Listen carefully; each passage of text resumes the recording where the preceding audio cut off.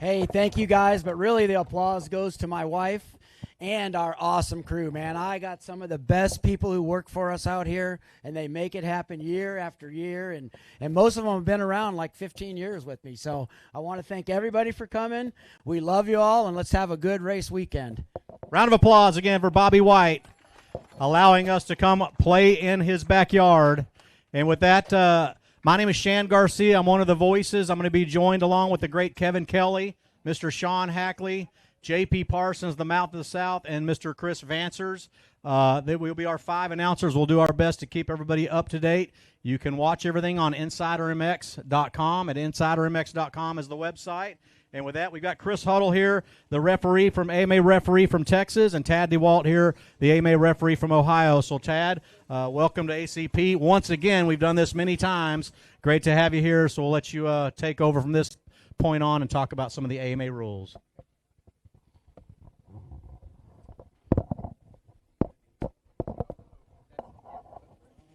All right.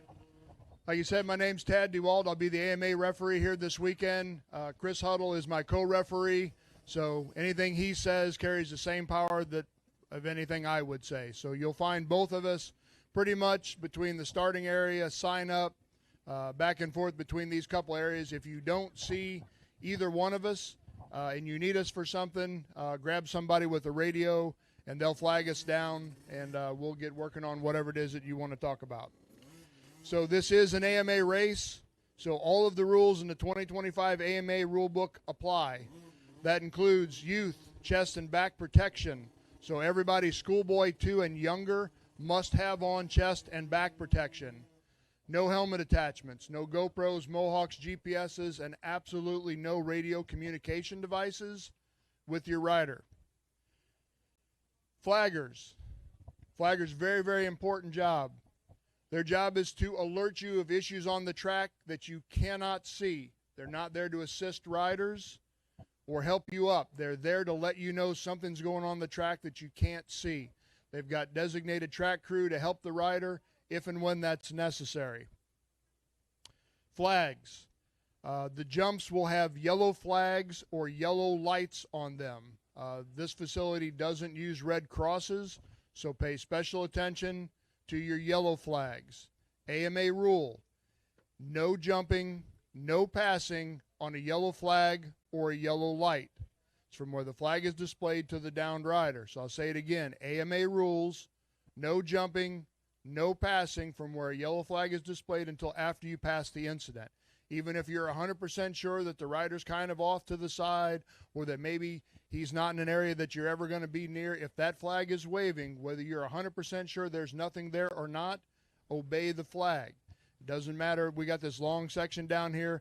At some point there may be a couple flags waving. When you hit that first flag, it is no jumping, no passing until you pass the downed rider.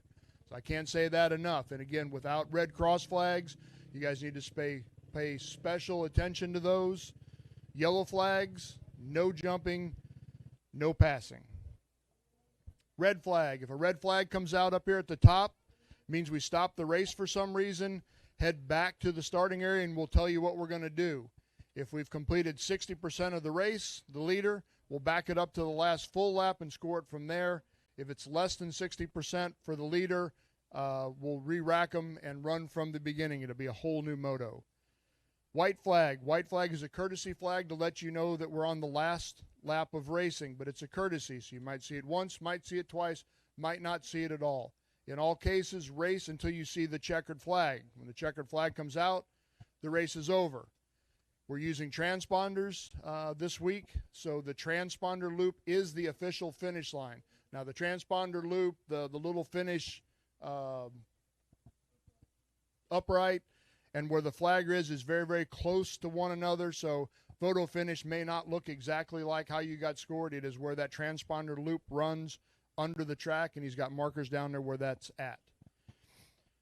Start procedure. It's pretty standard AMA start procedure. The starter's actually going to come out of the box and point you guys down. When he's done pointing you, that's when you lose your ability to raise your hand and hold for 2 minutes. He's going to turn around and point to the guy running the flag. He'll be on the 2 minute or whatever the longer is on that particular card. He'll spin it around when he gets pointed at. He'll give you enough time to get yourself acclimated. When it goes sideways, that gate's going to drop anywhere from 0 to 10 seconds, okay? If you have a problem with your motorcycle, mechanical, when that starter comes out of the box and starts pointing at you, that's your time to let him know. So don't worry about trying to get your bike started. Don't worry about what's going on behind you. If you have a mechanical problem, raise your hand until he sees you. Once he sees you, we'll start 2 minutes. If something else happens to somebody else's machine when that original 2 minutes expires, that's it, we're going racing. But once he points everybody down, that's it. Once he goes past you, that was your time. It's your responsibility to know that you've signed up in the right class and that your bike is eligible for the class you signed up in. So make sure you know your AMA classification, A, B, or C, that your age is right for the class you signed up for, and that you're on the right machine. We do have quite a few limited classes this week. Limited means there are things that you can and cannot change on your machine. If you're not sure, check the AMA website. I don't see it up on the board. We'll get a clarification chart hung up. But if you're still not sure what that means, grab me or Chris and we'll tell you if that's going to fly on your bike or not. If you show up on the line and you're in the wrong class, you're on the wrong bike, you've got equipment that isn't right for that bike in that class, you will not be allowed to take the gate and race. Just DQ me and I'll ride the race. We can't do that. And my reason for not allowing somebody not eligible on the track is if you take somebody out in that first corner, you weren't supposed to be on that gate anyway, and now you have ruined somebody else's weekend. So if you're not supposed to be there or your bike's not supposed to be there, you're not going to take the gate. Divisions. Right now we've got 4, 5, 6 classes that have divisions. So if your class is listed with 40 or more riders, you'll split into 2 divisions. Those divisions will be separate races, not gate drop 1, gate drop 2, completely separate motos. The top 16 riders out of those divisions will automatically transfer to your Moto 2. If you are 17th or below, you will go to the LCQ, and we'll take the top 8 out of the LCQ. So that's 16 is 32, plus 8 is 40. We take 40 riders into Moto 2 and Moto 3. I do have one favor. How many 65, 7 to 9 riders do I have up here? Raise your hand, parents, riders, 65, 7 to 9, not the limited class. Okay, I have one more rider signed up in that class than I have gates. I really, really, really don't want to run divisions and an LCQ for one rider that probably isn't going to make it to the first moto anyway. It's the way it always works. We set up a division and then we end up with 38 riders. So if you know of somebody that's in that class that is not racing, that hasn't come up and pulled out, their bike's broke, they got hurt, they went home because they're sick, some reason, please let us know at registration. Or if you're literally just here, if you're just starting on the 65 and you wanted just some extra track time, something to do, but you're not really overly concerned with winning a championship, if I could get one of those riders to volunteer to do a back gate or a side gate, that'll save us a division and an LCQ. So 65, 7, and 9, if I could get one rider that we know is not participating or that would participate under special circumstances, please let us know at sign up. Results. Again, we're using transponders, and transponders are great because you get to watch everything that's happening on your phone, but what you see on your phone is not official. There will be penalties. There will be transponders that fail. There's a kid maybe that's not in the class that's supposed to be. Something always happens. So within 30 minutes of your moto, please make your way up. On the board here behind you, you see the yellow clear packets hanging up. Those will be the only official results. After 30 minutes expires, those become official unprotestable results. So don't come up on Friday with something that you think might have been scored wrong on Thursday. You got 30 minutes. Same 30 minutes applies if you have something else you want to protest besides results. If you have results protest, stick your head and sign up. Let the ladies work on it. If you've got any other kind of protest, come to the window, request a protest form, fill it out complete, attach associated fees. They'll radio one of us, and we'll come up and get working on it. Outside assistance. We've got designated track crew to assist riders once their rear wheel passes the hinge bar on the gate. Once the rear wheel passes the hinge bar on the gate, no more outside assistance from anyone except designated track crew. Okay, so if you're on a 65 and you loop out 3 feet in front of that start, do not cross that start gate and go help your 65 rider. Probably going to end up in suspension. This includes 50 riders. We are not going to do 50cc e-bikes, P-dubs, any of those. We are not doing parents allowed on the track. Just designated track crew. Track's in good shape. We're not expecting any bad weather. If something would happen later on in the week or weekend and that would change, we'll let you know at the gate. But for right now, no outside assistance, any class, including 50s, P-dubs, e-bikes. No track cutting or gaining an advantage while you're off the track. So if for some reason you leave the racing surface by being forced off, or you wreck and end up off that surface, which is really the only 2 reasons to not be on the racing surface, re-enter as close to that exit point as possible and continue racing once you get on the track. If you end up scooting down the water truck road and there's roost flying out behind you and we can see you're shifting gears, even if you didn't pass anybody, you're going to end up with a penalty. No farming in front of the gate. So we do have a really small concrete section down there on the gate. On that section of the concrete, you can use a soft bristle brush. Don't use your starting blocks or a shovel or anything like that. Backside of a broom. Soft bristle brush on any part of the concrete. Behind the concrete, where you're going to be lined up, hands and feet only. Again, no tools in that dirt.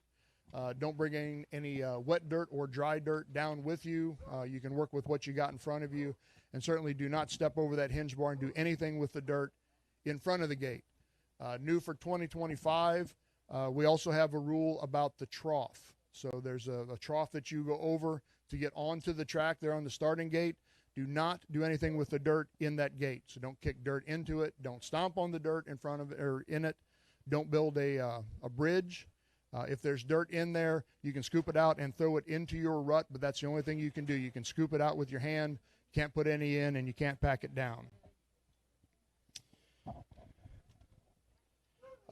They wanted me to let you guys know that top 3 riders from all motos, doesn't matter if it's your first, second, or third moto, top 3 riders, make your way over here to the podium so they can do interviews and get you guys some camera time. We won't do that with LCQs, but all the other races, come on up, top 3, and get you a podium interview. Sight laps. We are going to do a sight lap starting about 12:45, maybe a couple minutes earlier. So anybody that wants a sight lap, we're going to do like what we've been doing the last couple of years. It's a group sight lap, so pretty much wheels on the ground. Take your time, just wander around and see what it looks like out there. But we'll go big bikes, 85s, 65s, and 50s. We'll give you one trip around the track to see what it looks like. Then we're going to go straight into our Moto 1. Starting on Friday and all the way through the rest of the weekend, we're going to do exactly like we did last year. In the morning, first thing, we'll do one sight lap, one group sight lap. Then at 10 o'clock, we'll line up the pros. They'll do their sight lap, and we'll give everybody else an opportunity. Again, big bikes, 85s, 65s, 50s, and then again at 2 when the pros ride. So 3 sight laps a day, first thing in the morning as we get started, and then with the two pro motos at 10 and 2. Pros running three moto format, 20+ ones. We've got 3 premier classes again this year. They're running a 2 moto format, also 20+ ones. Outside of that, actions of the family, crew, relatives, anybody that's in your pit. If you guys come unhinged on me, Chris, flaggers, starters, girls at the window, I got no tolerance for that. So you come screaming at them, dropping the F-bomb, making threats, just making a fool of yourself, your kid's going to be disqualified and you're going to be escorted off the property. So please, actions of anybody that's with that rider, penalty goes to the rider. So don't get your rider disqualified because you're upset because you think something happened or you saw something happen. Get yourself calmed down. Don't come to me with alcohol breath or with a beer in your hand. Calm down. Come find me. Come find Chris. Have somebody radio us, and we'll get working on it. But I absolutely, positively will not tolerate F-bombs and inappropriate behavior. So I think that covers everything I've got. Again, starting line registration, you can find me and Chris most of the time, and I'll hand it to Chris if he's got anything to add. Buddy got something to add? 2 mics, wow. Hey everybody, I'm Buddy Antonez with the Brett Downey Safety Foundation. Tad did a great job with explaining a lot of things, and Chris is going to do a fine job too. You got really 2 good AMA officials. Bobby White and his crew and the family here, they care about you guys, so you guys had a really good event. Looking for a great week of racing, weekend of racing. I just want to touch on what Tad did a little bit about flaggers, all right? These flaggers are out here. They're out here all day long, every day. All right, so please show them the respect they deserve. All right, and also then I want to go to the yellow flag and the jumping. I'm going to hit it in a different way than Tad did, right? No jumping, no passing. Think of it as wheels on the ground too, no passing. That don't mean you can half jump a double or, you know, catch a little bit of air. Like, try to get the wheels on the ground. It's super important because sometimes we have staff out there that's trying to tend to the rider. So we're not only trying to keep the rider safe, but we're trying to keep the staff safe as well. The flaggers are. So pay the respect to that it deserves. And like I always say, if you were on the ground, you'd want the same respect. So make sure you're showing it that way. One other thing, I know with the little guys, you know, they go down and I've seen this a bunch. Parents want to jump over the fence and go run after them. That's not allowed. And one other thing that happens, as soon as you guys do that, then we got to worry about your guys' safety. So there's another side to that. So let the staff here, as you see, they're roaming around in carts and ready to go and get to that person that's down. So please respect that. And anybody that knows anybody that didn't show up for the riders meeting, please pass the information along. I know some people don't show up to these things. This was like a great crowd, but it just helps that everybody gets the information. Everybody's doing the same things on the track. Have a great week. Thank you very much. Buddy Antonez right there, the Brett Downey Safety Foundation, 5-time Arena Cross champion. Great to have him here with his flagging duty. So on behalf of the White family, the referees here, Budman, and the announcers, want to wish everybody the very safest and best of luck this week. Let's kick off racing today for the opening race day of the 22nd annual running of the AZ Open of MX. Looking forward to a great week of racing here in Buckeye, Arizona. 12:45 sight lap. 12:45 sight lap. One more thing. This front row, we're going to close down. There's nothing with motors on it. We have to go around, and you're driving these e-bikes, one rider per bike, 18 plus. Yep, one rider per bike on the e-bikes, 18 plus, and we're about to close down this vendor row, so no mules will be rhinos and mules will be able to come through here on vendor row. Let's kick off race action.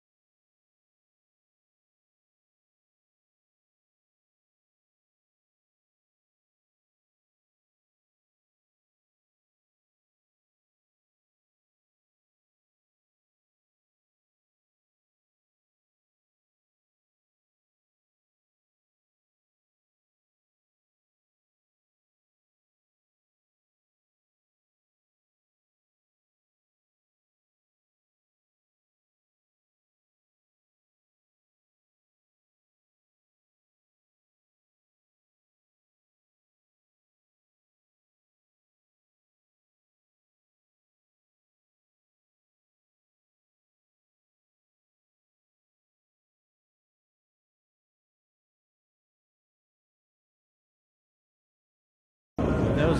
That'd be the regional. Yeah, There's those are the qualifiers regional, on the two. I Okay. won 2 regional championships. Excuse me. I'm sorry. What tracks? I was a Swan. 1994. I'm sorry. That's not fair. If you know Swan, you know Swan. Blaine, my rider coming up in here, he is a Swan. 702 miles an hour. See, that's what I'm saying. Format. But you are talking to a class champion of the regional show. It's far more than Chris Manson and Kevin Kelly.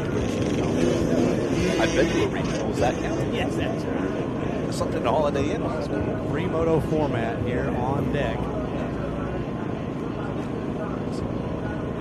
About an 8-minute call here for that sight lap. So if you want to get in a sight lap, if you're in kind of the top half of moto order, be a good idea to get a quick look at the track, see how it's shaped up. So you may be racing today. So again, we'll let you know when we know what the final moto of the day is going to be. So we know first moto tomorrow morning.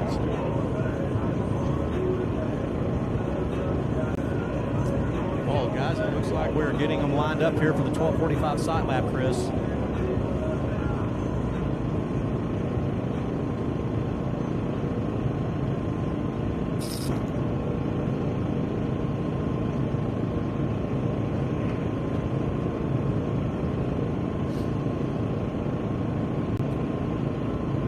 Gary and David from Simi Valley Cycles Yamaha said they are here. They're here to take care of all of your Yamaha needs. So stop by and see those just timeless statues of men there. They've been around for quite some time, Jeff, Gary, and David. They've been here every year for the AZ Open for as long as we can remember. Simi Kevin Valley Kelly. Cycles, yep, handling all of your Yamaha needs. Come on down. You got any issues with your Yamaha, Simi Valley Cycles, they are here to help.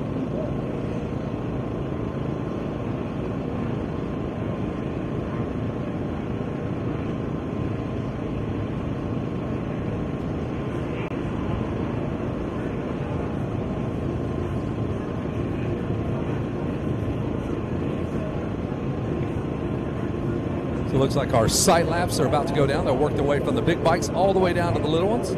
One last chance to preview the racetrack before you hop into battle.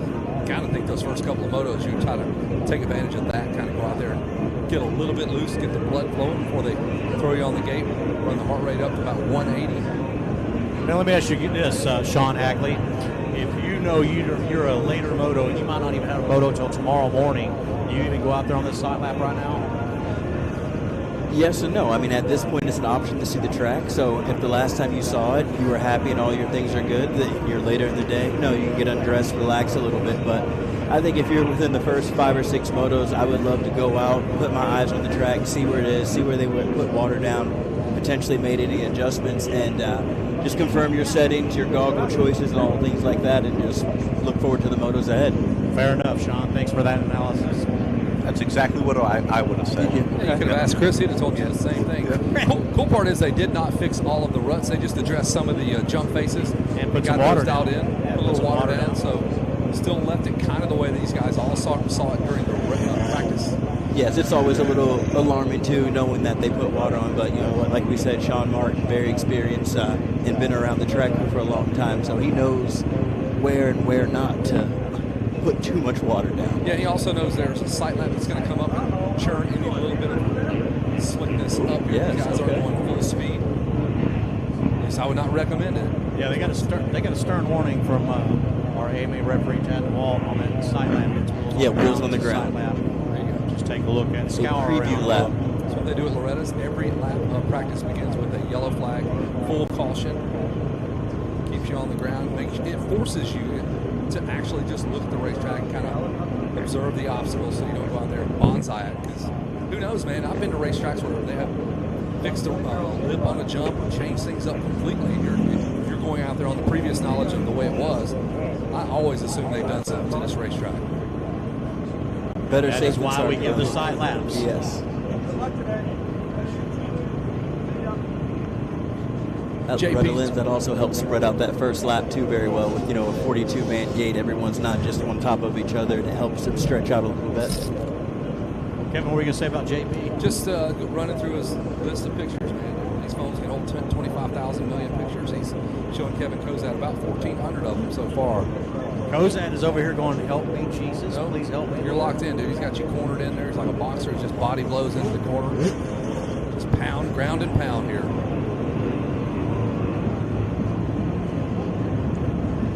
And JP's got the most that the iCloud can store.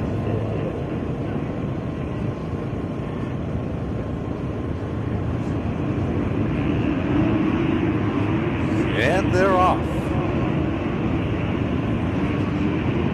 And the order goes biggest to smallest, right? We're starting out big bikes. Yep. And going down. And that one rider lost the coin toss.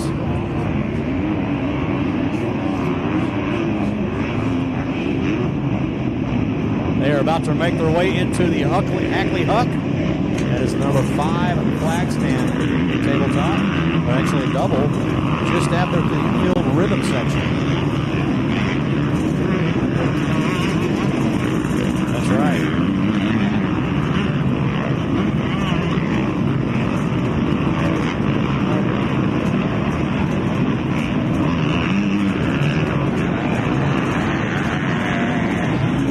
And half these guys didn't listen to the last one.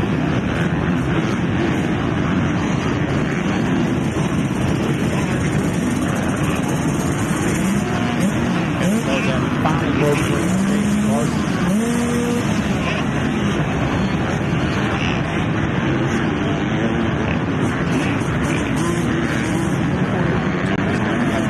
Goes in.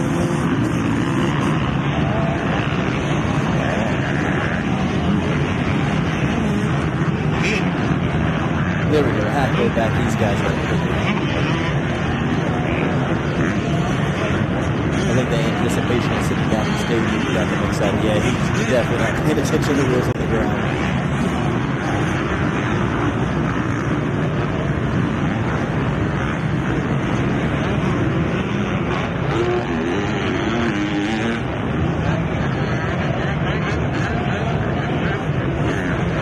Attention to the pits. If you've got FedEx, UPS, post office packages being dropped off, we've got packages up at the front gate. So if you had ordered in a mail order bride, she is waiting for you at the front gate. JP and Kevin Kelly's new mail order bride is at the front gate. So if you've got packages arriving here at ACP, head on up to the front gate and see if you've got your package up at the front gate. Collected Brought to today. you by UPS, Amazon, FedEx, and mailorderbride.com. Collect it today or buy it from JP tomorrow.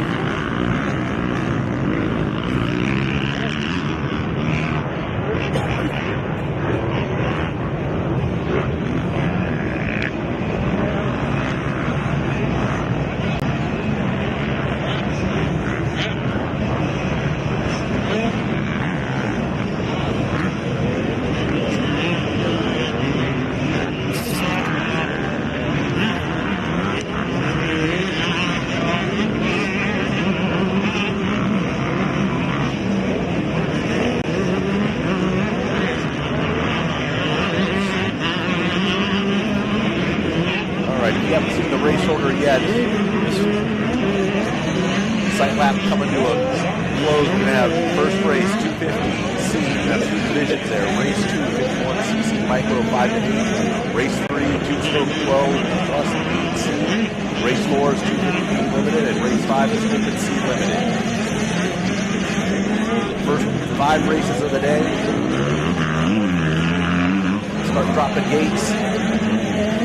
Figure out what that last moto today will be. What the first moto for tomorrow morning will be. Start time around 7:15.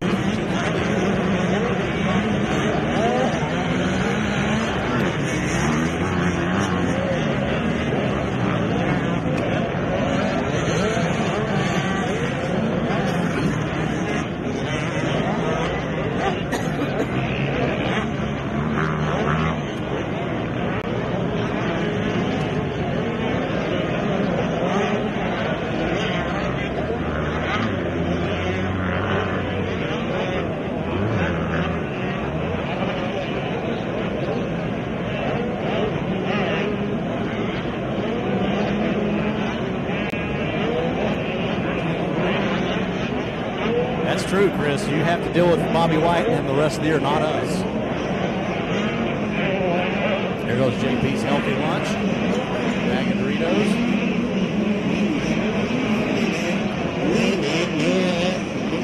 Right on the Doritos.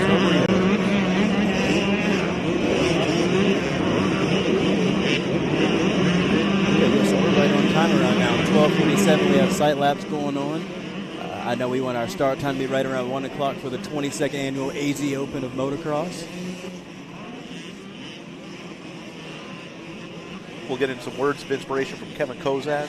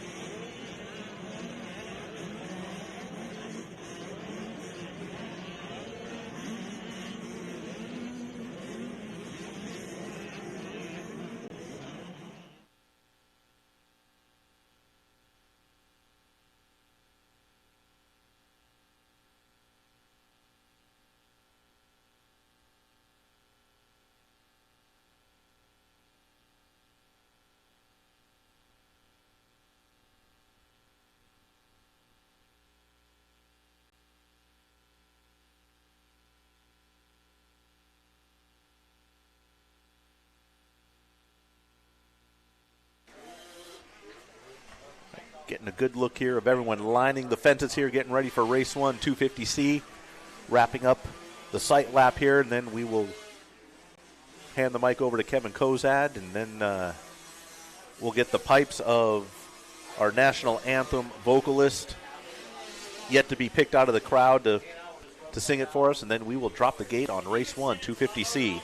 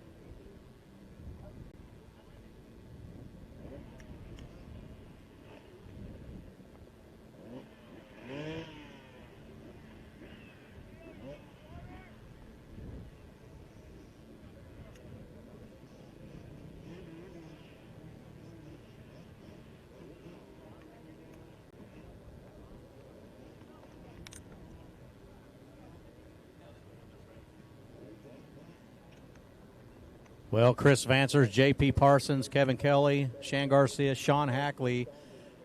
We are just, yeah, exactly. We are just about set to load in Moto 1 into the gate here for our 250C Division number 1 and 250C Division number 2. 5 laps in these divisions, taking the top 16 to the second moto. The rest of the racers that do not make that top 16 will be going to the consolation race. We'll take the top 8 to make a 40-man gate. Don't forget, Podium Moto winner, Division and Moto winner will make their way to the podium to receive an AZ Open hat. You'll be seeing Kevin Kelly up there.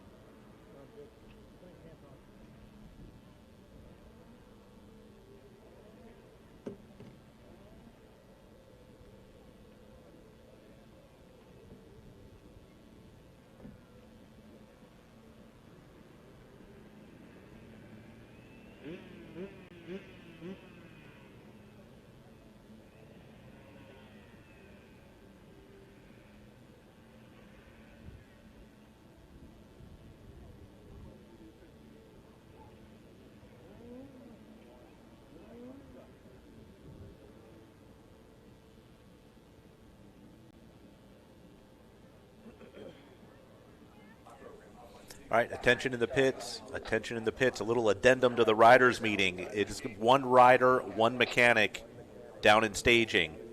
So remember, you can't bring your whole entourage down there. One rider, one mechanic into staging, permitted down on the start gates and in staging as well.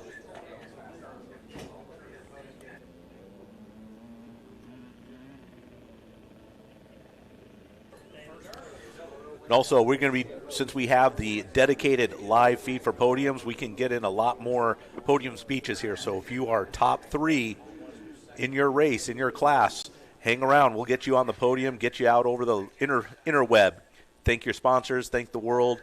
So if top 3, we're going to be talking to you on the podium. So make sure you stop at the podium on your way off the track.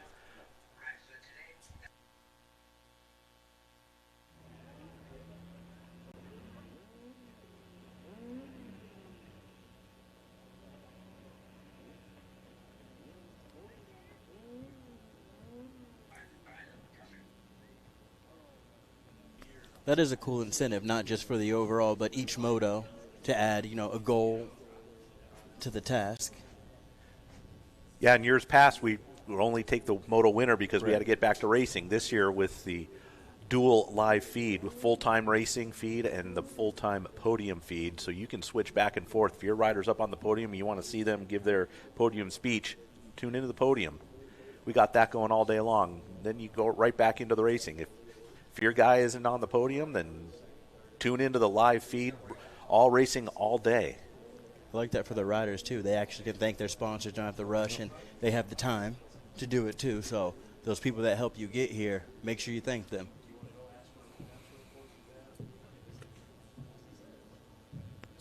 All right, just waiting for the starting gate to get staged.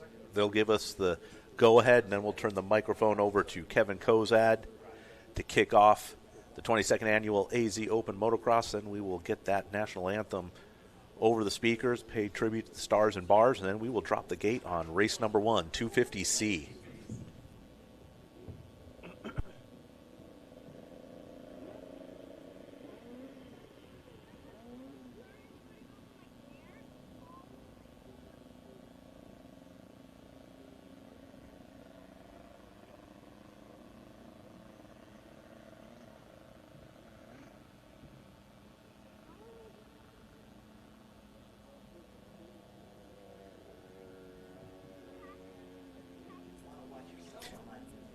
Be sure to get in all the AZ Open MX social feeds, because we're going to be putting up little bangers, Instagram bangers throughout the day from the races, some of the highlights, some of the great footage we get off this live feed. We're going to be putting out little clips, so be sure to tune into the AZ Open MX social feeds wherever you get them.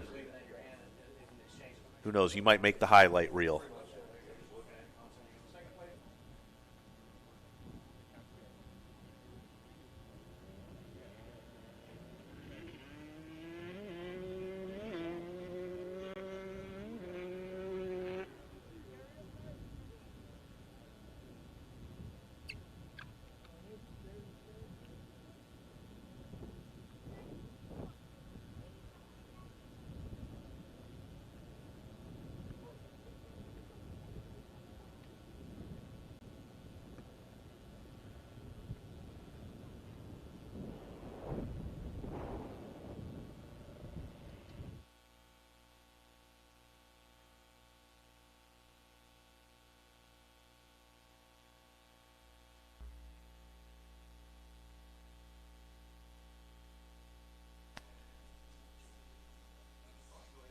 And riders, I see a few people in the backdrop up there. I don't believe you need to be doing starts in the pits before you get yelled at. I'm going to give you a heads up on that.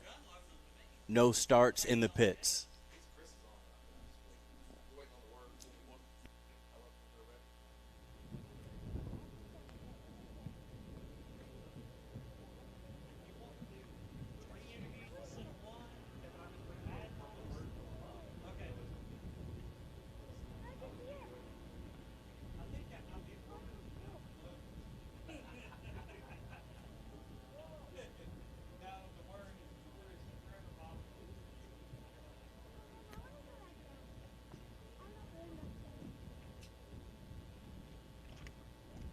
You gotta jump. Nah, I can't see you.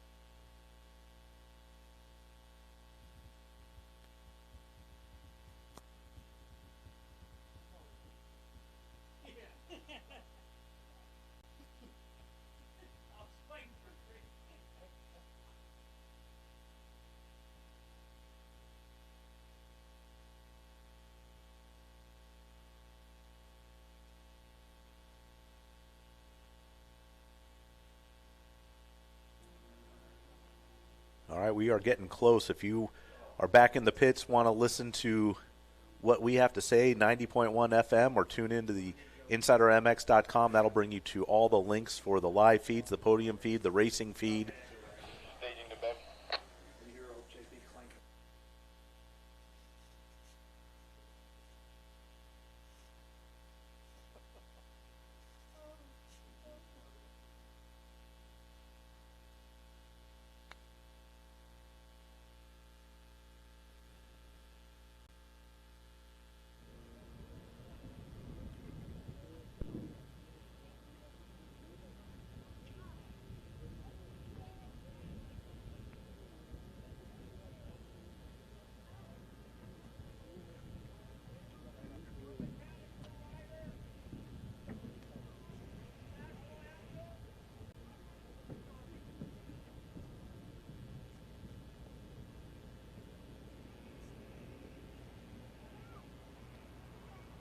Austin, you want me to leave my angle steady during the national anthem?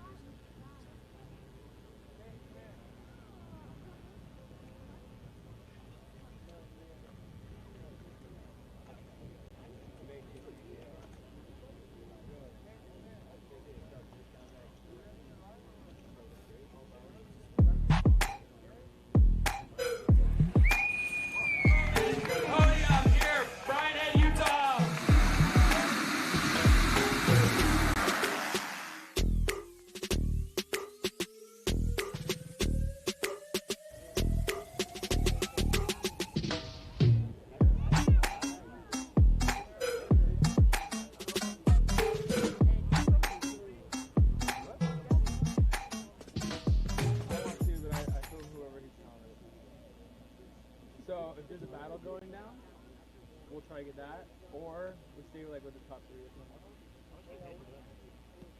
What about top three? Chris, Sean, we are just a few seconds away here from our Thursday morning invocation here with Kevin Kozad, MXers for Jesus, joining us. And we'll have our national anthem. We're just a few moments away from the very opening ceremonies here, race day number 1. Sean, Chris? I'm excited for the 22nd annual, so looking forward to it. A lot of history, Sean. You've been a part of many of them. Yeah, I was here for the first one as well. So back in 2004, yes. It was the Amateur Open by Irv Braun and Bobby White co-promoted. Yeah. And I think that was the largest amateur national top event of its kind for the opening year. We're ready. Okay. Well, with that being said, we have the great Kevin Kozad, who drove in a couple of days ago all the way from Alabama. Had a great church service, you told me, last night, Kevin. So we'll let you lead us off with prayer today. Thank you, Shan. As I always say, as a family of racers, and I'm going to say it again today as we begin racing here at the AZ Open, let us all pray together. Lord, we thank you for this day. We thank you for this time ahead of us. Such a great time as this to race, to be with our family. As we begin this race, we're asking, number one, for your blessings and your protection to be marked about this facility, about this track, and about each and every rider on every gate drop throughout this day. As we always say, but we can never say enough, the men and women that serve our country in the military, to provide the freedoms we enjoy, we thank you wherever they are in the world today. Bless them, protect them, let them come home safe. We thank you for all the staff here at ACP, and we thank you for the hard work they do, and we thank you as racing family. This is day one of a great time of racing at the AZ Open. We ask all your blessings now. In your name, Jesus, amen. Thank you, Mr. Kevin Kozad. Now, if you would, please rise. Remove your ball caps. Place your right hand over your heart and face the American flag as we have our national anthem on deck.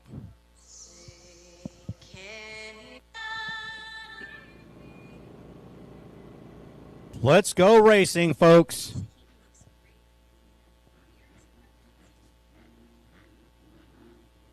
As we have the 250C Division number 1 locked and loaded in the gate.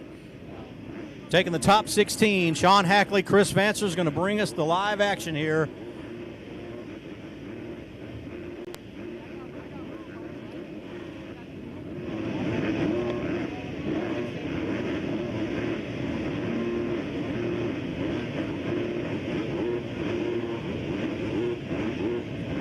Chris, Sean, it looks like we've got just about nearly a full gate. A handful of gates not being used here, but we're taking the top 16 out of this division. Sean, what is going through your mind right now as a fast former pro? Like you said, it's almost full gate. You know, we have qualifiers in this so that we know going into the main event it's going to be a full gate as well. So we want to get a good result in this so that we can have one of the top gate picks to choose where the whole shot's coming from as the first gate drop right now of the event is underway.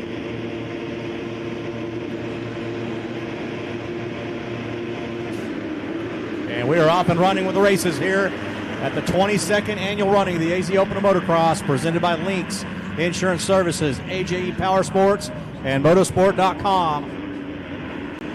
Yeah, that whole shot looked like it came from the inside, drifted out, shut the door, puts him on the inside for turn number 2, heading into that uphill triple number 3. So clean start for these 250C riders.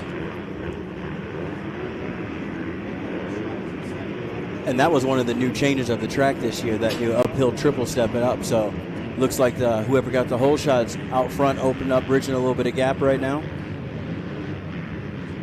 But great racing action already to start. All the riders are up and going, and our first gate drop is well underway. Our first trip up Hackley Hill, up and around. A lot better vision now that they did a little tree trimming up there on top of 6.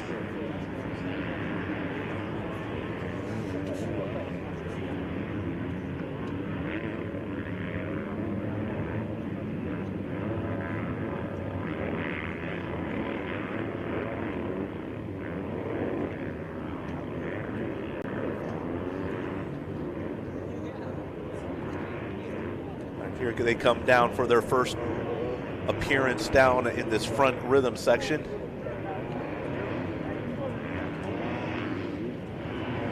Looks like a battle for 3rd, 4th right now, but it is the leader, number 83, coming through, take that green flag lap, followed by the 112.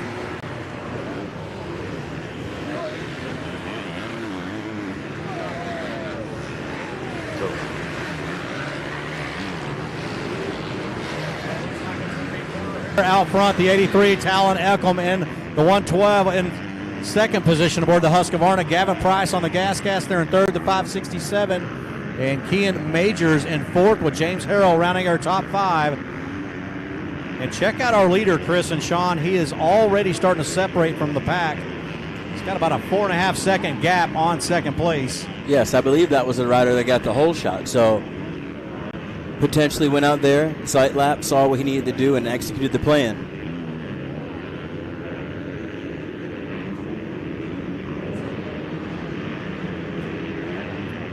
And like we were saying, this is top 16 are coming out of the division races. Now we got 250C division number 2 getting loaded in the gates right now.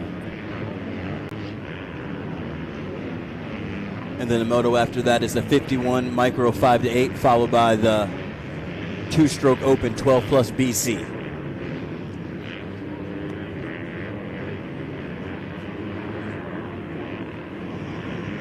This guy in the red shirt's first place, yeah? Come down the hill.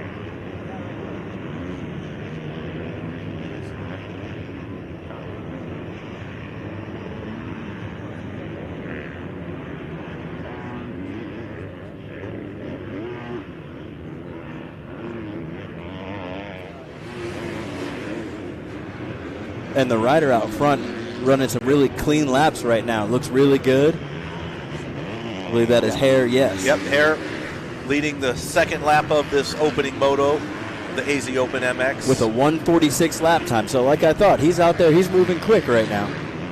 And Kean Majors, the 494 here, closing the gap on our second place rider of Talon Elkham.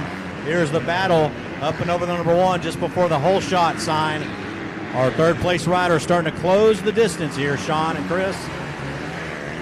No, great racing. Like I said, the lines coming in, the sight laps, the riders get to really check the track out before going out. So first laps, you're not as cautious, you know where you're going. So key is a good start.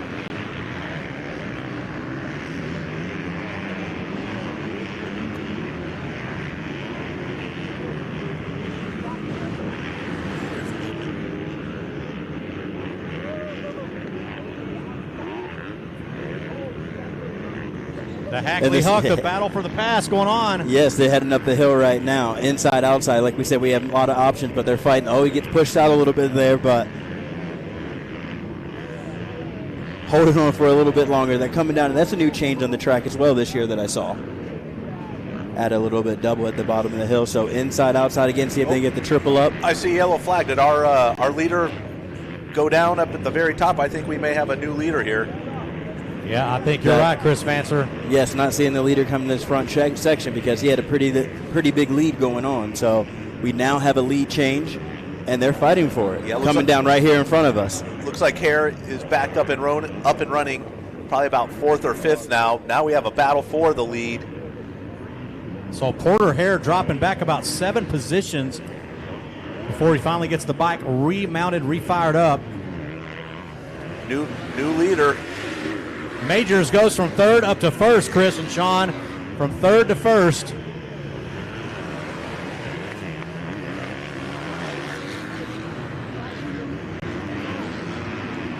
And we're going to look at the damage done by Porter Hare. He's going to come across in 5th.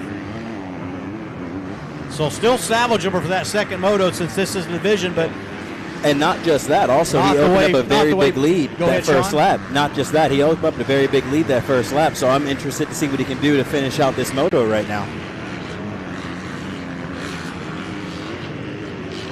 Because within those first 2 laps, he had a good 6-second lead, and I'm not sure how far behind he is right now, but with still a good 3 laps to go, he has time to come up.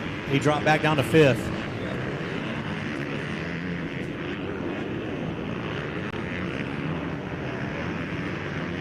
Right on the live feed, we're going to be doing a replay here. So we did get the crash of the leader, Porter Hare, going down to see what he did.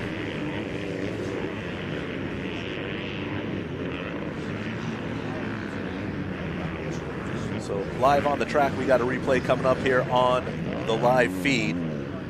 And this is your leader when he went down opening laps. Okay, there you go. So nothing too major, a small tip over, but looks like it took him a little bit to get up right now. It's like he went to the Eli Tomac school of pick up and get going. Yes, take your time.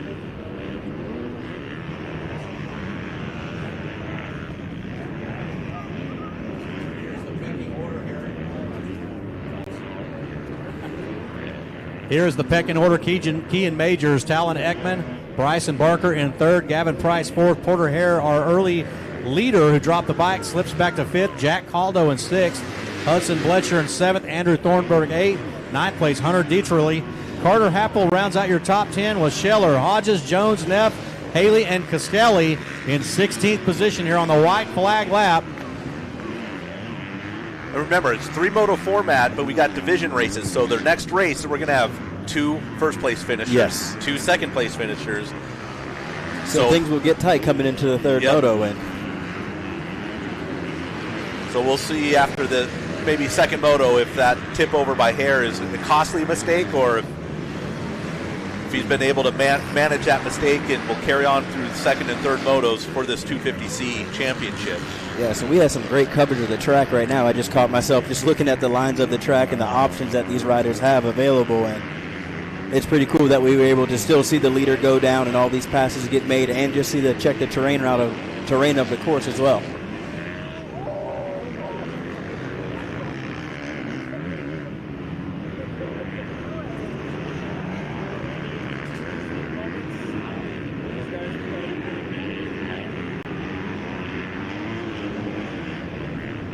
This is race 1, Division 1 of 250C. Followed next will be 250C Division 2, then 51 Micro 5 to 8, and 2-stroke 12 plus BC.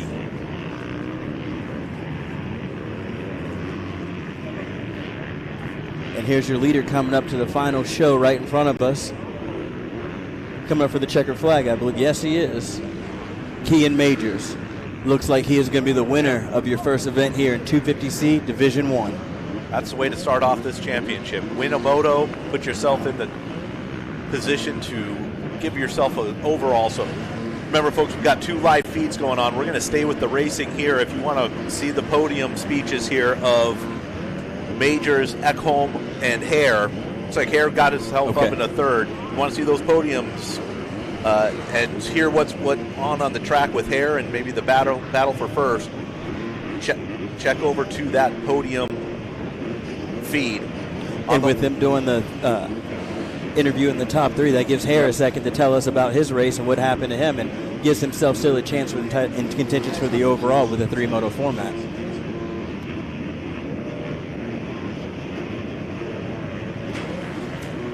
Yeah, on the main racing feed here, we will have the podium up in the upper right-hand corner with the transcripts, but if you want to hear it, go to InsiderMX.com. That will have the links to all the live feeds if you want to see that podium specifically, but we're going to stay here with the racing on this main feed,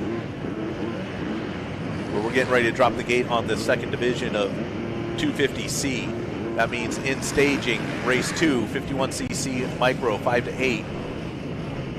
On deck, race 3, 2-stroke 12 plus BC. In the hole, race 4, 250B limited, and first call for race 5, Open C limited. Here we go, Division 2 underway.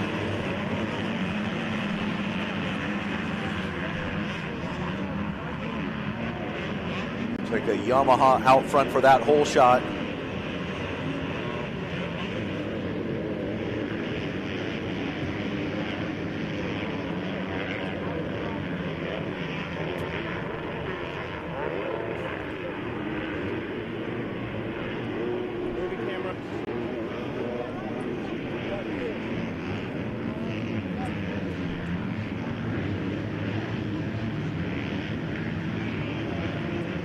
Looks like that was the number 70 out there.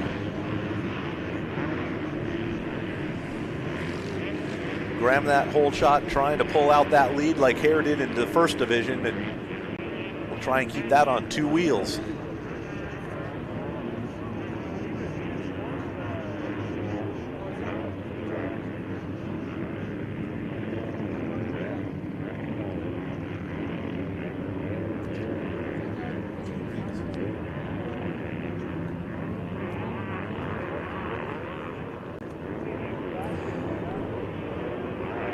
All right, Division 2 here, 250C making their first drop into Check. the Hey, front there we section are. here. Fence is lined with all the All right, AZ I'm gonna get Open this fans taking in this second moto. It is the number 70 grabbing that whole shot, grabbing the green flag, grabbing the first lap lead. This is the running order on the first lap, too, so that helps us a little bit. Brock Chittenden, Kylan Bells, Arai Stillwell, Wyatt Bailey, Ryder Novak, your top 5. Bladen Blakesley, Mateus Ferreira, Luke Sutterfield, Jacob Sawyer, and Thomas Curry are your top 10.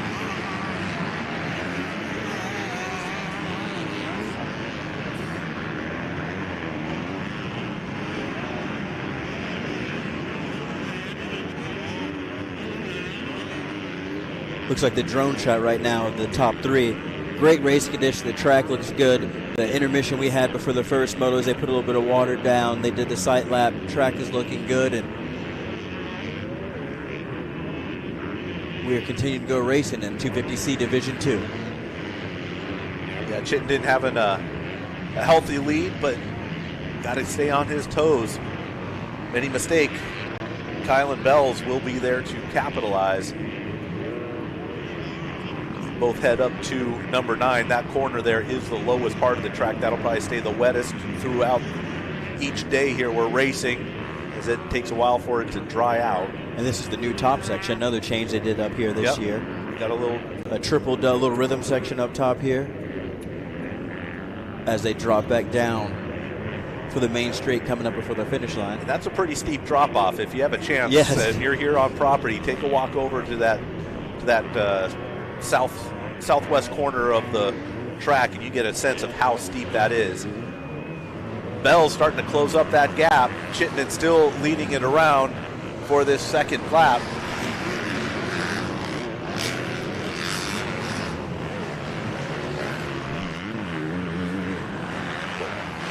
Yeah, Chittenden Bell's 0.03 of a second difference coming around that start line for that lap. So we got a battle up front here shaping up. Oh, Chittenden with a little mistake, getting out wide. That's the eye we have on it right now, and I love this. The inside, outside, multiple choices here. Great battles going on.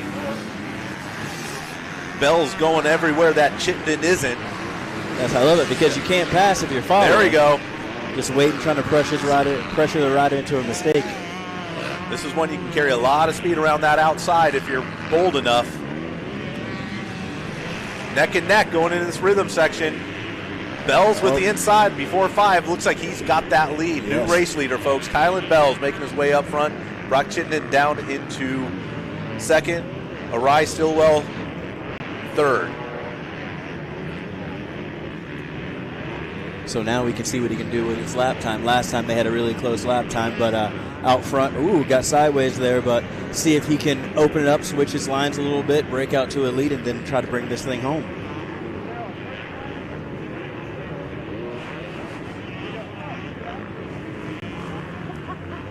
Now with Bells having a bit of open track ahead of him, see if he's able to put in a little bit of a gap.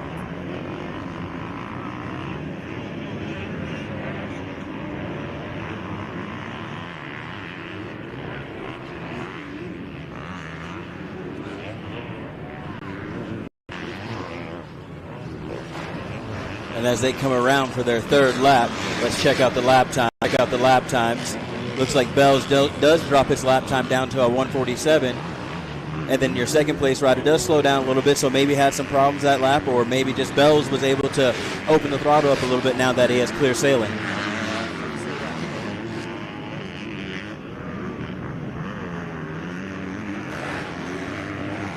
Yeah, Bell's opening up almost a 2-second lead there on that lap after taking over the lead. Well, I don't think Chittenden's done yet. It looks like he's trying to close that up.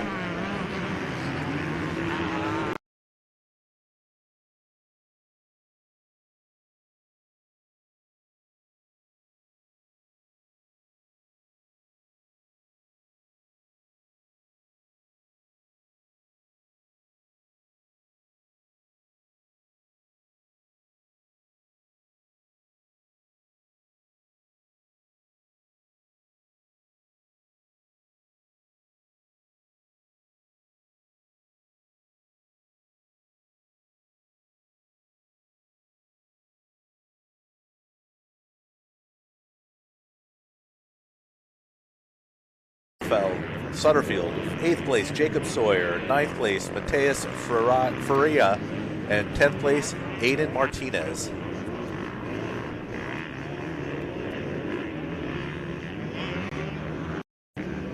And it looked like the battle was tightening up for a second, but a mistake might have happened in the top corner.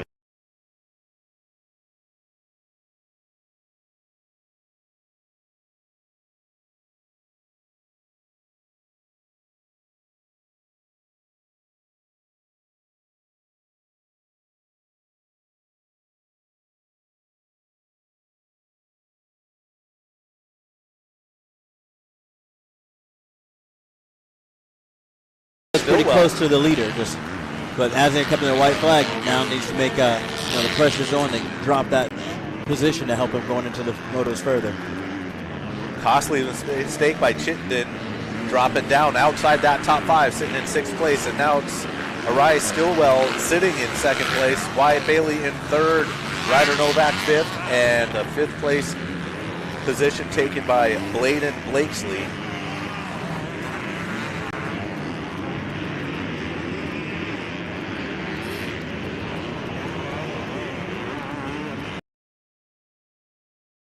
Two 50cc micro 5 to 8 in staging. Race 3 2-stroke 12 plus BC. On deck race 4 250B limited. In the hole race 5 Open Sea limited. First call for race 6 Mini Senior 1 12 to 14. We are going to keep going down this race order until our AMA official gives us the official word of what the last moto will be. I imagine we'll be announcing that a little bit later this afternoon, so keep your ears out.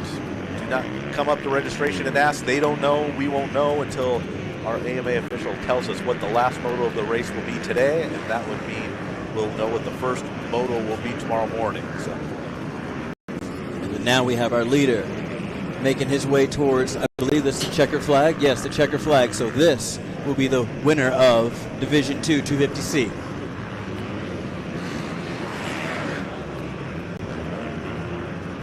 Bell, Stillwell, Bailey. Looks like it's going to be your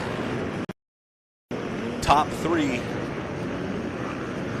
And again, you want to see those podium speeches, head on over to that specific live feed. We got a dedicated live feed for the podium. If you want to stay here with that racing action, as soon as that gate drops, we'll be calling here race number 2, 51cc micro 5 to 8.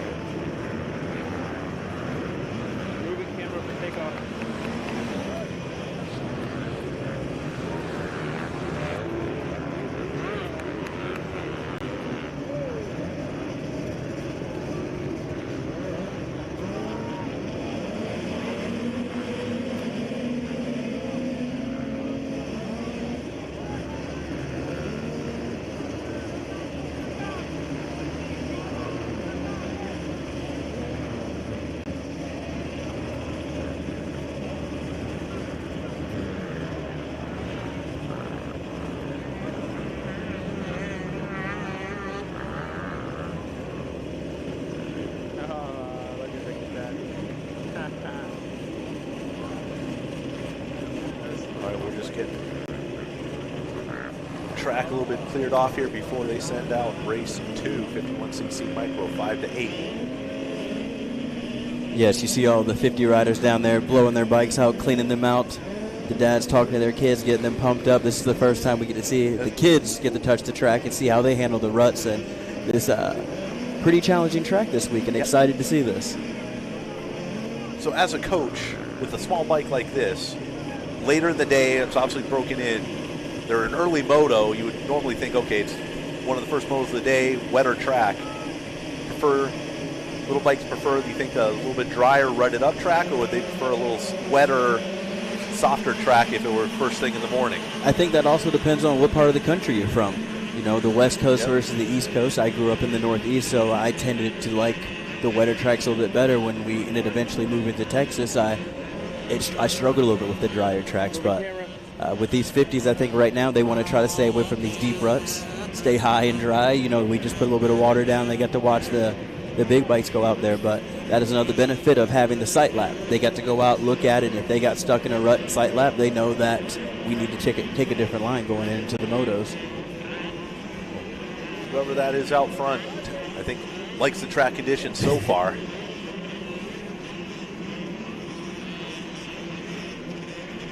I'm not even going to try and get that little guy, even in the binoculars. Those numbers are way too small. He's making it look good, though, jumping through the rollers right there. He's looking good out front. These guys getting to climb these hills, and now you really get to appreciate the size of the breaker bumps with the little bikes going up there, how much they bounce around the, little bobbleheads in a sense. Oh, okay. I didn't expect them to jump that double coming downhill. Okay.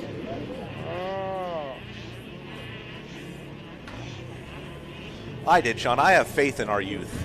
The children are our future. So do I, but I did the track walk yesterday, and there were some pretty big bumps at the downside of them, so I was a little skeptical about a 50 hitting them and choosing their line where to go after that. That used to be a pretty good-sized triple when they set up coming out of the summer track, putting in the fall track. There used to be a triple coming down there and collected a few people, so I think they wisely turned it into a double. Okay, I've always seen come down, take a right, and hit it back up to the old hill.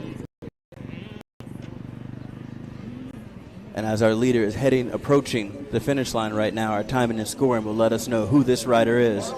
Number 101. That also is Smith.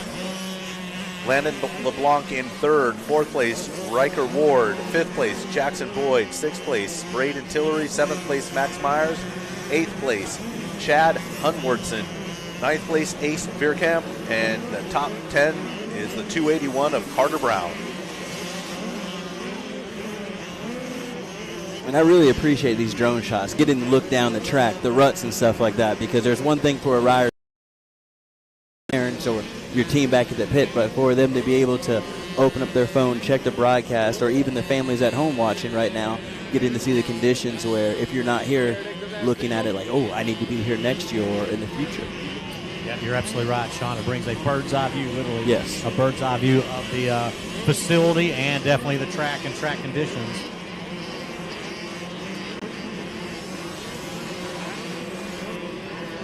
Our leader launching up the Hackley Huck. Carter Renneker, the 101. So where is his brother? There's the 101 Renneker and the 100 Renneker, the two brothers. So good to see the Renneker brothers here at the 22nd annual running of the AZ Open of Motocross, presented by Links Insurance Service, AJE Power Sports. So Renneker.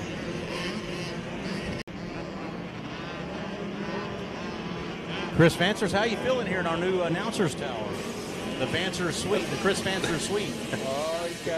As long as it's not the Chris Vancers Memorial,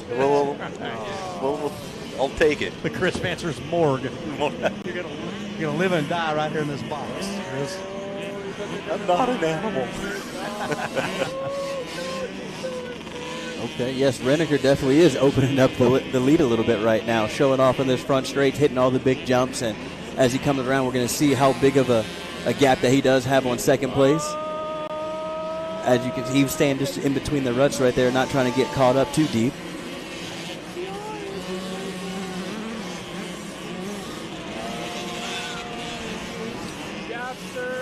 Yeah, about a 7.5 second gap there of Renneker besting Smith, about 4 seconds on that lap.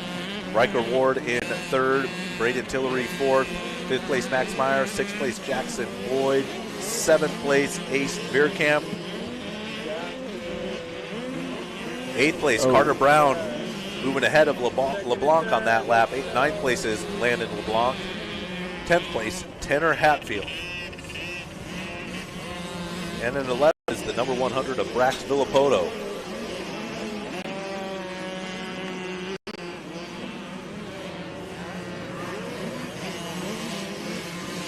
Just outside your top 12, here's Dahan, Heppenstill, Painter.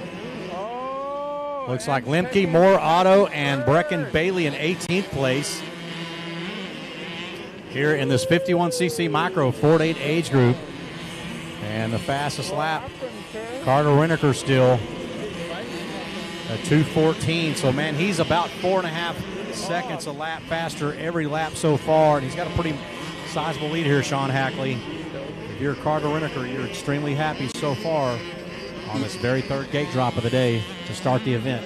Yes, I was watching and I saw something might have happened, but he was already coming through a couple of lap traffic riders or something like that, someone who they had some difficulties at opening laps, but he really is riding good. You said he has a brother. I don't know if he's in this class as well. Yeah. I don't know. No, he's probably aged out at this point. But hopefully he can go back to the pit, tell his brother all the hot lines, and help him out and just keep the Reneker name up there in our mouth and help the family bring home some titles this week.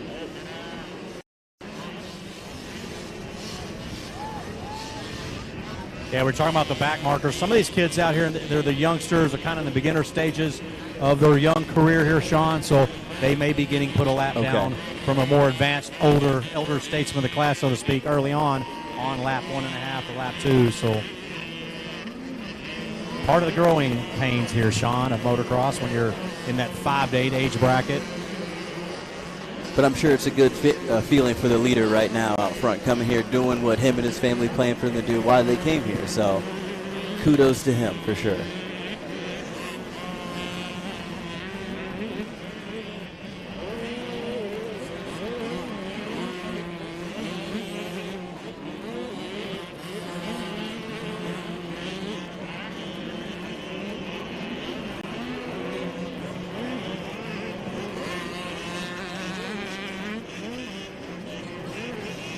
As Reneker's making his way around the track right now, it's just showing you the conditions of it, the size of the jumps. There's good, there's still the dirt is nice and fluffy here. They're doing a great job at track work.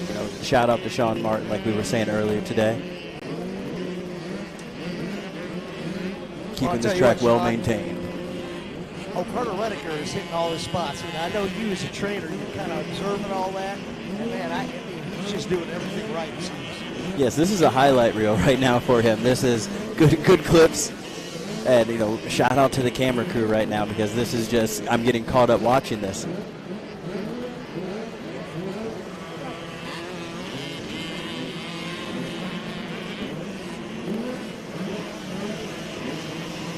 As they head up to jump number 9 into the new section over by the RVs, the campground. Look at that, the sky shot right there. It's just one of the perks of this event.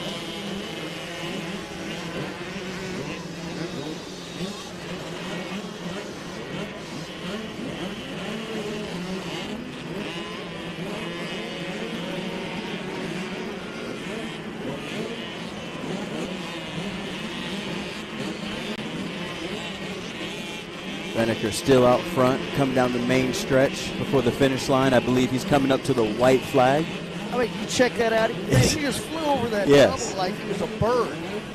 Oh, no, the checker flag. I'm sorry. That was... Checkered flag, 101. Carter Reneker, I think, grabbed the whole shot. Yes. Led every lap. That was a great ride. Good job. There's the 462 of Devin Smith. Now by Riker Ward. And Braden Tillery. Of course, they're going to... Kevin Kelly, Shane Garcia down at the podium, which is a separate program. And we're going to keep on announcing the races so you guys can have the latest update right here from the announcer. Performance Alley is open. It's about lunchtime. Make your way over to Rody's Barbecue. Wrap Fuel right next door. And they've got some riders that are sponsoring this year. Temple 601, Boyer 111, Almonte 212, Miller 186, Phillips 215, Becker 78X, and Messick 154. So they got 1, 2, 3, 4, 5, 6, 7, 8 riders that helping out. Wrap fuel. Of course, the event T-shirts are on sale. So if you want the best selection, I would highly recommend making your way down to the vending trailers right next to each store and the Shock Socks booth. Okay. Copy. So right now it's Carter Redeker, Devin Smith, Riker Ward, Braden Tillery, Max Myers, Ace Vanderkamp, Landon LeBlanc, Jackson Boyd, Tanner Hatfield, Carter Brown in 10th, Brax Villapoto in 11th, Chad Hunwardson in 12th, Wes Helpenstill in 13th, Jaeger Painter in 14th, Cooper Lemke in 15th.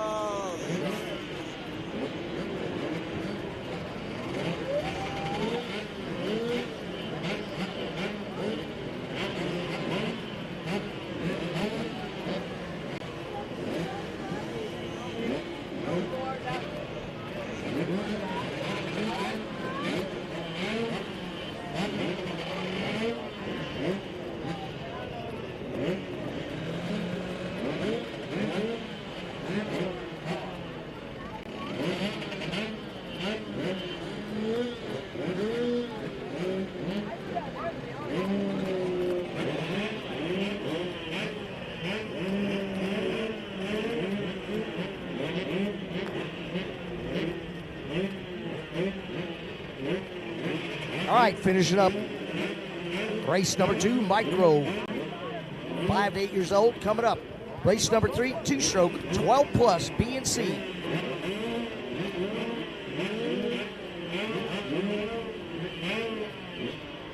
And we would give you a rundown, but we're waiting on to print out our rider sheets. As soon as we do that, we'll give you a rundown on each moto, tell you who's who and what's what. What a beautiful day right here at Arizona Cycle Park for the 22nd running of the AZ Open.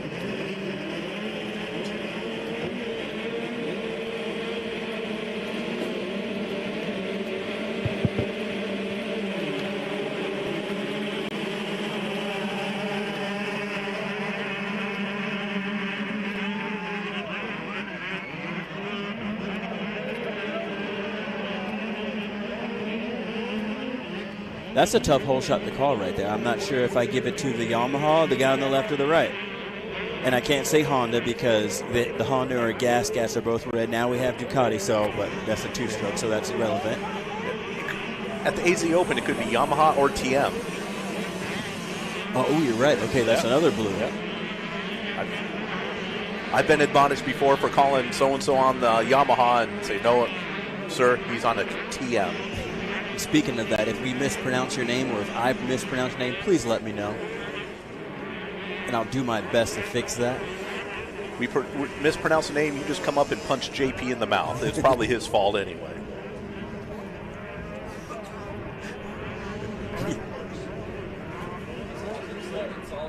Oh, man. He is in charge of all the announcing, all the pronunciations. Second grade education, that's what you get. Chat GED right here. Chat GED, that is 100% correct. So we are early stages here of this moto. Little 50s out there doing some battle. Got to talk to Carter Reneker. Those little guys were pumped, man. Our third and second place guys, he goes, what place did I get? I said, you got third. He goes, let's go. Did you get to see Reneker's ride? He was out there. Man, he was riding good. Yeah, he looked fantastic. Kind of flipping the script now. We're going from 50s to some big bike action here. This is a youth class, too, though. The 125, the infamous noise that I grew up listening to, the two-stroke smell, the sound, something that I truly miss. And I'm glad this class is back and in full effect. And these riders are out here going hard. Yep, got the herd of bees out there.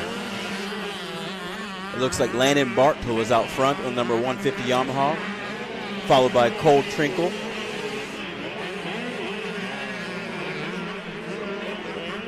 So close to being Cole Trinkle. So close.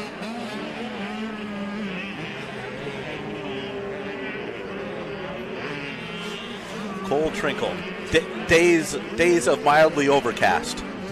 Oh, we have a battle right now for the second spot right now, and I think the rider in third just moved into second. So rider number 25 passing 266, Modica passing Trinkle. Before they head up to the uphill triple in number 9. Name I definitely recognize, so we expect him to be up in that top 3. Luca Modica now. It looks like he might be in third, and Zachariah Carmichael. We could have a good battle here for second, third, and fourth. Absolutely. Shaping up here. You typically do see it in this 125, or this two-stroke class, I should say. These just makes the racing so much more equitable, and the parity is for real here. These bikes are so hard to ride and just run away from guys, although our leader is starting to stretch things out. Three-way battle for that number 2 spot. Jackson Heim now closing in here on Modica.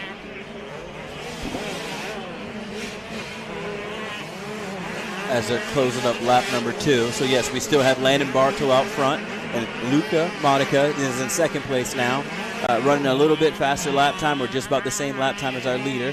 Jackson Heim moved up into the 3rd spot. I didn't see that happen, but then now we have Cole Trinkle moving down in the 4th spot, and rounding out your top 5 is Zachariah Carmichael. You talk about parity. Look at that. The lap time's all in that 148 range there, so those guys are all kind of dead. Even Modica now is going after our leader. He's already pulling away from Jackson Heim, who was in 4th as well. So Heim and Modica with the push. The track's pretty fair right now. The importance of the start, that first clean lap, get out there. If everyone's matching your times, you want to get out, get a clean open lap, and hopefully break out to a little bit of comfortable lead and maintain it if no one's dropping the times like the earlier races were. Check that aerial shot there of Heim and Modica. Closing in, you get to see the line choice here. Gives you a good idea of just how rough that track is and all the different places you can go to try to find the real estate. Look at that. There's your leader just to the left of the screen there. And the battle you're watching here is Modica and Heim. Both these riders on the move.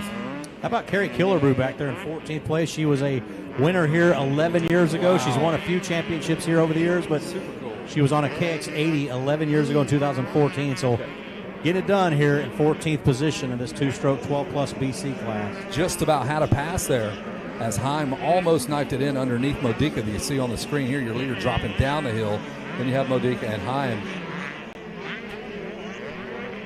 I mean, I don't know how much longer he's going to fight off Heim. He is right there.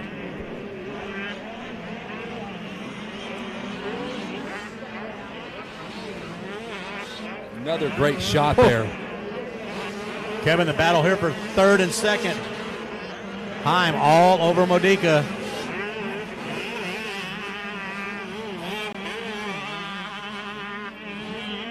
So the push is coming from our 2nd place rider, Modica, with that 147, a 146 for Heim, trying to close down on Landon Bartow. Bartow's like, yeah, man, you guys battle it all out. That's good news for me. But now he's coming into the screen with this battle, so that means things are tightening up. There's your leader skirting off to the right, all on the back of the machine trying to get that triple.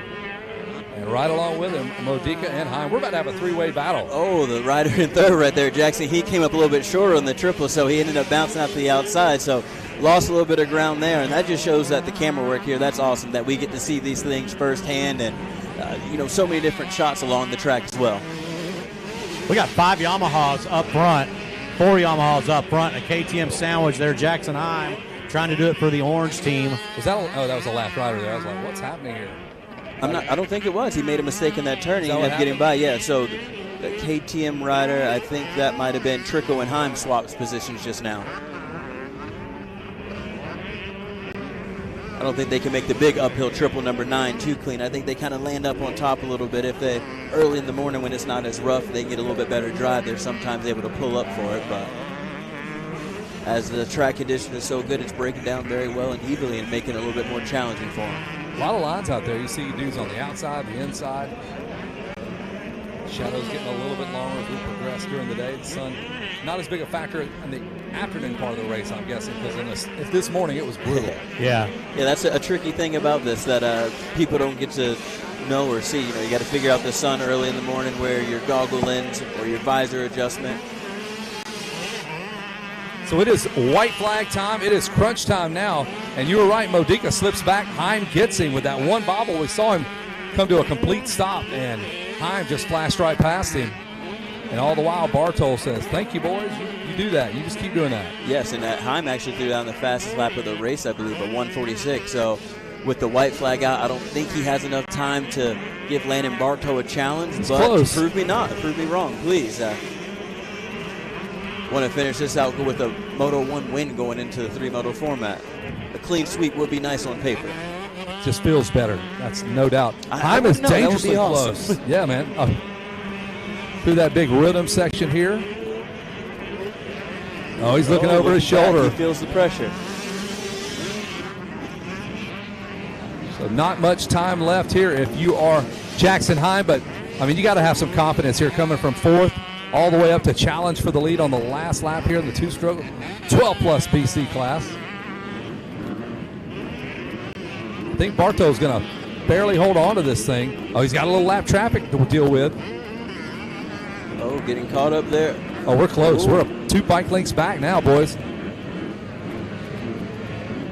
Putting on the show as they drop down the hill to come down the finish line straight. So the pressure coming from Inside, Jackson outside, Heim. He what we just got? threw down the fastest lap. Now he's trying to put it all together here on the last lap. Can he do it? I mean, he's right there. Not quite side by side, but I think Bartol's going to hold him off. Bartol just pull together this Moto 1 win. Good defense by Bartol to hold that inside. Any opening there, Heim would have just probably stuck right up on the inside there. So it looks like Bartol, Heim, Modica heading up to the podium. And up next we have 250B Limited, followed by Open C Limited, and then Mini Senior 12 to 14. Mini Senior 1 12 to 14. Yep, so about to drop the gate right now on Moto number 4, 250B Limited, which will be 5 laps for this one.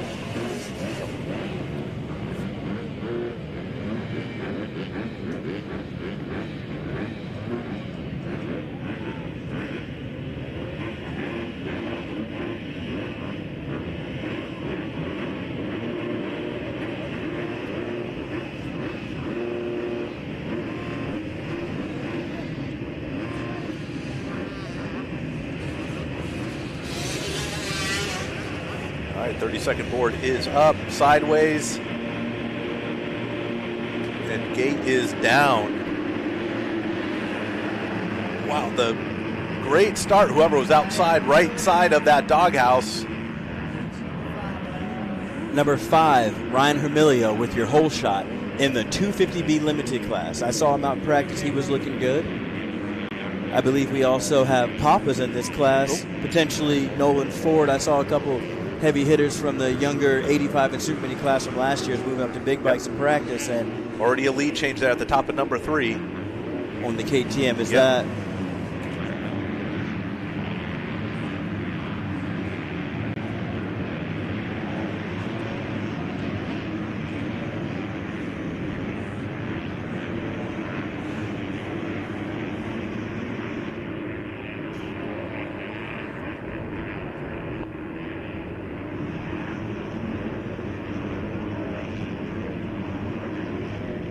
the bigger bikes finally being able to get the triple number 9. So I'm excited to see what kind of lap times they run. B class, I mean, I know we just saw the 2-stroke BC, but this is the 4-stroke class. A little bit quicker bike. And like I said, I believe that is...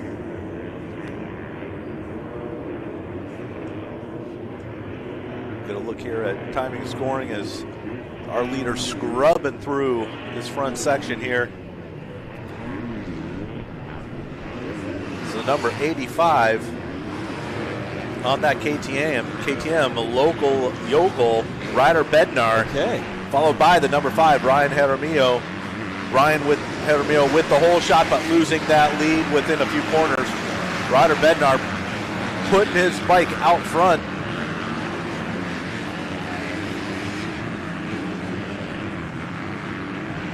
Like we were saying, Ryan Hermilio with your hole shot, but right now we have Ryder Bednar out front, followed by Ryan Hermilio, Reese Sieber in third, Jace Coy, Jacob Garcia, Nolan Ford, Colin Steele, Jake Knorr, Miles McHuff, and round out your top 10 looks like Wyatt Royston. McHuff or McHugh? 9. Ninth place, Miles, number 71. McHugh. I'll go with McHugh, okay. There you go. Bednar, is he getting credit with the first lap lead and whole shot as well? Not the whole shot. got the whole shot. Yep, Jeremio with the whole shot. Jeremio. Reese Siva should be in the mix here, too. He's super quick. He is in third. Yes, and that's some of the one of the Super Mini riders, him and Nolan Ford. I remember them last year, and I saw them in practice and expected big things. But you said I wasn't familiar with the guy out front, but Bednar is opening up a pretty commanding lead right now in this first opening laps of the 250B Limited. Rider in fourth is a familiar face, a familiar name. That's James Coy's son from Pro Circuit, Jace Coy. So they know their way around a motor for sure. Man, knowing his way around the racetrack right now, though, is Ryder Bednar, KTM rider. I mean, dude, what an outstanding opening 2 laps now. Yes, trying to see what is this lap time. We had a 146, I think, is the fastest we've seen so far. 142, he'll do that. Okay, yeah, so he is the lead, and he's the fast lap right now. So Ryder Bednar setting the standard for the event, a 142.162. Takes a little bit of a lap or two to kind of put the whole track together, maybe. Typically, you'll see those fast laps come about lap 3 and 4 once they've kind of put all the segments together. But, man, Ryder Bednar able to throw it down pretty quickly, making things really difficult for our guys in second, third, fourth, and fifth. Nolan Ford, another graduate from the Super Mini class as well in that 44 machine.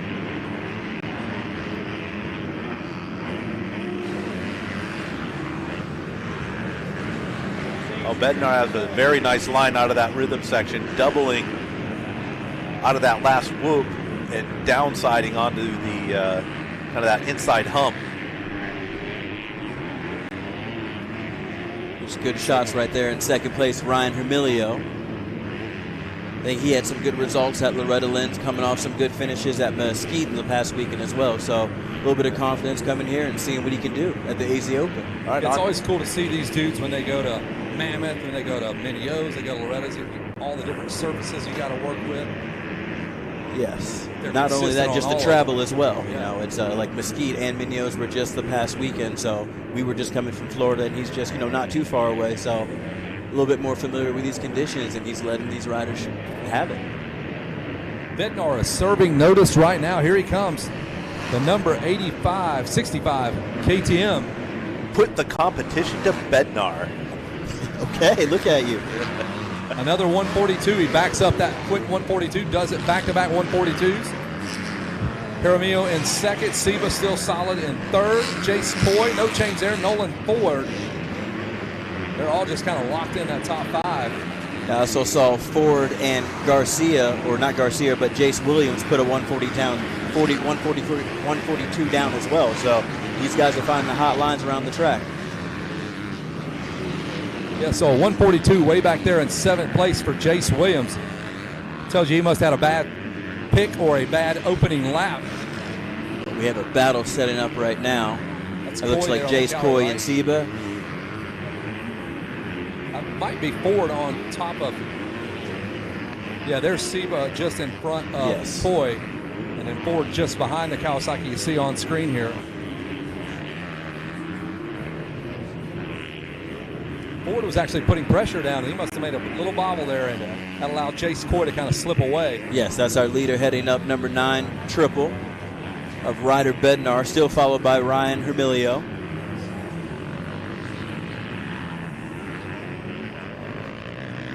I like this new top section up here. It gives all the motorhomes a good view for their rides to see. Some of the moms and the families can watch it from their motorhome. That is nice, out of the elements. This is one of the better racetracks to view pretty much. I mean, you can see about 100% of this track all along the top of this bowl. It's really set up nice. This guy can see the entire track all by himself. Your leader, Ryder Bednar, one more lap to go. He's going to lock this thing down. There's the 5 of Jaramillo, and then Siva, Coy, and Ford. This might be the one to watch, boys. 3rd, 4th, and 5th up for grabs. The Triumph rider of Reese Siva about to be under the attack of Coy on that Cowie. Have to see how this one plays out. So on track right now is Race 4, 250B Limited. In the gate, Race 5, Open C Limited. In staging, Race 6, Mini Senior, 112 to 14. On deck, Race 7, 65cc 7 to 9. In the hole is Race 8, 65cc, 10 to 11 limited, and first call for race 9, Schoolboy 1, 12 to 17 BC. But it's 250B limited. That was a close call right there. Coy and Ford had a little aggressive racing right there. I don't know if that was a cross jump or we just got mixed up in lines, but Ford didn't look too happy about that as he moves into the number 4 position.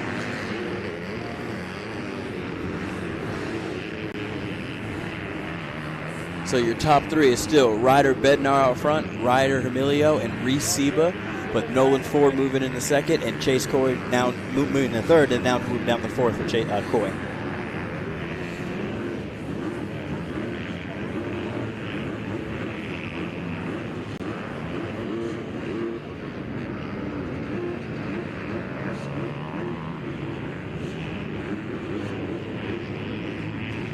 And Ryder Bednar, clean start, staying out front and bringing home the first moto win of 250B Limited. Pretty excited about that.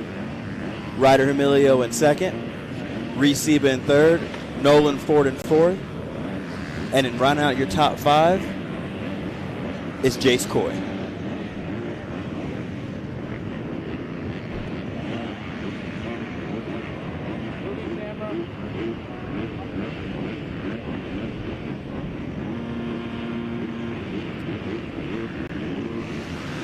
In 6th, you have Jace Williams. 7th, Jacob Garcia. 8th, Luciano Tennessee. 9th place, Colin Steele. And round out your top 10 will be Jake Knorr.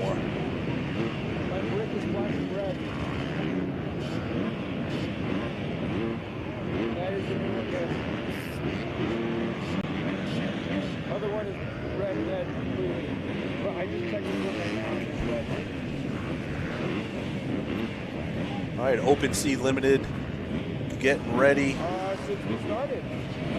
26 entries into this class, so pretty full gate for this Open Sea Limited.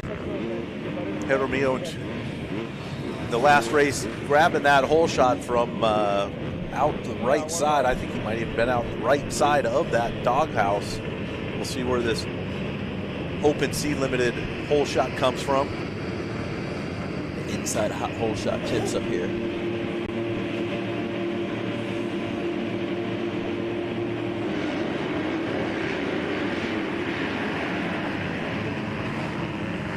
Looks like middle inside, I think, gate choice wise. Was the Husky or the KTM getting it around the outside? Another close call.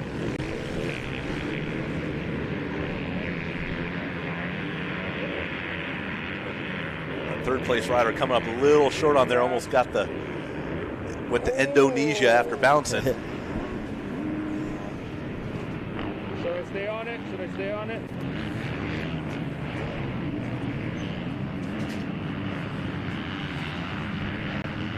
Looks like 3 riders down on the top of number 3. Not looking to be too quick to pick up their bikes.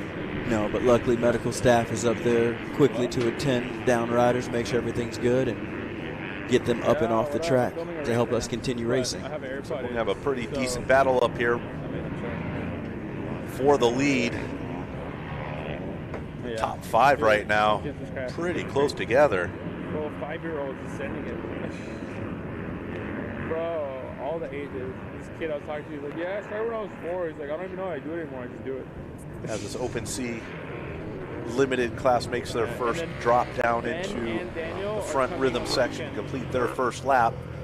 Did we ever decide who got the whole shot? Because they were pretty close side by side. Who hit the line first? Yeah, they are. It might have been our leader here, the 494 or the 80. Kean Majors and Porter Hare. We just saw them a couple of motos ago. Okay. Majors, so they know where they're going. We saw Porter Hare. He had some opening laps led and went down. And I think he still came back to third. So another good start right here. Second place put himself in good position to try to take a potential win. 3 Huskies up front. It's first place, Kean Major. Second place, Porter Hare. Third place, Alex Nelson. Fourth place, Jordan Allen. And rounding out the top 5 is Ryder Christensen. In 6th place, Lake and Haley. 7th place, Bryson Barker. 8th place, Nathan Jacobus. 9th place, Jackson Patridge. And 10th place, Talon Ekholm.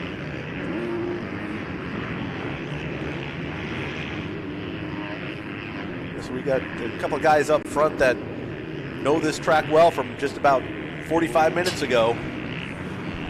Yes, Majors and Hare putting on a good race right now. Oh, Hare tried that line last moto, tried it again, and I think the berm might have blew up, so he lost a little bit of time there. So Majors opened up his gap some. Oh, taking a little quick little look back on the competition. I mean, that looked cool. So, and we got it on camera. That's a weird jump to make a look back on. I think that's the point. That's the point. Like, let me look back on this jump. Not only got to look back, but you got to look back and down.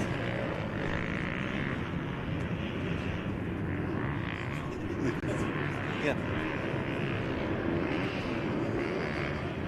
So yes, round out another lap. Kean Majors, followed by Porter Hare and Alex Nelson in third place. That gap Majors over Hare is about 3.5 seconds. Followed by the third place Alex Nelson, fourth place Jordan Allen, and fifth place Ryder Christensen.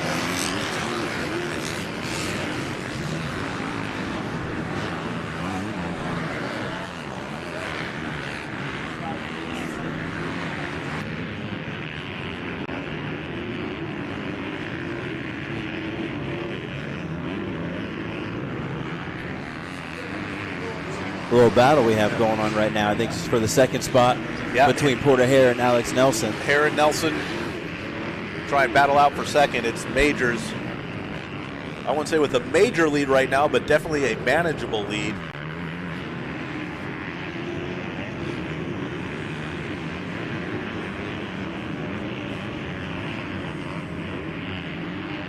Not returning to that same line where he made a mistake last lap. Good job.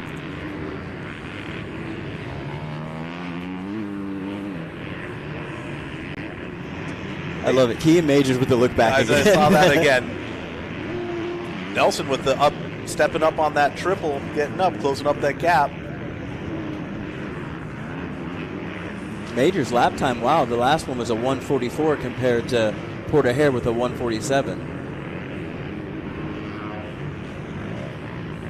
Easy to manage a win when you're 3 seconds quicker than your competition. Bob Barker up here with all these wires.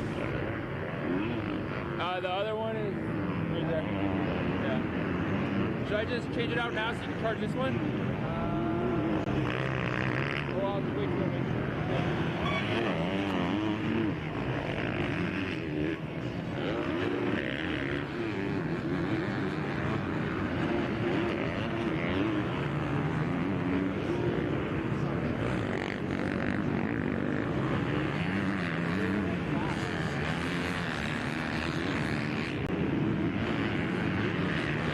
Our third place rider, Nelson, the 37, putting the pressure here on Porter Hare as Kean Majors, the 494, has just slipped away to the future. Chris Vansworth, Sean Hackley.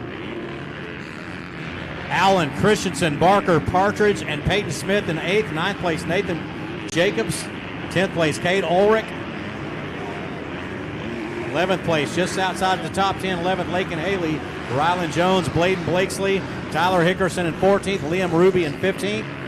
And Cohen Bolt in 16th position.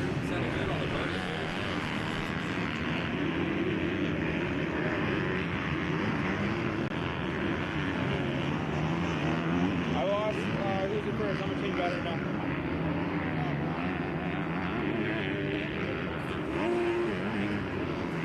Yeah, Majors backing it off from his best lap, still besting Hare and Nelson on that last lap time. So Majors managing that lead he's built up, that gap, about 4 seconds. As he comes around one more time, it will get the white flag. White flag lap, final lap here for the Open Sea Limited. Majors leading so far. Porter Hare looks like he's trying to put on a charge here. Still lost a couple tenths that lap. So we'll see if Majors does the look back on number 9 yet. See if he's.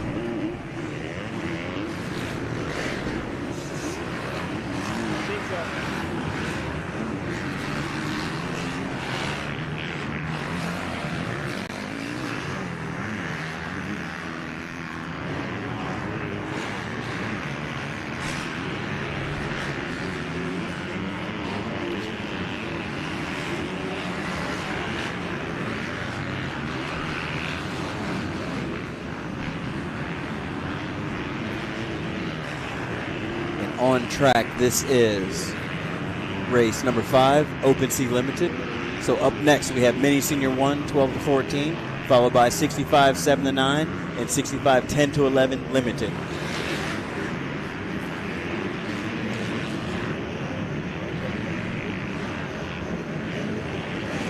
On track and on the live feed, it is Mr. Majors around the southwest part of Arizona Cycle Park before dropping back in.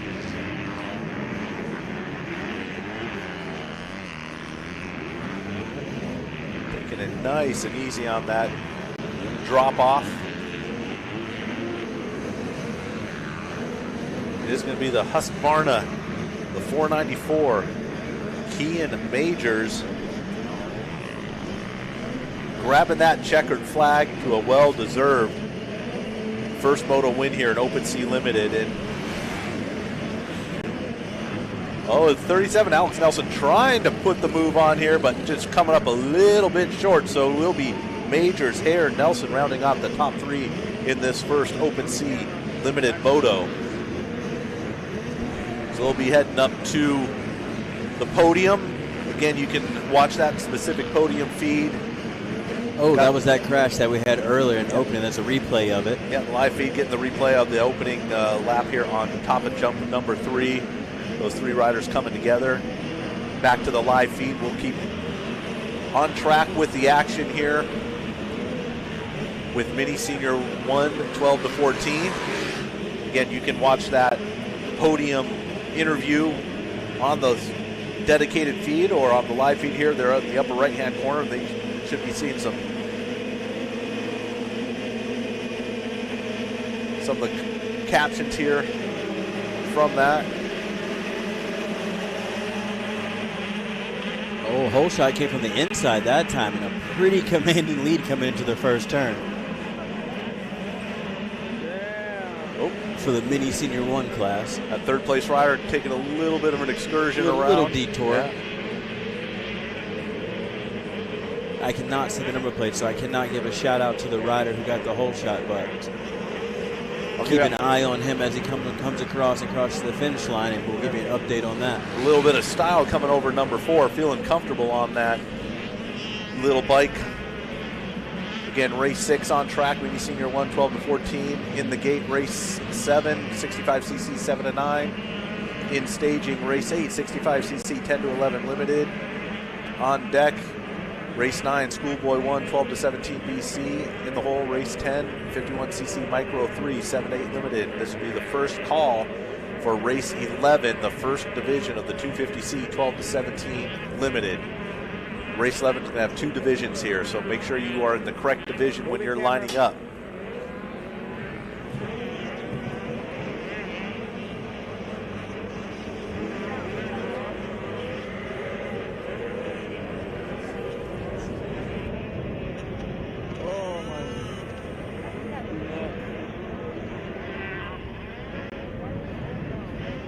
All right, so you're waiting on this opening lap to let us know who's doing what. We just talked to Kean Majors. I know the number 21. It's not Jason Anderson.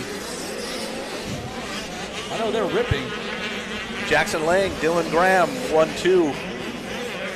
Good little battle back there in third. Logan Connolly on the 351. Reed Meineke, Jax McCarthy in fifth.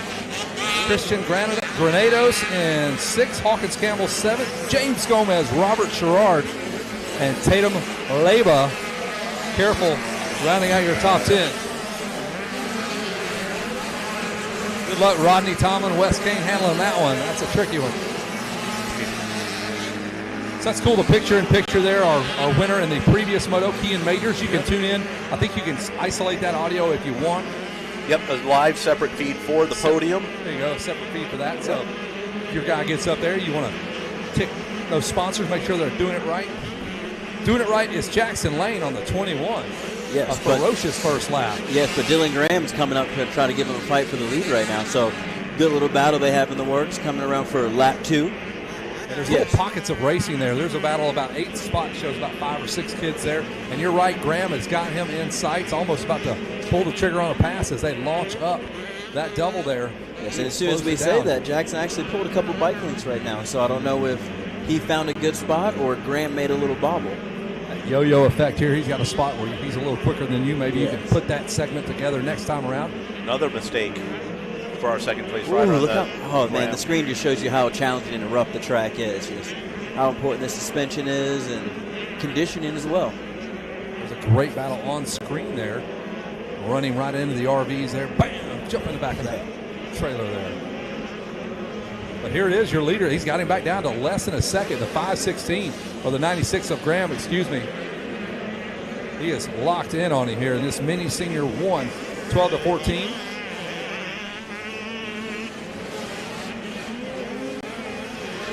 Look at that, way back on the back of the bike there, and never wavered, dude. He kept it on the throttle there. He almost came off the back of that bike, did our leader, Jackson Lang. He is getting some pressure now from Graham. Like we mentioned earlier, great racetrack right now. Multiple line choices are going inside out. Oh, Graham hits the triple, and the leader Lang did not get to hit it. So the battle, I mean, the gap just got tightened back up. So we're going to see what we can do before we come into this roller rhythm section down in the middle of the track. He is in protect mode right now, dude. Jackson Lang under the attack of Graham. Graham has no problem running those outside lines where he can send it up those jumps. And he's got a head of steam. Oh, looks like Graham got a pretty good run coming up the hill. Yep. And, checks him up. I like that little aggression at the top, trying to take command of the lead as he does. A little chin music there. Can he retaliate, though? If you are Jackson Lang, you got to go right back at him. Can't let him get away from you, and he is already kind of dipping out. He made sure of that pass. Yes. That was our pass of the day here. Yeah, Graham had a great getting over number 5 a lot cleaner, getting that power to the ground before the uphill between 5 and 6.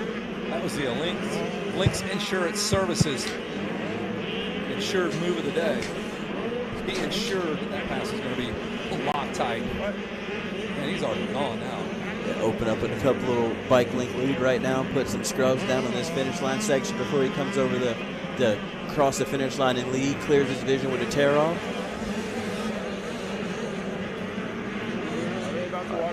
So your new leader is Dylan Graham for the mini senior 1, 12-14. We'll see if Lang is able to mount a recharge or charge here, retaliate.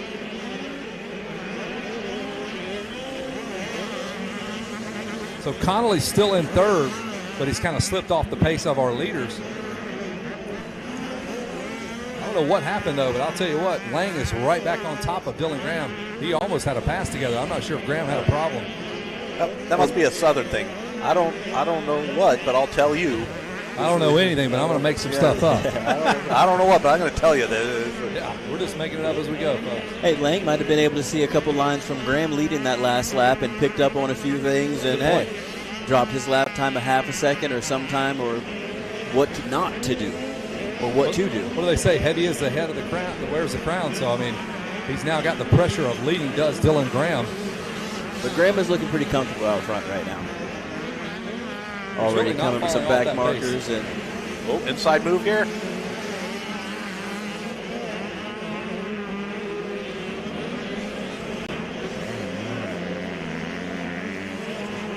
Here is your top 15 rundown. It's Graham, Lang, Conley, McCarthy, and Meineke. Reed Meineke in 5th. Chase Wiley 6th. Hawkins Campbell 7th. 8th place Christian Granados. Tatum Leba in 9th. Connor Vargas rounds out your top 10. And just outside the top 10, 11th is going to be DeJarnett, Earl Shepard, Gomez, and Tom Sawyer's brother. That's going to be Wesley Sawyer. Let's go paint that fence, Hawk.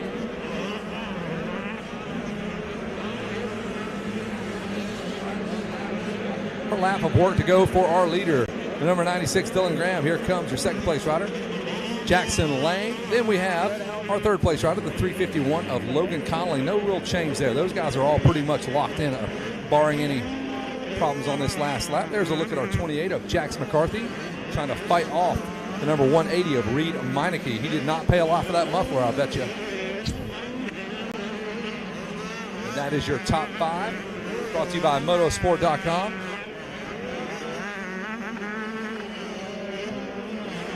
We got to get ready to head right back down to the podium. I can't remember if it was an AZ Open or another race, but I remember seeing like a full-on car muffler on a bike. I would love to see it. Catalytic converter, the whole deal. It was the full. Wow. In a vertical position. I would like to see that too. I have to rack my memory. Where did I see that? But still out front, we have Dylan Graham. Once he took control of this race, I think that was on lap 2. Eyes have been set forward. Looks like he's going to bring it home. Bear nothing happens. Lapper signaling by. A little courtesy flag.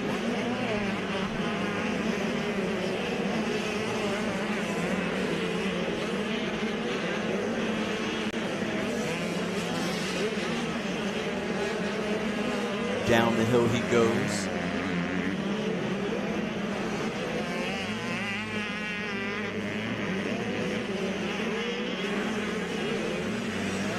All right, checkered flag coming out for race leader, race winner, the 96, Dylan Graham, winning this Mini Senior 1, 12-14 first moto, followed by the 21, Jackson Lang. Rounding out that third spot. No, I'm sorry, it was Logan Conley. Lang losing a position.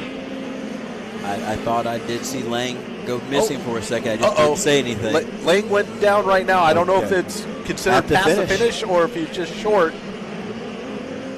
Catastrophic mistake here by Lang. There he goes. So is Graham, Conley. No, it looks like timing and scoring did get him, so we'll see if that's transponder, but we'll see what the official scoring is. Say yes, because that would be a big bummer for Lang, going from second to potentially don't even know. Because our angle here, it seemed like he just went down right before that finish marker, but we'll let the official scores determine Lang's finishing position. I think they determined the deciding factor that at rider's meeting, but we'll go over that after the officials. We're officially unofficial announcers.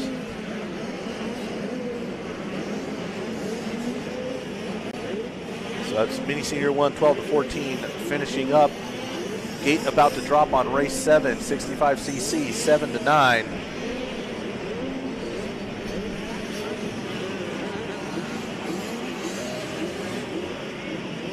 That means in staging race 8, 65cc, 10-11 limited.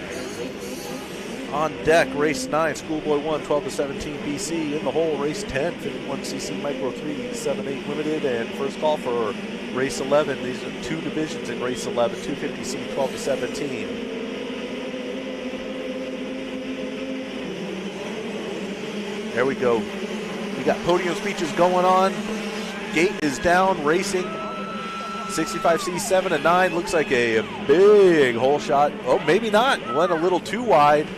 Opened the door, little lackadaisical around that outside turn.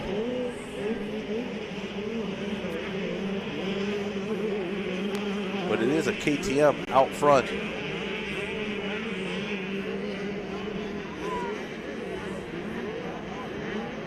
Moving camera.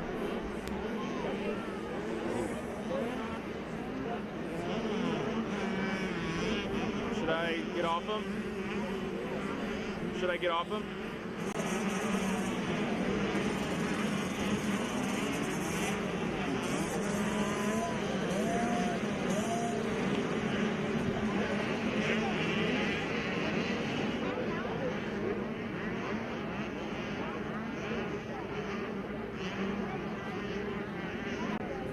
All right, a race leader making his way up to number 9. Just about half a lap in, opening up a pretty good sized gap. Some water being laid down here. These little guys got to be on their toes as they're going to be dropping down into this front rhythm section.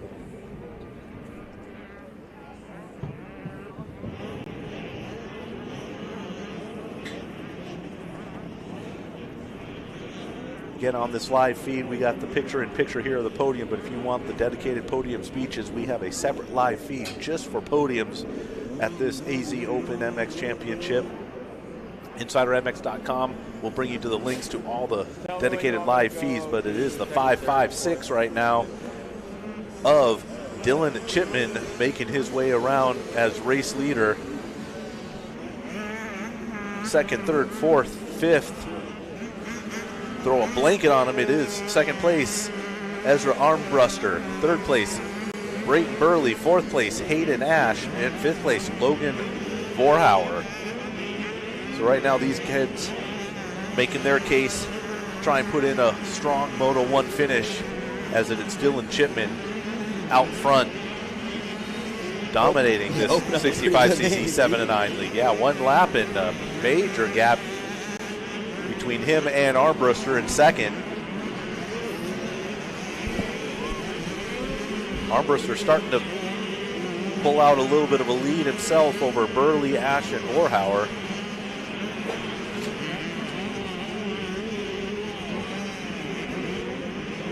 Track is looking good. You see Sean Martin out there in the water truck making sure things are touched up and clean, as our leader Dylan Chipman is out front making easy work with this race right now, it looks like. Make hay while the sun shines, right? Yes, but look at these conditions as well. So outside lines, he's trying to stay out of this deep stuff, the smaller bike. Looking good as he heads up to the back. Motorhome row.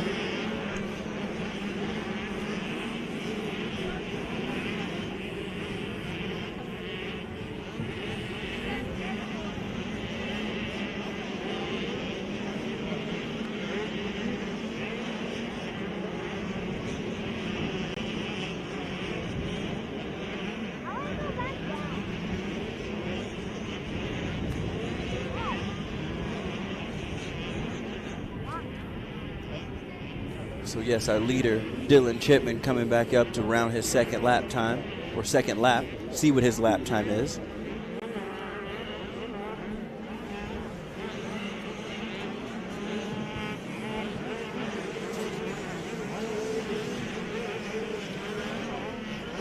And a 2:07 for your leader out front, Dylan Chipman. Ezra Armbruster with a 2:07 as well. So competitive lap times, it looks like Dylan just got a better opening lap. Followed by Hayden Ash and Logan Vorhauer. Wake Benson coming through in 7th. Tristan Kilroy in 8th position. Parker Donnelly still running inside the top 10 here with a 9th place run on lap number 3 as we enter lap number 3 of the 65cc 7-9 age group.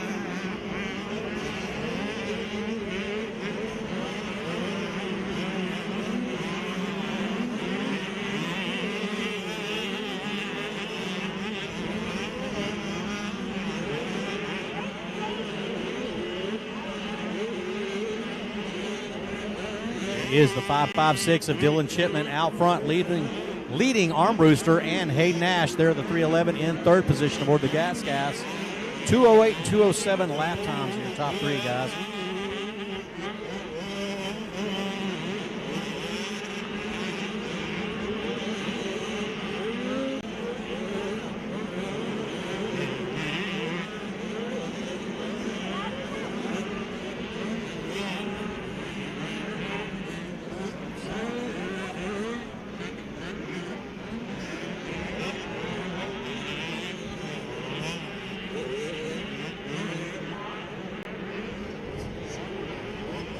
Number 3, Dylan Chipman still handling business out there. Ezra Brewster, a very familiar name. We see him from Loretta's coast to coast, if you will. About 4 seconds back of Dylan Chipman. Working on lap 3. White flag should be coming out here this time around, we have to assume. I'm just going to assume it. Here it is. How about that? Unbelievable. Wow. You say it enough times, eventually you're going to be right. Say it every lap. It will happen. It's like a clock. It's right twice a day. So it's opened up to about 5 seconds now. Has Chipman's lead over Armbruster. At that point, Sean is probably going to go, all right, I'm going to maintain this pace, not going to do anything crazy, and then we'll give it another shot next time around. Yes, because going into, well, this is also 3-moto format, but typically a 2 is just as good as a 1. But right now a 2 is just as good as a 1, and maybe go back and watch some tape, look at some film, see what he did wrong, critique his race. I mean, we have Starlink and all of the Wi-Fi and all these accessibilities thanks to Insider MX and everybody else putting on this AZ Open event. And that's a good point. The video component here, you're able to go back and watch your motos. You're like, no, I was doing this, and your dad goes, no, you weren't. Yeah, the Look, video doesn't lie. You were sitting right down there. the back or this or that, and it's a good point. a lot of things that take back from just updated technology over the years, coming Gotta from love it. the first round to the 22nd annual. Tristan Kilroy, is that part of the Kilroy lineage? You think, like Preston Kilroy? We are from this area. I do see Kilroy typically when Okay. I'm up on this area, but the pros don't ride until later in the event, so then maybe he pops up for those 2 days. I'd be excited to see him out here. I saw the 89 of Tristan Kilroy in 8th. I'm like, maybe a distant relative. The Killer Kilroys.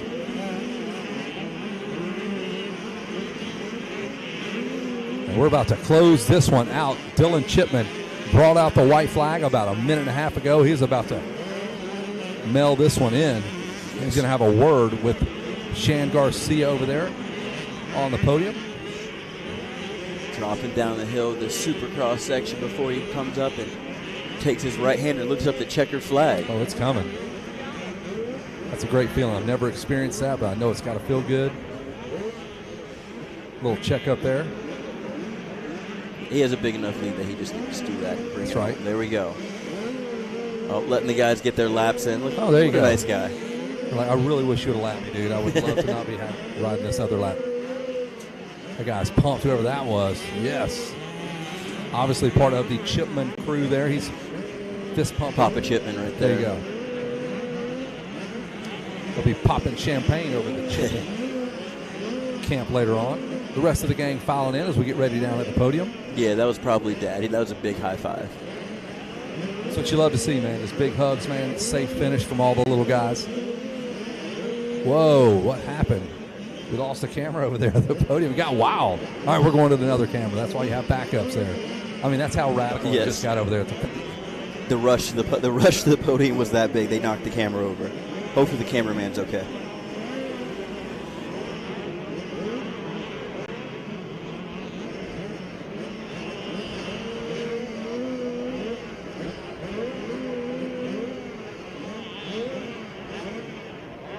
And that concludes the 65 7 to 9 class. Up next is your 65 10 to 11 limited, followed by Schoolboy 1 12 to 17 BC and 51 Micro 3 7 to 8 limited.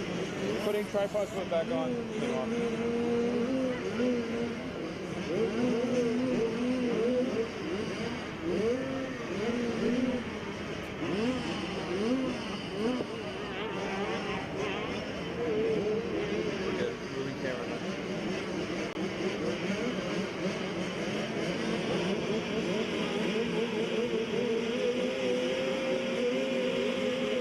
All right, as we wind down race number 7 on the line. Race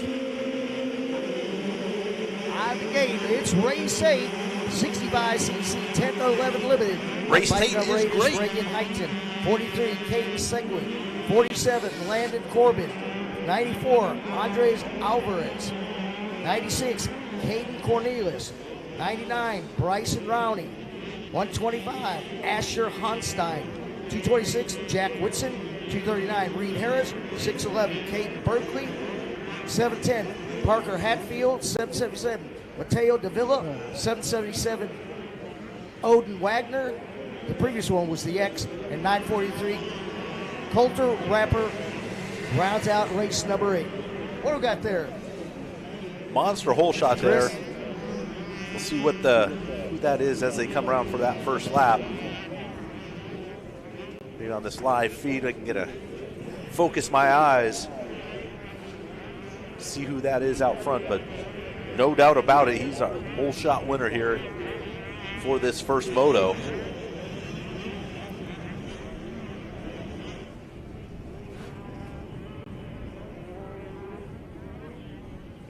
That run up to number 9, very rough. You get a good look at these little guys just bouncing around, trying to keep that power to the ground without knocking out their back molars.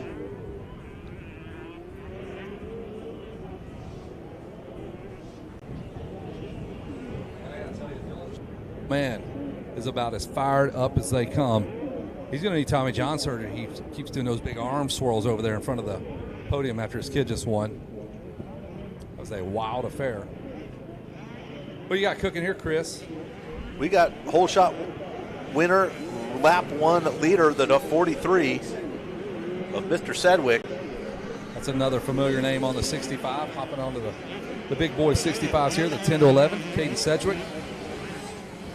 Reagan Heighton in second, Jack Whitson third, Mateo Davia in fourth, Landon Corbin fifth, Asher Hohenstein sixth, Caden Berkey, Caden Cornelius seventh and eighth, Bryson Roney ninth, and Coulter Raper rounding out your top 10. Top 10 brought to you by AJE Power Sports.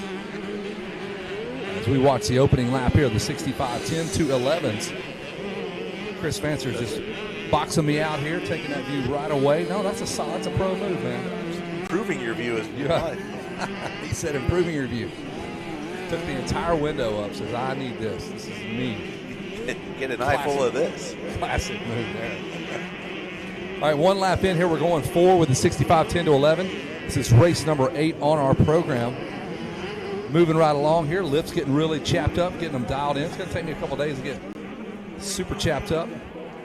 The chapped lip capital of the world here, man. You combine the wind. So if you see somebody, I say this all the time, if you see one of your buddies in need, just run your finger across his lips, and if he's got some good-looking lips there, slather that stuff on yours, man. That's what friends are for. Sharing is caring. Dude, if I see somebody with moist lips, I'm getting it. I'm coming in there with my index finger, slapping it across your lip, and I'm getting some of that. JP Parsons is over here just he ain't getting none of that. thirsty right now for your fingers. Oh, well, there's none of that's going to happen. None of that. Little southern hospitality here in the Southwest. Absolutely. That's right. Absolutely. Texas, Georgia, we're all the same. Still watching my man, number 43, Caden Sedgwick. Absolutely. I mean, he's putting it to these boys. That is a full straightaway. He's got the whole AZ Open freeway here, the Buckeye Boulevard, whatever you call it. HOV lane for Mr. Sedgwick there. You can put 2 people on that bike.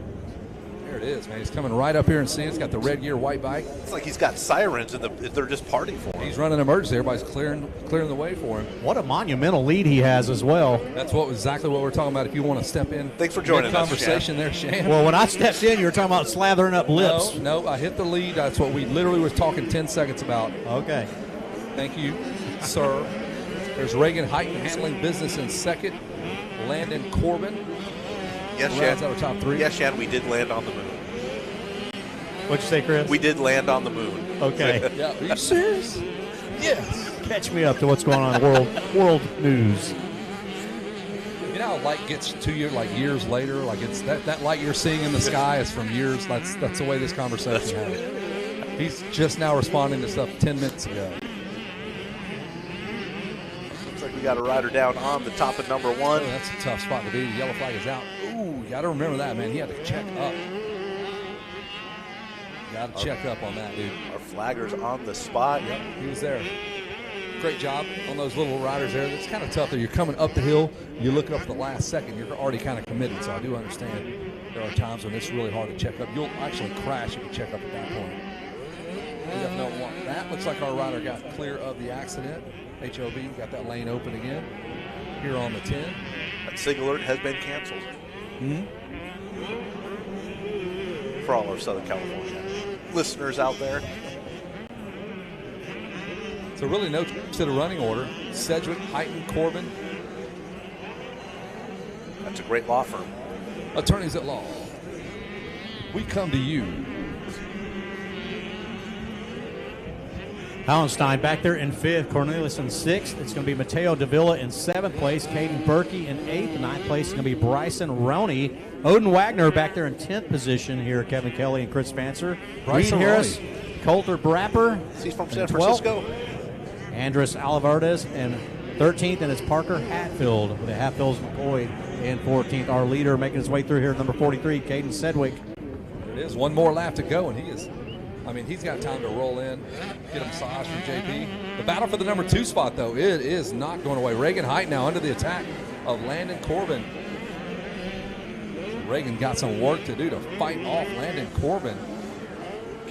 Going around that outside. Not quite enough.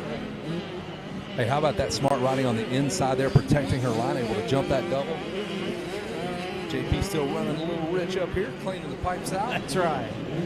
He's giving massages, too. I don't know how you're running moist and rich up here in this dry environment. Your jetting is all kind of messed up.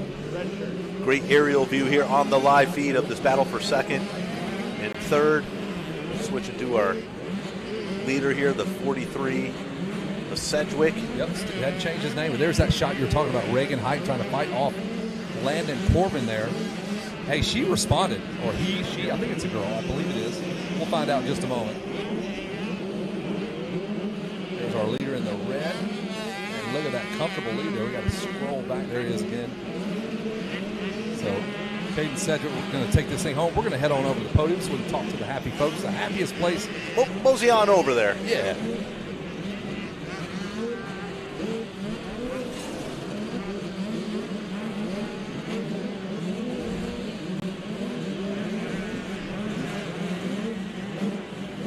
Shan and Kevin heading over to that podium. Again, you can view all the podium speeches, podium interviews on a dedicated feed, InsiderMX.com.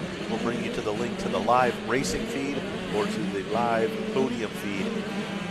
Because we're going to continue on racing here as we're concluding race 10, 65cc 10 to 11 limited. That means in the gate is race 9, Schoolboy 1, 12 to 17 BC. In staging, race 10, 51cc, Micro 3, 7 to 8 limited. On deck, First Division, race 11, 250C, 12 to 17 limited.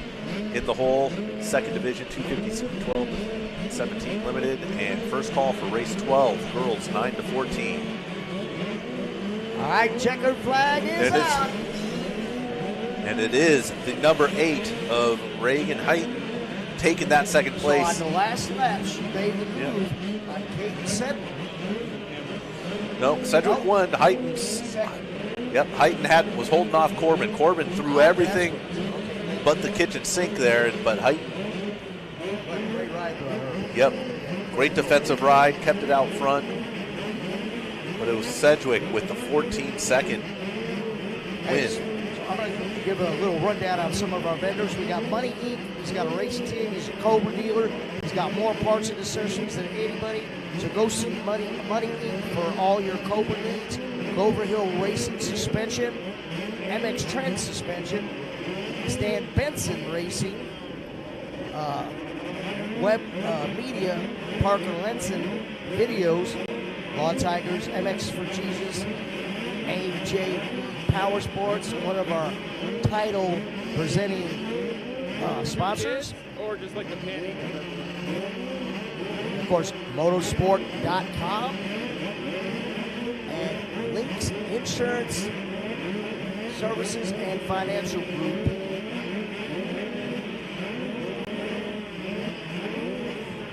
So we got a great group of presenting sponsors here. Go give them, take a walk down vendor row, see them, take a look at everyone else that JP just rattled off, because they're what makes this race possible. And you know, it's a very nice vendor row. On all the tracks I go to, it's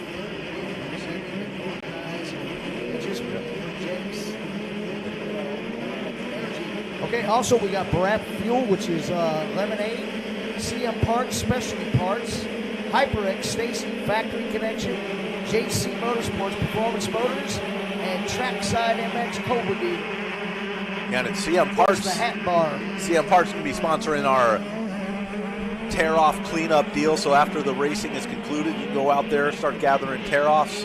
And Sunday afternoon, we'll announce a winner, and they got some gift certificates for our most industrious tear-off picker-uppers. Yeah, so in the conclusion of today's racing, after the track is clear, we'll open up the track for the tear-off challenge.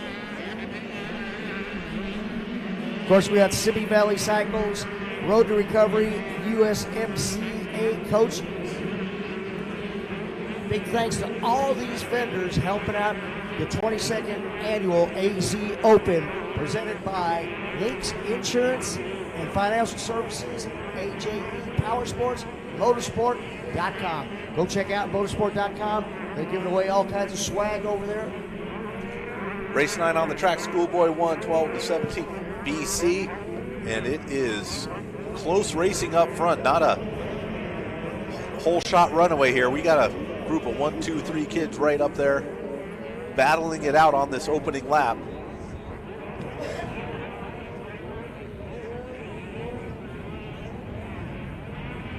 So we got 24 entries in this class, Chris. And here comes our leaders down the finish line straight. And I think that's the, double check. Nope. 265. That's the 265 of Cole Trinkle. Luca Modica, Jackson Heim rounding out your top 3. 4th place, Landon Bartol. 5th place, Ryder Ellis. 6th place, Zachariah Carmichael. 7th place, Jaden Stoffel. 8th place, Jake Willis. 9th place, Britt Eckenbrack. And 10th is Travis Lawrence. So it's Trinkle, Modica, and Heim going 1, 2, 3 on this opening lap.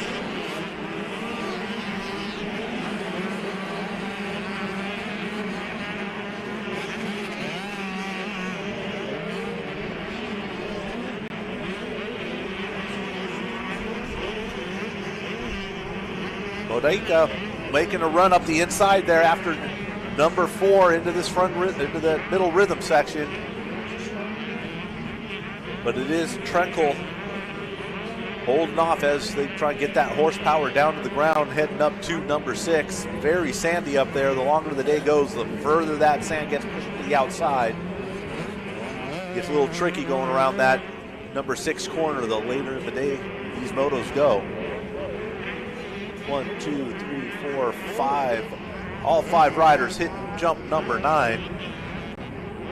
Dude, some of the familiar names we saw just a few motos ago there with Trinkle, Modica, Heim, Bartow, Ryder Ellis. First time we said his name, Zachariah Carmichael. He was out there earlier, so. They're all close right now. No clear cut, no one's running away. Top 5, 1, 2, 3, 4, 5, like you just said. You could throw a big blanket. If your grandmother made like a huge blanket, you could throw that blanket over the top 5. Ryder Ellis on the outside looking in there. And Ellis on the Super Mini in this Schoolboy 1, 12 to 17. Ellis going around the outside. Is he able to hold that speed? Nope. Door is shut, going outside into number 1. That's the true mark. Whenever you see Super Mini kids that are up towards the front, and he is pushing, he probably got not as good a start as he would have liked. If he gets a whole shot, he might lead this thing out because he is all over these guys. Ellis on the Super Mini looks like everybody else on the 125s. You got Cole Trinkle, Luca Modica, Jackson Heim, Logan Bartol, and Ryder Ellis just slugging it out here. There's Ellis working on it, pulls up alongside the Yamaha. Can't quite do it just yet. I mean, we just saw Logan Bartol, I think, win a moto earlier. Look at him. Oh, 2 riders go down, or the KTM rider doesn't go down. I don't know how he did not go down. That was our Yamaha rider. That would have been Landon Bartol. He's slow to get up. That's good to see, though. That ground is hard. That is concrete over there. So he started swapping, and it got Trinkle, or not Trinkle, that would have been Heim a little bit involved. And all the way to the far right was Ryder Ellis trying to avoid all of it. He's slowly getting to his knees there, so definitely want to see that. That is a tough place to start swapping because if you don't collect it, you're just along for the ride at that point. Yeah, there's nowhere to go. He swapped left and right and almost got tangled with Heim, who then pushed over into Ellis. And look at Ellis, though, dude. He is like blood in the water. Yeah, he's looking over his shoulder. You're going to have to deal with this. Here comes Ryder Ellis now working on our 3rd place rider. That's Modica. Better be smart with your lines. He's probably thinking, what the heck is that sound behind me? Modica out front. Trinkle slips back to 2nd. Then you have Ellis. So we flip-flop this whole thing. Ellis goes around on the outside. Can he stick the pass on the inside of Trinkle? No. Going to try it again. Nope. He's going to go wide and follow him over this big triple. Hey, he's side by side with Trinkle now. Oh, little bobble there. Trinkle gives up 2nd now to Ryder Ellis on the Super Mini here in this Schoolboy 1, 12 to 17. There's a rider down at top of number 3. Man, what a chaotic lap there in the Schoolboy 1, 12 to 17. So he's already checking out from Trinkle now, going after our race leader, Luca Modica. And he's got the pace. one of the few jumps he'll have to go wide to be able to clear just a couple of these jumps, so he's got to be careful there. Riding that small bike in this bigger class, he's probably got to skip the cheeseburger for dinner and kind of eat lean this week. That's right. He had to make weight like wrestling, to cut weight. There's a good sky shot of our leaders there. Up to the top there. You don't realize the elevation change there. That's 75, 100 feet maybe to the top of that bad boy, up and down a few times. And a short distance to that elevation. It's not gradual. There you go. So this is going to be the white flag, I believe, when they come back around. Check him out. He is swinging it wide there. Ryder Ellis just throwing caution into the wind. Didn't let that near accident for himself play into anything. White flag lap. Let's watch it all unfold right here, folks. Luca Modica, Ryder Ellis slugging it out. Ellis with a head of steam around the outside. Look at that.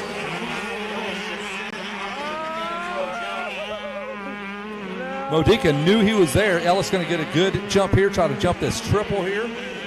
Cleans that. He's only got a few places, and that was an excellent spot to do it, where he'll be able to make the pass on that smaller bore machine. We are still watching for the lead. Ryder Ellis, Luca Modica. Ellis comes from 5th. Now challenges for the race win with about a minute 30 seconds to go. All right, a couple of choices here. He's going to go wide. Big bobble there for Modica. Big kick out. He had to check up again. He had the speed there. He was committed. Maybe he sneaks underneath him on the inside. Ooh, nothing doing there. They're both able to do the double, Chris. It's one of those things where Modica, if he can just kind of get in front of him to slow him down, it's going to take Ellis a lot of time to build that momentum back up again. Just take his momentum away. We've got, roughly 4 turns to go. There goes Ellis again. You see him flashing around, trying something on the outside. Now he goes again, switches up way to the outside. What does he have in store here as we're running out of time for the Team Green Rider? A lot of momentum. I think he's got him around the outside, but Modica's going to have nose on him, but Modica's got the inside coming down here. No, he does it. There it is on camera here. And Ryder Ellis finds himself in the #1 spot. Took him just about every minute, every second of this race to do it, Chris. And he's going to be hyped up on that. Ryder Ellis comes through the field, avoids chaos there when one of our riders goes down, and it is the 877 of Ryder Ellis, and a close finish with Modica and Cole Trinkle. Man, Jackson Heim finishes 4th this year. It was the other rider that went down. Nope, Heim is falling down there. Jake Willis in 4th. Man, what a finish there. Yep. Champ couldn't wait to talk to him. He's already there. So head on over to the Podium live feed for those Podium interviews. We're going to stay here on race number 10 here, about to drop the gate. That's 51cc Micro 3 to 8, or Micro 3 7 to 8 limited. That means in staging race 11 First Division 250C 12 to 17 limited. On deck race 11 Second Division 250C 12 to 17 limited. On deck race 12 girls 9 to 14. In the hole race 13 Open B limited. First call for race 14 51cc Micro 4 to 6 special limited. That's going to be on our modified track. Race 14 is a modified track race. And again, we are racing until we're told by our AMA official is going to be the final moto of the day. And once we know, we will let you know so you can plan your evening accordingly and know if you're racing today or if you got to get ready for first motos tomorrow. Eagle Eye JP with the binoculars. Camera. We need these little guys with bigger bikes. Make it easier for us old guys with the old eyes.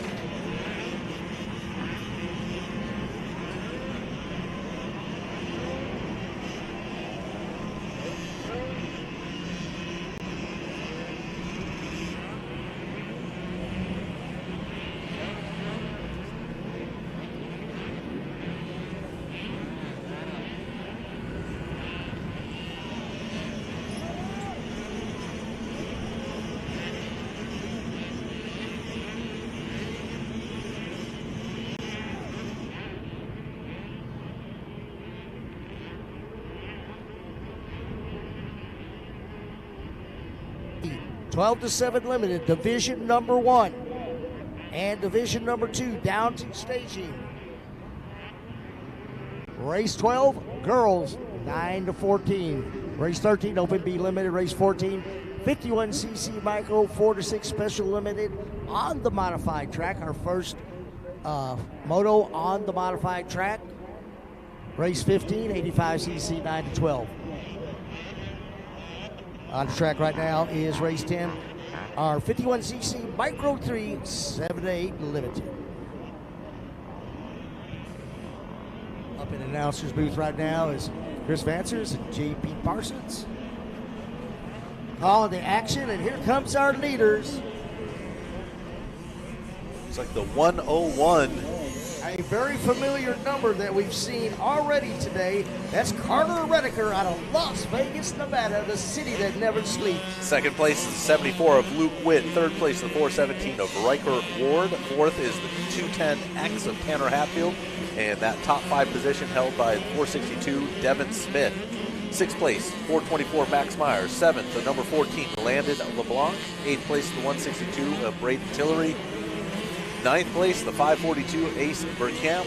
And top 10, the number 416 of Chad Hunwardson.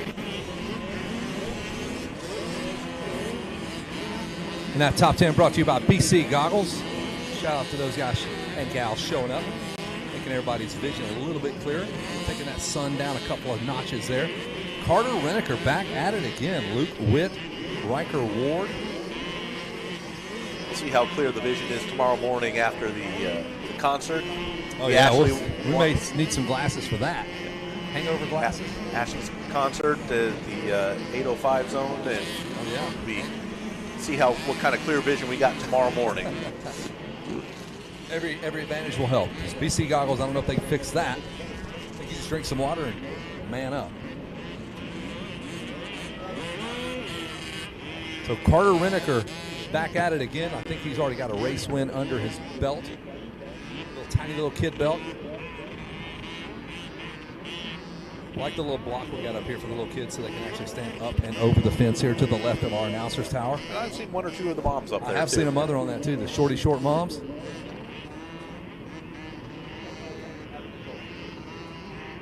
That's a great question. We had a young man come up here and ask us, what is the final moto? Well, we don't know. We're going to race. Because, we could say this moto, and then we might have something on the track happen, cost us 20 minutes worth of time. I think they'll kind of let us know 3 or 4 motos out, wouldn't you think? We're going the distance. That's what Let's I get like them all hear. in. That's what I like to hear. Yeah. At Mini O's, Win Kern used to tell us, he goes, when on the Supercross side, he goes, when you see the sun hit the top of the pine trees, that's the last moto. So I'm like, all right, well, I got to be an Indian to try to figure out how fast the sun is moving. Well, good news, we don't have any pine trees out here in the desert. Sun hits the top of those mountains, all right? So our AMA official will give us a heads up on what the final moto of the day will be. So we'll let you know. There'll be probably a good 4 or 5 moto advance notice. Try to keep you, just assume you're racing pretty much for the next 5 or 6, 7, 8, 9, 10 motos. Unless you're an event rider, you're racing Sunday. Yeah, you are not. Pros, you're not racing either. So it looks like Myers and LeBlanc both pick up a spot. Devin Smith tumbles back to 6. A little scoring and timing is helpful. When the name turns green, we know they moved up a spot. This is 51 Micro 3 7-8 limited. It's race number 8. So we did a ton of practices, 20 practices this morning. Then we had a little bit of a track break, let everybody kind of reset, drop the gate at 1 p.m. Looks like JP's looking for the Japanese coming in, bombing Pearl Harbor here. That's Sunday, JP. That'll be on Sunday, December 7th. One day after your birthday. That will be Sunday, December 7th. That's how I always remember Pearl Harbor, because it's one day after my birthday. One day after your birthday. There you go. Man, what a day when the Germans bombed us. Unbelievable. Yeah, what a day when the Germans bombed Pearl Harbor. They bombed South Florida. It's never been the same. They bombed Panama City right after that, dude. Club La Vila was never the same, I'll tell you that. All right, so we're looking for maybe a white flag this time around. This is going to be lap number 3. Carter Reneker. Yeah, we're on lap number 3, so we should be seeing a white flag. I just said that. You are 100% right. We're both right. You're extra right. He's a copycat. Eventually, you'll both be right. Yes. What a challenging little racetrack. We don't change anything really for the little guys. We just say, you got to figure it out. Like baseball, they kind of shrink the field. Football, they shrink the field. Not here, man. You got to jump the same doubles. And Carter Reneker goes, okay, I will. Look at that. That's where we turn boys into men. We absolutely do. Here comes your leader, Carter Reneker, handling some business, looking for Luke Witt in the number 2 spot. Oh, that is Luke Witt out front. Just as I was just talking, singing the praises. I blew it. Riker Ward, we lost Carter Reneker. Landon LeBlanc slips back to 3rd. Max Myers, Tanner Hatfield. Oh, boy. So we have flipped the script here. And we've got some changes coming to the podium. Shan's having to rewrite all his names frantically here. What's happening? How are you guys doing? Good to have you out here. USMCA, that what we're out here for, still doing the coaching stuff here. Tell everybody what's happening. So we're really excited because at Arizona Cycle Park, Bobby has decided to only utilize USMCA certified coaches here at this facility, and it's been going on for about the last 3 years. And he's noticed a huge change in track safety and rider safety, and he's doing so much as far as developing this track to enhance rider safety. So next year he's incorporating a Learn to Ride program, a Learn to Race program, and he's trying really hard to just he's trying to step up the bar as far as being a track owner, and it's been pretty awesome. Yeah, it only helps him because he's going to have safer riders, and they're in turn going to have safer races, less lawsuit issues, so it's a domino effect, I'm sure.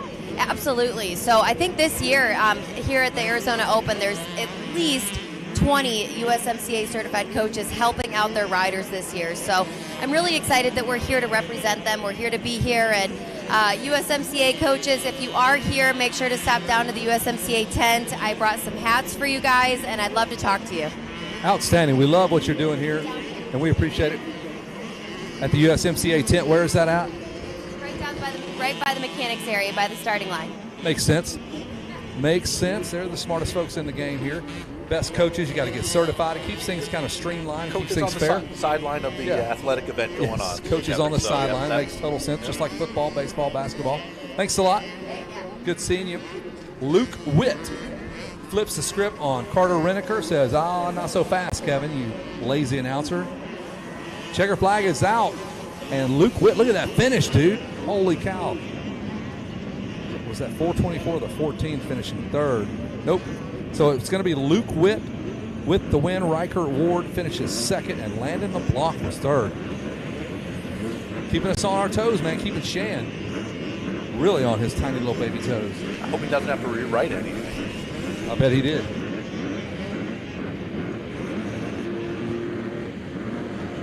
That was race number 11.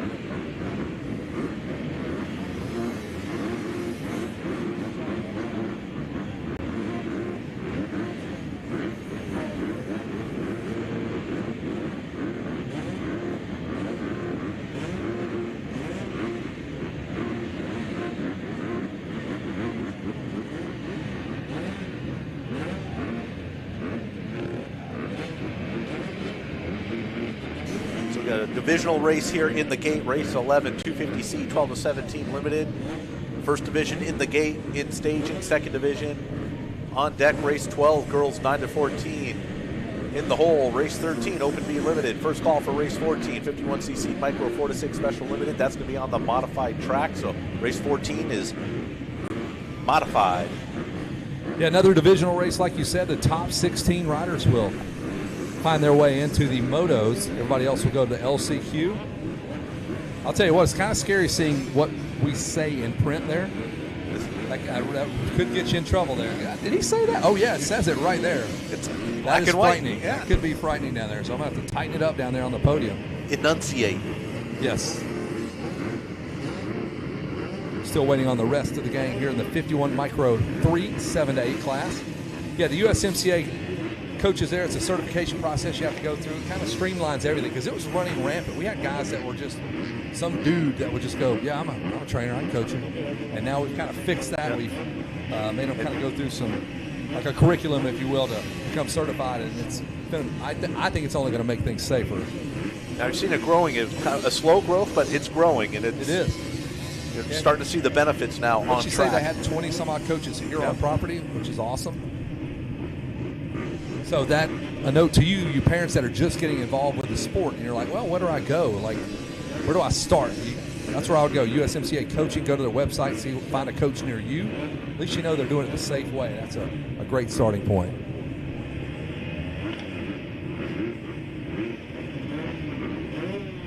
So a look down on the starting line there.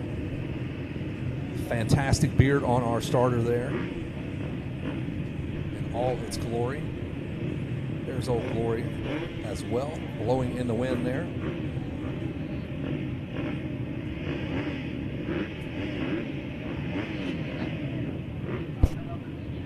All right, let's hope we can get these kids all the way through the first couple of turns. It's 250C, 12 to 17, limited. We got a pair of divisions here in race number 11, 11A and 11B, if you will. 11-1, 11-2. There you go. So when you get off at exit 199A, 199B. 11I, 11II. Correct. All right, things are getting serious down there. I can see some of our 250C riders. A lot of these guys we've already seen multiple times now at this point. No, we don't really hear you guys. So it works out really good. We've got your speaker turned down where we're at. So it's just a seamless, actually. It's really good. All right, revs are up, elbows up. Front of the bike. Oh my Lord, they did hold that gate quite some time. Brain off, gate down, let's go. Here we go, Yamaha rider, red gear, but it looks like Husqvarna rider going to sneak in on the inside. Could be the number 94, and back there in fourth, I saw him with a great start. We've talked about him. I believe he's won a moto. It was that Yamaha that might have just carried that momentum around the outside for that whole shot. He's got the red gear, the Yamaha out front. We'll try to get you a name, a number. I'm sure his mom watching, grandparents on TV would be like, yeah, I'd love for you to say my son's name. Oh, it's challenging now from the inside. Triple in, impressive. Here we go. Pushing back there in fourth. I believe that young man has won a race already.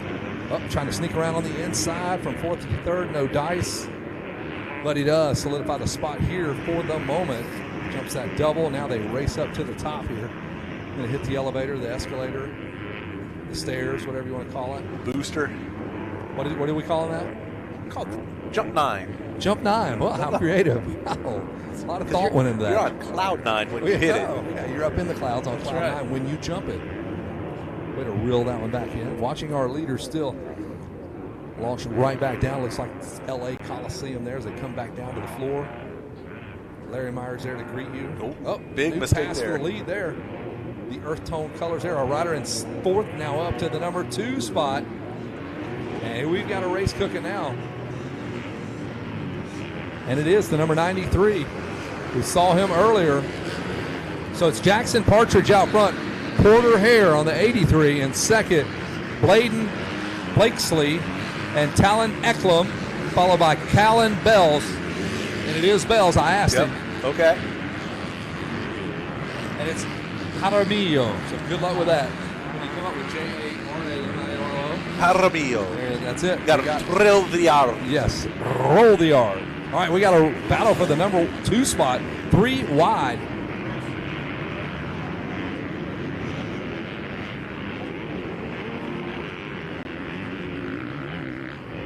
Oh, we got all kind of chaos back there in third. I mean, it is a roadblock right now. I think it's Blakesley, and the number 83 of Porter Harris slipped back to fourth. Yeah, he was our whole shot winner, wasn't he? No, not Porter Hare, not the 83. It was a Yamaha. Yeah, Hare's on that Husqvarna with the orange gear here. That was way off. Yeah, well, our leader is, I mean, he's pulled away. He's got the earth tone gear, I believe. That might be Thor or the One Industries gear. I'm sorry, I should have been paying more attention. Shan was threatening me with healthy food. With salad. Get that crap out of here, nerd. Oh, nerd. That's what my food eats. Yeah. All right, here comes our leader down the Buckeye Boulevard. Things have kind of settled down back there in second. And it looks like Porter Hare ready to jump back into third. One of his nemesis there on the number 75. That's Kylan Bells. So Bells under the attack of Porter Hare. And Jackson Partridge, man, it's going his way. That's a great moto. 250C, 12-17, division number 1. Top 16 riders are going to transfer right in. And Carter Happel, oh, just as I was saying that, he slips to 17th. Sorry, Carter. The announcer's curse. Who is now 16th? Liam Ruby. No relation to Jack, I hope. Got to dig deep on that one. Who would have thought we were going to roll out some Jack Ruby? Great Uncle Jack.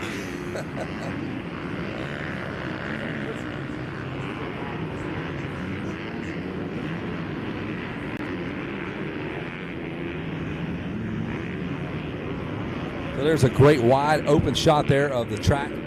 Handling the moisture better than my lips, I can tell you that. That wind is undefeated out here, dude. I'm good on the JP chapstick, not going to do it. I've got a family to think about. I got to provide, dude. What took you out? Oh, I'll tell you, it's JP's chapstick, man. I lost my face. What you hunting, dude? Can't hear it? Not working? Talking in your ear hole. All right, so we're still watching Jackson Partridge. He had it out to about a 5-second lead. And it looks pretty comfortable here. Here comes Jackson right up to us. He's going to say hello. Whoa, easy there, Jackson, on the 039 machine. Hare still slugging it out with Kylan Bells.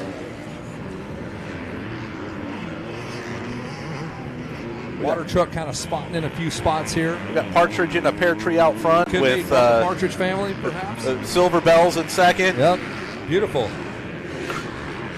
Hare and the Hound in there in the number 3 spot. Bryce and Bob Barker here in this showcase showdown. Division number 1. And Blakesley, we'll go with that, Blakesley.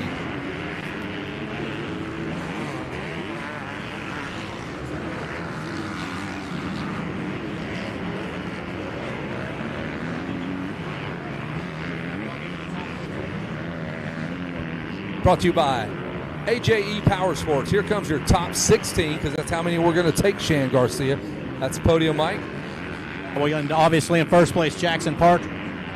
Kylan Bells holding down a solid second. Porter Hare in third. Fourth place, Bryson Barker. Fifth place, Bladen Blakesley. In sixth place is Talon Eckholm. Here is a repeat of our 112 going down here.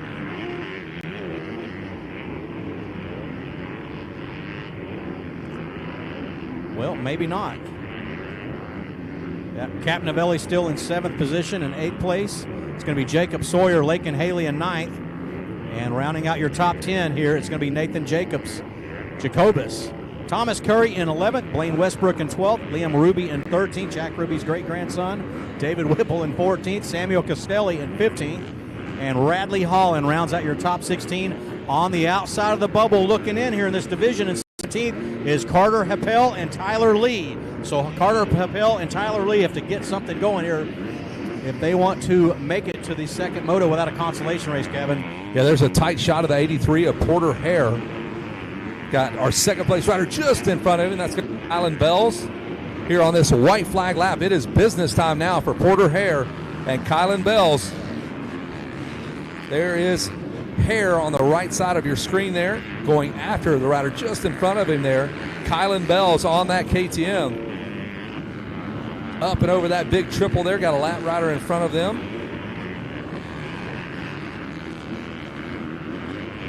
And look at that, it is tightening up. There is Porter Hare right there, locked into the KTM rider. Going to go wide here. The rhythm section, and Kylan Bells under the attack, a late moto attack with Porter Hare. There's Bells on the KTM. There's Hare right behind him. He is all over him, Kevin Kelly. Just behind him by Hare, just barely behind him. Yeah. Man, and you see Kylan Bells back in, the swing arm, everything just shifting up, moving around. hitting all those braking bumps, descending down the hill. We're going to make our way down to the podium. We're going to let Chris Vancers bring it home. We apologize for the drop-off in the announcing here, but unfortunately we have to go do the podiums. I'll pick up the excellence that you guys are leaving off with. So final time, drop it down. Shotgun hill into the front rhythm section.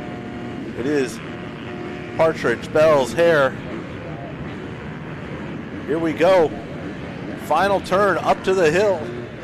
Checkers are out, and it is, timing and scoring has it. Jackson Patridge finally getting across that finish line. He got hung up a little bit. It was questionable, but it was by 55 hundredths of a second.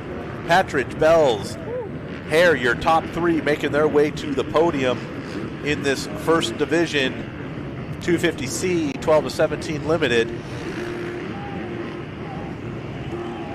Last lap around, it was Bradley Holland in 16th and Tyler Lee in 17th. The gap was less than a second for those guys. We'll see who made it in and who's on the outside looking in. Westbrook making improvement in his finish position up to 11th. Thomas Cree dropping down into 12th.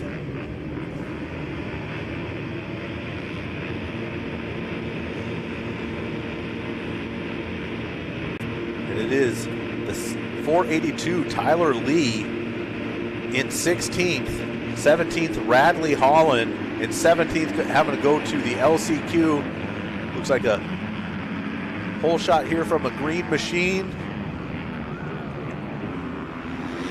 in this second divisional race here at 250C 12-17. That means in the gates race 12, girls 9-14. In staging race 13, Open B limited.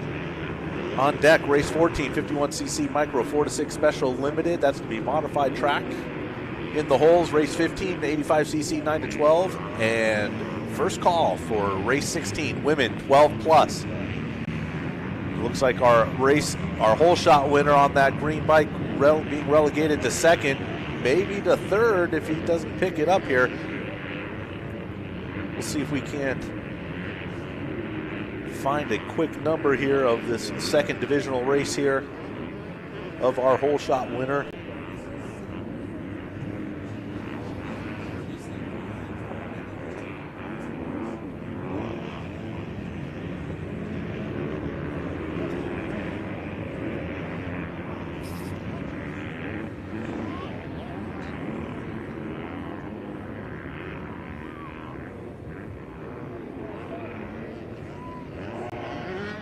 I think it might be Novak, as it looks like he's the only Cowie on track.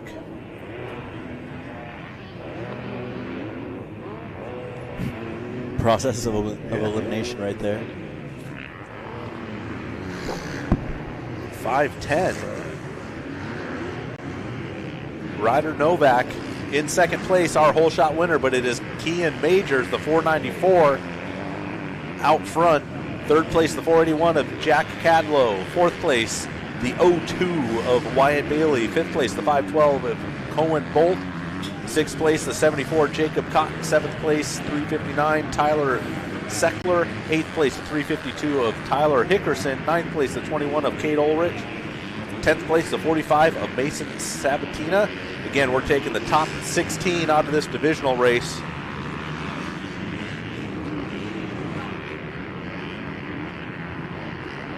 See, Kean Majors, he was the guy doing the look back over the triple step up in a couple motos ago. So I believe he was. So he was, and but right now it is the battle for second and third between Novak and Cadlow.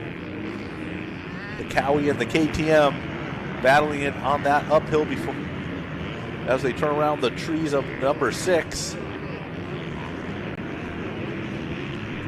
So Novak's carrying all of them. A little bit of an OJ there by Cadlow over the double.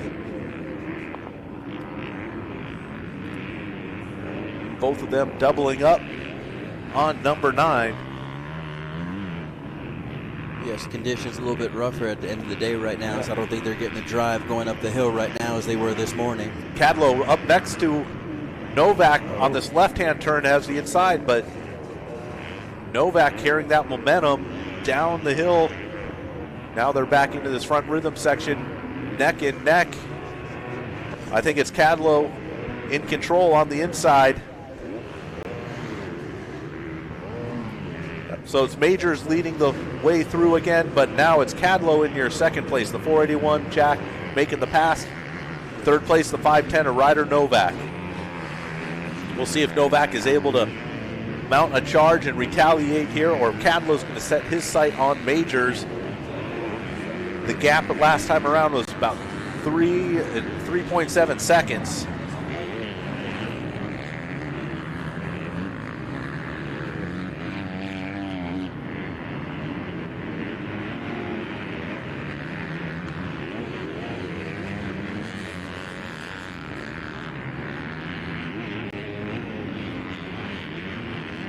It's official, folks. Race 17 will be the last race of the day. We'll pick back up with race number 18 in the morning.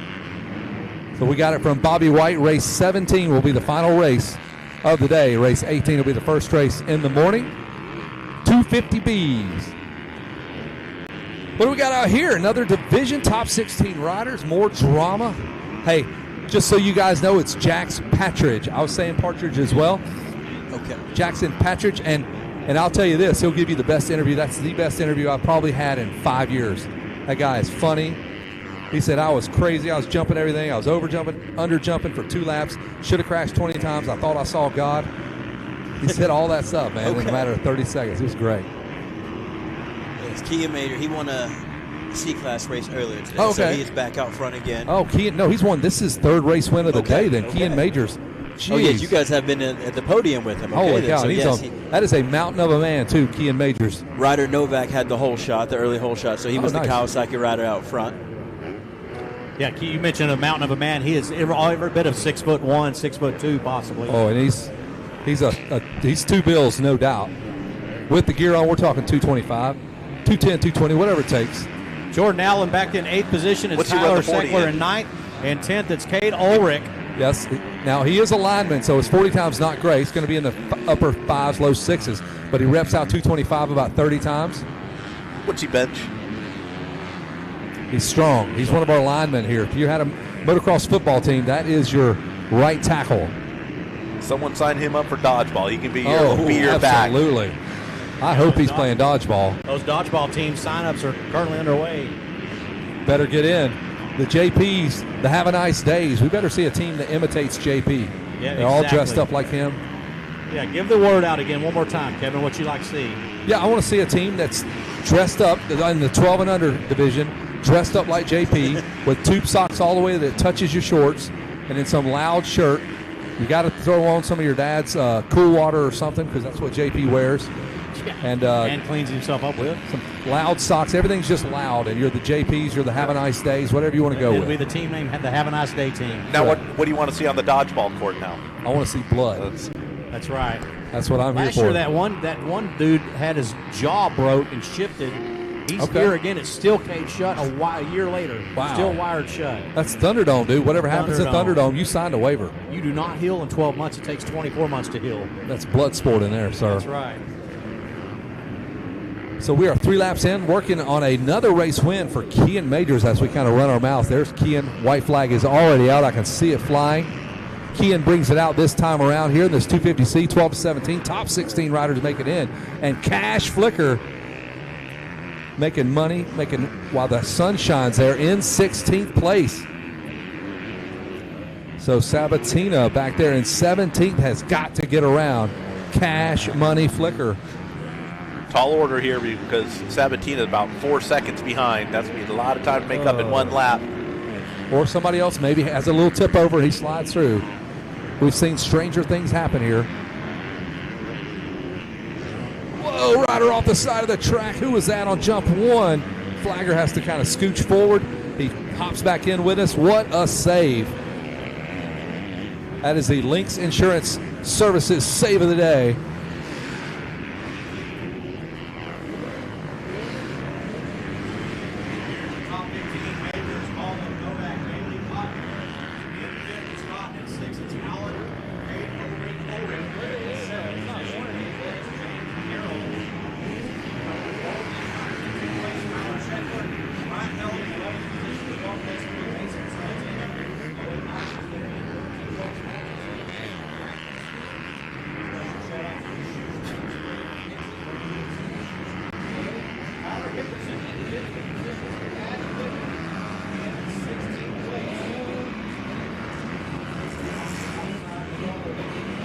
Oh, it is Sabatina. Sabatina trying to sabotage somebody in front of him and jump into that top 16. There you go, the $6 million man. That's Kean Majors out front.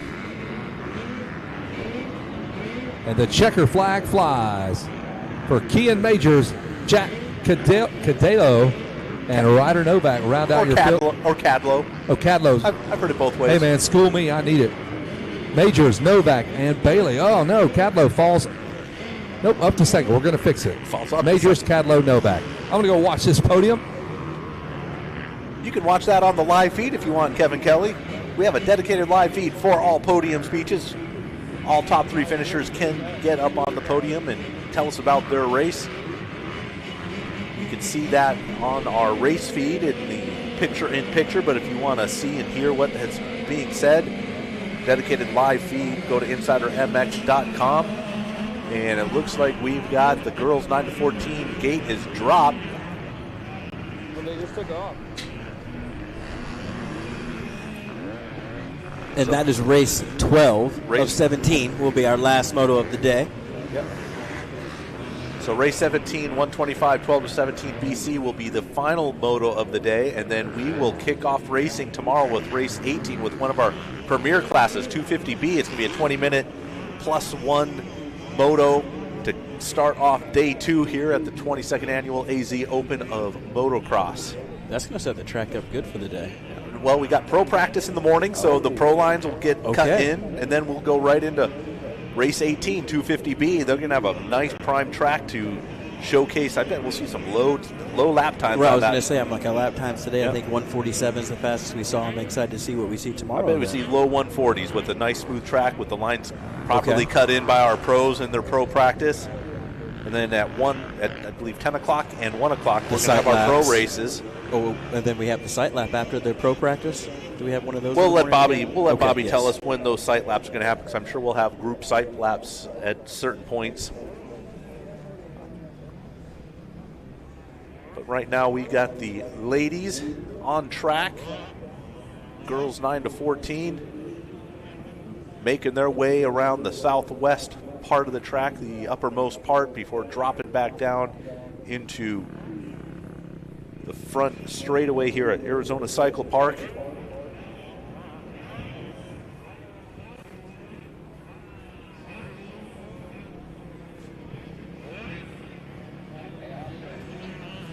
It is number 8, I believe that is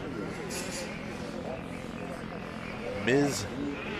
Reagan Heighton leading the way, followed by our local hot shoot, the 601 Riley Temple. Madeline Hamill sitting there in third, 324 Madeline. Fourth place, Eva Hirgis. Hope I'm saying that properly.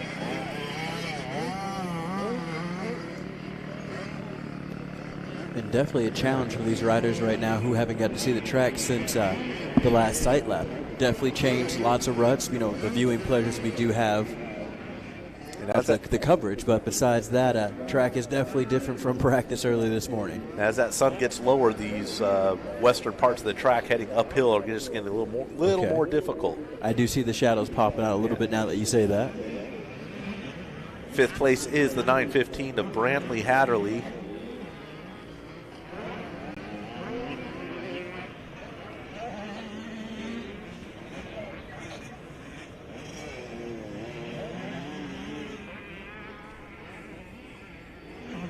Picture-in-picture here on the live feed. Looks like the podiums are wrapped up here on our previous race. So on track, race 12, girls 9 to 14. In the gates, race 13, Open B Limited. Staging, race 14, 51cc Micro 4 to 6 Special Limited. That's going to be a modified track. On deck, race 15, 85cc 9 to 12. In the hole, race 16, women 12 plus, and first call for our final race of the day, race 17, 125, 12 to 17 BC.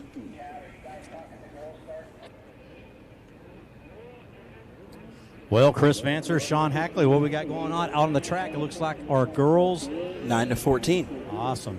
And Reagan, I think she got the whole shot. She's out front right now. We just had her on the podium about 45 minutes ago. Oh, okay, so riders busy this weekend. We got red flag out. Red. Oh, looks like we've got a red flag restart here coming out of the finish line section here at ACP. If you're just pulling into the park, you can tune in to 90.1 on your FM channel, 90.1 on your FM dial. And if you got family and folks at home, you can hit up InsiderMX.com to listen and watch the live broadcast here. That's where we are on the screen, over in the Brown Hut, the Chris Vancer's announcers here.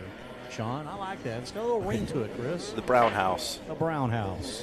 Yeah, so red flag out is like we said, we do not see the incident, but safety is first here, so we're trying to get the problem resolved. Sure, so Reagan Heighton, Riley Temple, and Madeline Hamel will go back to work here, Sean. It was Eva Herrigs in fourth and Brantley Haderline back there in fifth aboard the KTM here in this girls 9-14 age group. Man, did we lose Kevin Kelly and JP? Did they elope and go off into the deserts? Did they not go to the podium with you? No. I was up there solo, which is cool. But Kevin's I'm looking just for kinda chapstick. curious where Kevin and JP are. I think I saw them going in. They were going through some door. It said private, do not enter. Private, it do was, not enter. Yeah. Kevin's got his shirt off. JP's giving him a massage like last year here. I've got that footage still. I've got the footage. There's a photo of that, yes. I have not released that yet to Kevin's soon-to-be ex-wife. Here comes Kevin looking very relaxed. Oh, Kevin's refreshed. Kevin got the JP Parsons massage. JP Allen Parsons project. That's right. Where is JP? Do we know? Oh, who cares? That's right. Who cares? He's out there I yelling. don't think it really at kids. matters. Have a nice day. This thing's going to go with or without him. We'll check the ditches later. That's right. We'll just put out an APB for him here at some point. He's off channeling and funneling through somebody's cooler over there, trying to find some CLs. Looks like they got the two-car light. They're just about ready to go here. Is there a way to So we don't know what the red flag restart was about. Well, we had a radio or something. That'd be so handy if we had one of those. Oh, there we do. We do. But as a professional broadcaster here with the cans on my ears, I can't hear what's going on the Wow, radio. So, professional. You're Les Nessman over here. We got Les Nessman with us. Yeah, he's fresh off of chucking turkeys out of a helicopter. Sean Hackley. The reference earlier. Yes, I picked it up. I picked it up. You've got to go on YouTube and watch that episode. There's a clip, like a 2-3 minute clip on us. You don't have to watch the whole episode. God It's is a my 2-3 minute witness. clip. Yes, God is my witness. I thought turkeys could fly. They're plummeting to earth like wet sacks of cement. That's great. Les Nessman. Got a little Jack Ruby reference in, some Les Nessman. That's right. I think Ruby. Grover Cleveland made an appearance here. There's the prisoner. James Garfield. There's the prisoner in the black sweater. That's when Jack Ruby blasted Lee Harvey Oswald right there in my hometown. Yeah. I grew up right down the road. I've been to the from book depository. I've checked it all out. Me and Don Collins went and did the tour. Yeah. On the grassy knoll. Yeah, I did the whole thing. They don't like when you bring rifles and start shooting. I was just trying to recreate it. They're like, whoa, what are you doing, man? I told Don, I said, drive through here about 12 miles an hour and let me just take a couple shots at you and see what it was like. Exactly. No way I could have made it with a bolt-action rifle from that range. No way. There's the prisoner in the black sweater. This is Walter Cronkite. Well, see how far we can get into the program here. This is what we kind of talked about. Like maybe a perfect scenario, we go to race 17. We hope we can still get there. Yep. Tonight, folks. Oh, we got a concert. Amy Wineland. Ashley Wineland. Yes. Good Lord. Yeah. I write that somewhere. She's a great country singer, Kevin. Yeah. She did a good job last year. She did a great job. She sang for 2 hours and 45 minutes. She wore motocross boots, motocross pants. And it was cold, dude. During the concert, she got out there and danced with the kids. All the kids were Cotton Eye Joeing and three-stepping. Awesome. We were over there having a great time, entertaining all the racers, and she just absolutely put on one heck She of a was live entertaining all performance. the racers. Yes, she was. We were actually Not doing sipping on some anything. bourbon and cokes. Yeah, we're not doing that. But I cannot wait for that concert tonight. That's where we'll be, Sean. Going to bust out the Team Cramp briefcase. Oof. So we'll keep everybody updated as soon as we can here. We went into a red flag situation or red flag restart. You got to be smarter than window latch, Chris answers.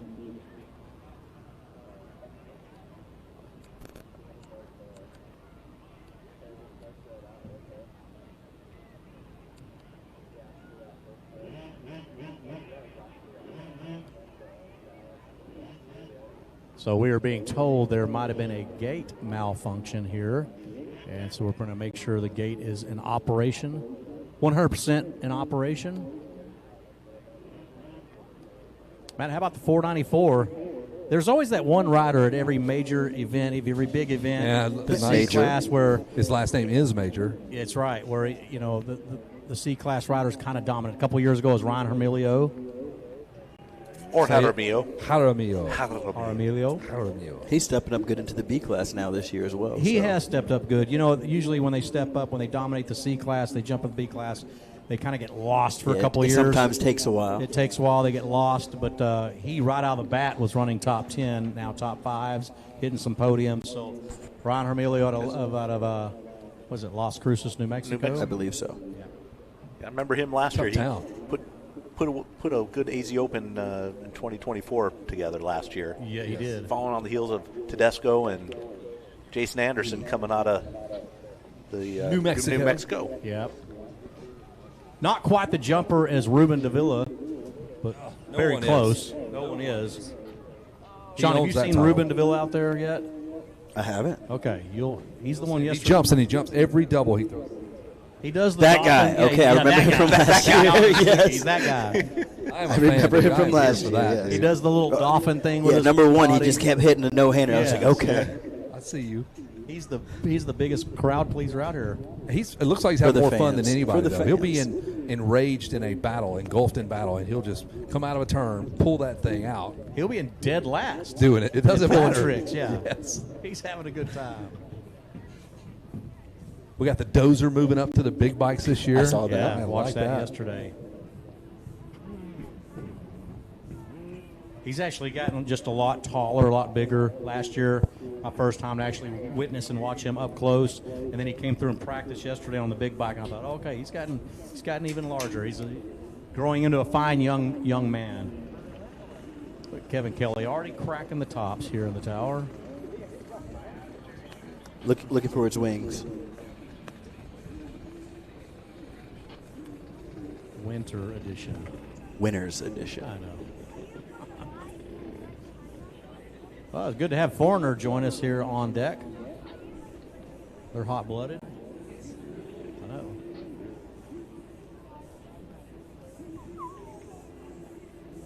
What a beautiful view here we have in front of us, boys. The mountains of Buckeye, Arizona. Sorry, I'll move. No, yeah. Get an eye full of this, boys. That's right. I wonder where JP is. Somewhere out there, he's bothering somebody. Sean, you got a giggle on your face. Just always got to wonder he's around somewhere. Jimmy Weiner gave him they drank a beer together. True story, AT&T Stadium, Dallas Scout. I love how you know parts of these stories, so there's truth behind it. There is truth behind. J.P. Parsons went to the Dallas Supercross. He went through every suite, pilgrimaging beer and adult beverages, pillaging, yeah. And then disappeared on us for a few hours, Chris Fancer. He disappeared on a pilgrimage. Pillage. Yes. And my phone rings about 11:15 when AT&T Stadium is clearing out, and it's our local FCA minister, pastor, preacher. Yeah, and he has found JP in the bushes on the side of AT&T Stadium. In the bushes, he'd fallen and could not get up, and he was just napping there in the bushes. He does. That's what he blames it on. This was before Life Alert. Yes, exactly. So Donovan and I, my buddy Donovan, who's here at Cave Creek, we have to rush down from the other side of the stadium, go outside. Larry Hughes and his wife has JP kind of sitting upright. I have to help lift him up. He'd been there for about 2 hours. People were just walking by. They didn't notice him in the bushes. Missed the whole Supercross. He had $6.75 in change laying around him, though. But that's right, over in the bushes. Get a metal detector. You can find some change in the corner. People just throwing him money. That's right. Dad, is that a body laying there? No, don't worry. Don't look at that kid.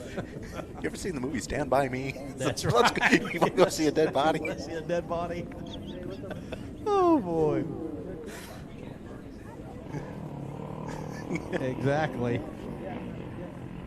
Just barely hanging in there, our good friend JP. That's a true story.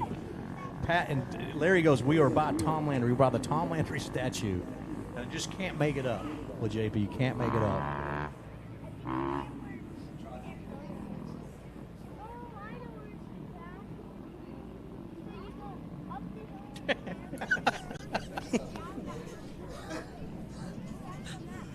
Well, hey, we're running 1-1 now. Well, you want a moto, I want a moto. Now we're even. We go to the main event, tied in points, Kevin. This one goes.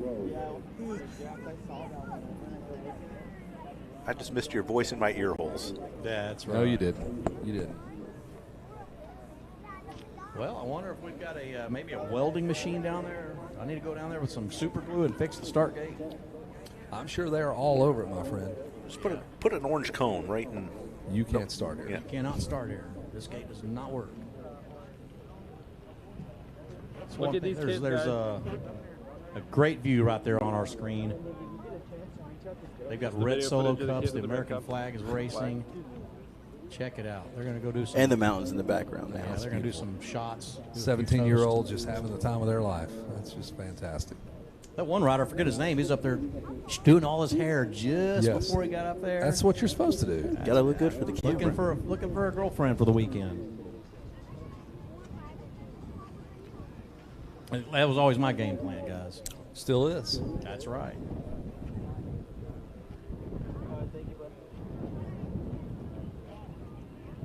Chris, are you still happily married?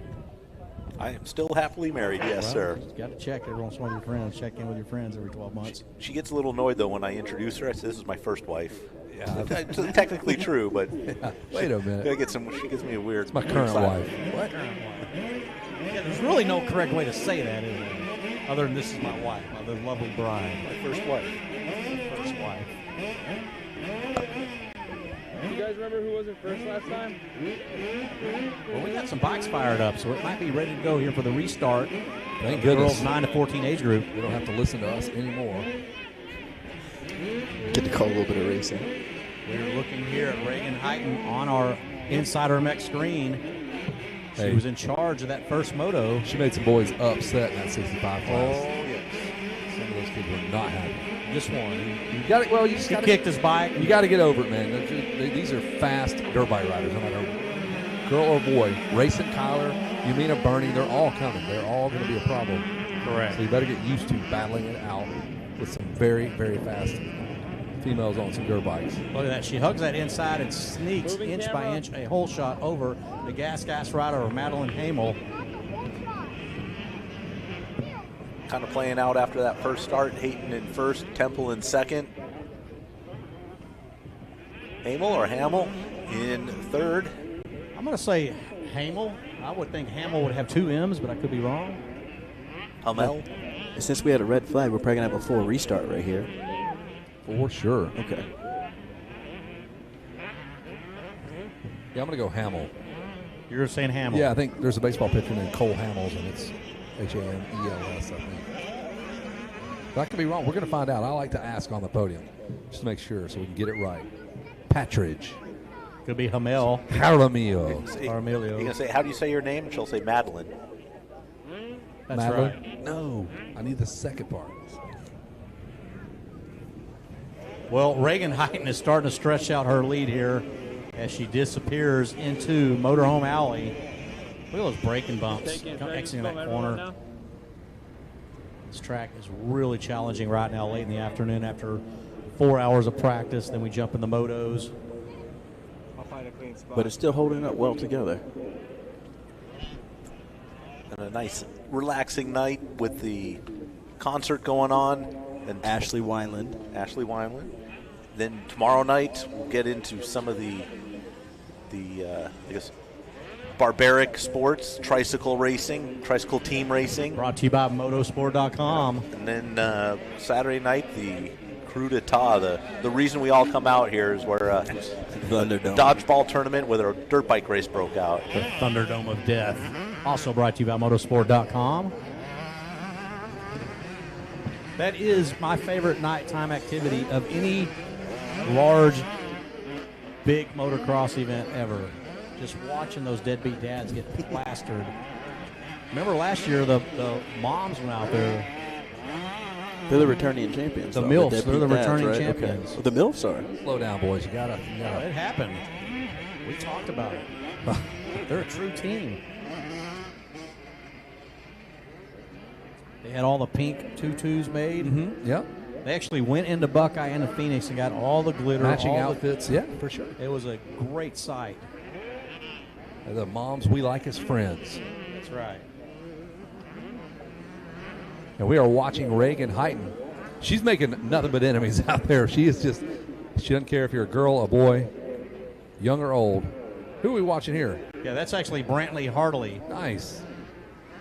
The 915 back there on the KTM, getting a little television time here. Good ride here. Check out her. Look at that gear. Leopard pink gear. I love that. That's what canvas comes into play there. You can just imagine any kind of gear you want. You don't have to wear the corporate stuff.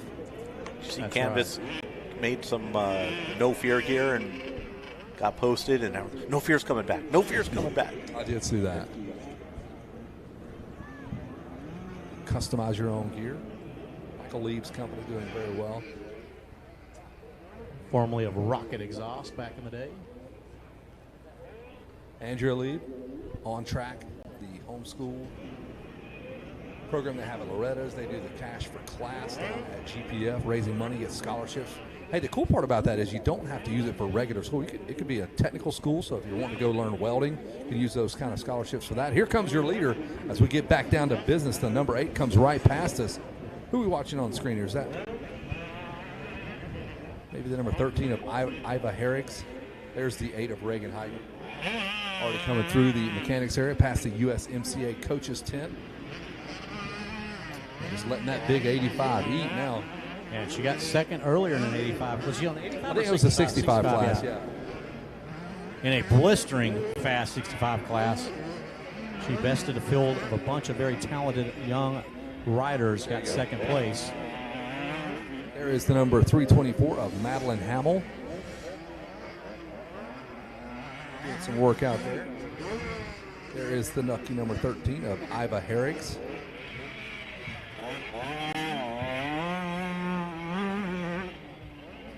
All the while, Reagan Heighton trying to stretch things out.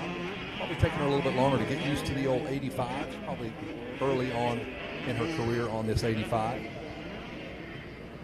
Everything's coming quicker at her. Yeah.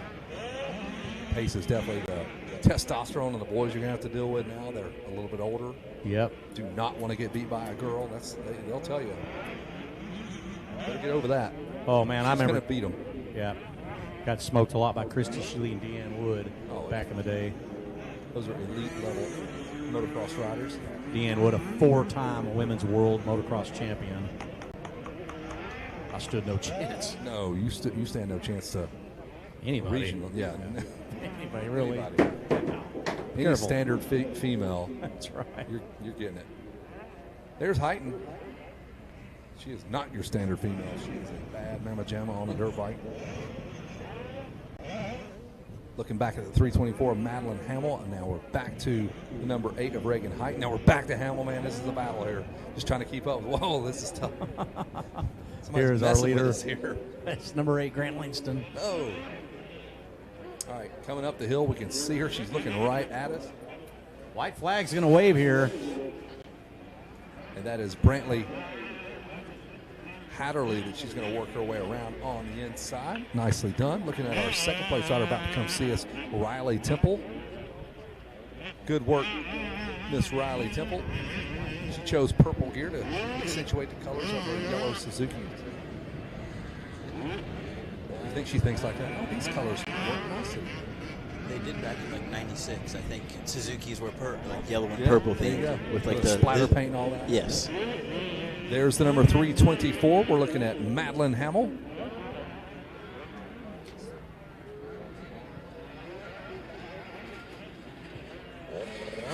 Yep, time to do some parenting out there, folks. Got to have a word with your kids, man. Nice and slow. It's walking speed. That's what it is. That's just you don't have to tell them a mile per hour. Just go walking speed on your e-bike, and you're good to go. Anything faster than that's just not going to work. Nice and slow. What we're trying to do is eliminate some kids stepping out in the gravel. You're not going to be able to slow down. But say that until I'm blue in the face, man. Can't say we didn't try. Nice and slow in the pits. How about that? These kids Help us just out. don't listen. They do not.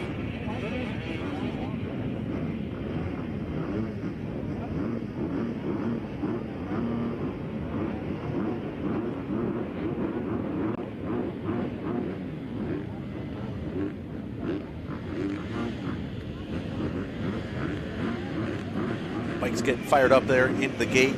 Race 13 Open B Limited, followed by race 14 51cc Micro 4 to 6 Special Limited. That's going to be on the modified track. Race 15 85cc 9 to 12. Race 16 Women 12 plus, and then the final race of the day, race 17 125 12 to 17 BC. So checkers are out. Reagan Heighton, Riley Temple, Madeline Hamill, Hamel.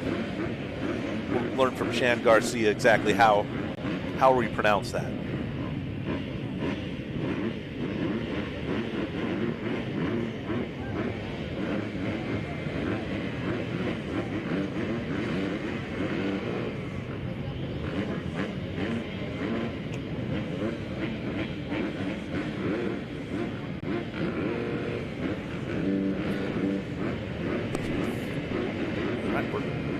Pointing them down, going to get that 30-second board up and sideways, drop the gate. Open B Limited.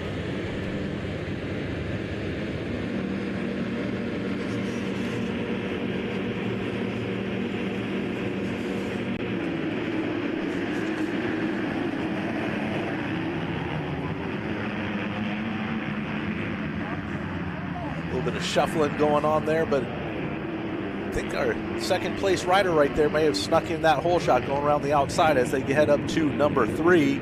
Oh, someone just snuck around the bottom there. Went from third to first. How about that? That's our KTM rider out front. It's our B class. Yeah, we got Ryder Bednar in this class. Most Put on certainly a could clip. be him. We're Yeah. looking at close to who we got here. What number? The number 44, Nolan Ford's what I'm going to go with. And that, as the camera just showed, that's who's out front. There you go. So Nolan Ford with a good start. He's your rider that made a couple of passes there. So we're going to track the progress of Nolan, see what he can do with a clear track in frund of him. Ford, the recent graduate of the super mini classes, I believe, maybe even the 125s. And dude, when you can adjust and start leading races immediately, that's scary for a lot of people, because I've seen even Eli Tomac at Mini O's after he jumped off the little bikes onto the big bikes. He struggled at Mini O's. Later that summer, he did win Loretta's in the B class, but that first attempt was not pretty. I saw Austin Fortner do that at the Baja Bra on the big bike. Didn't A little bit of immediately growing win, pains. but he figured it out. We all know that. Yes. So there is. That's going to be the 85. You're right. The 44 is Ford, who we saw a moment ago. That young man's already led one of these early. That's Ryder Bednar. So I messed up again on that. We thought that was Nolan Ford out front again, but Bednar has been getting these early starts and leading these early laps. So kudos to you. Followed by Reese Seba and Jace Coy rounds out your top 3. Ryan Hermilio and Jake Knorr. Jaramillo.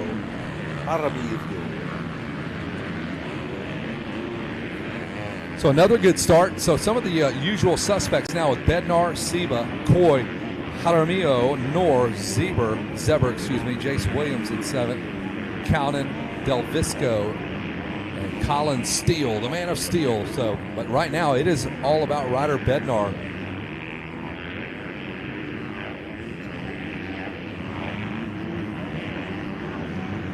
Where is Ford? We saw him on the screen, right? I The saw 44. Did you not see Yes, number I saw 44? 44. No 44 coming through. It's even on our sheets here. Yeah, he's on the sheet. So hopefully transponder issue. Right. Because I don't see any riders down. I thought, am I going crazy? I looked where I was zoomed in my eyeballs here. Thought I picked up the 44, but we know I mean, Bednar has been the class of the field, and Reese Seba would like to change that. Jace Coy figuring things out as well on the Kawasaki. Saw his dad. He said it's one of his first rides back on the number 71 Cowie. So he says he's going to get better as the week progresses, and I don't think he's wrong. So here comes Bednar. There's Seba. There's Coy. And then Jaramillo and Noor rounding out our top 5.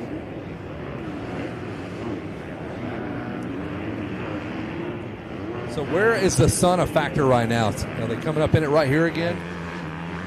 I think it's high enough to where it's not affecting them too much, because we also see at the roughest part of the day, late in the day, to my knowledge, this is the fastest lap time with rider Bednar at 1:45. 42. Oh, 42? Saw Okay. 42. Okay. That was earlier in the day, I think. Okay, yes, that's several, right, the 42s. A 42 and several 43s. But still making good time around the track. It has broken down quite a bit, but still making for great racing. And there is the number 44 limping right in front of us. So we were not crazy. There's Nolan Ford. The bars are kind of tweaked forward. So let's hope he's all right. I knew I wasn't going crazy here. Got his feet off the pegs there. Pulling down the mechanics area to have a chat real fast. See the next move we go from here, and I think he's going to pull it in and kind of evaluate everything. Right, Sure, yes, this isn't a division race, so we have no LCQ, and they might just have to smash this class or just put it to the side. Better safe than sorry. There's a good look at the triumph of Reese Seba on that 36 machine.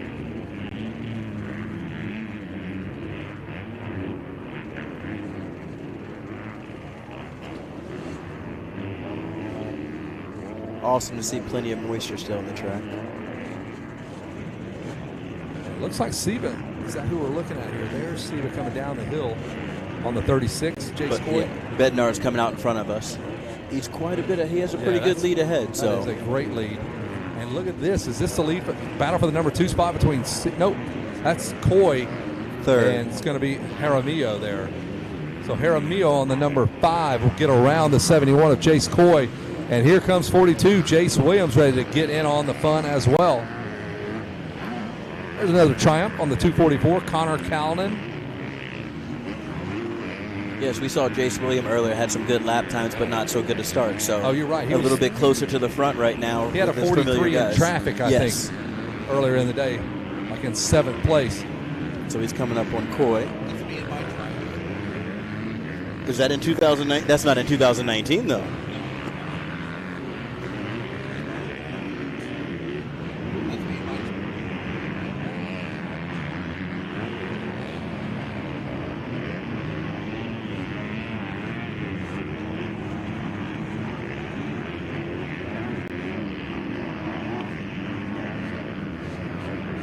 Yeah, I think. Yeah, Jace Williams got Coy. Yeah, so you're right. Here comes Williams on the outside, perhaps of Jaramillo. There's the 5, and then you have Jace Williams now dogging Jaramillo on that white number 5 machine. He's going to go inside. He'll flash to the inside, and he will make the pass. So Jaramillo now, Jace Williams will jump all the way up to 3rd. He's gotten around some good dudes. Okay, so now we can see what he does with the open track. No one in front of him. Maybe we're at some comparable lap times to Seba and Bednar out front. Yeah, he's very on point with his passes. He just made the pass, made it stick, did not waste any time. Here comes our leader coming up the hill right to us. All the while, this battle behind him. Jaramillo not done with Williams side by side. Here comes Seba in the number 2 spot. And good move back. Got him aggressive. back. So Jaramillo gets Williams back on the white flag lap. Let's see what he's got in the tank. Yeah, I'm hearing from the riders this roost hurt, so he didn't want to have that anymore, or could be coming out of tear off. So try to make this pass. Way to respond. For the last lap. Little bobble there. Williams, blood in the water now, is going to go way wide here. Try to get some momentum here. Tried to ride around the outside, but that didn't work. But we still have a full lap to go. That is the white flag lap here, and the number 5 of Jaramillo fighting off Jace Williams. 2 Jaces, Jace on Jace for 4th and 5th. Jace Williams, spelled J-A-C. Jace Coy, spelled the same way. We got a barn burner cooking here.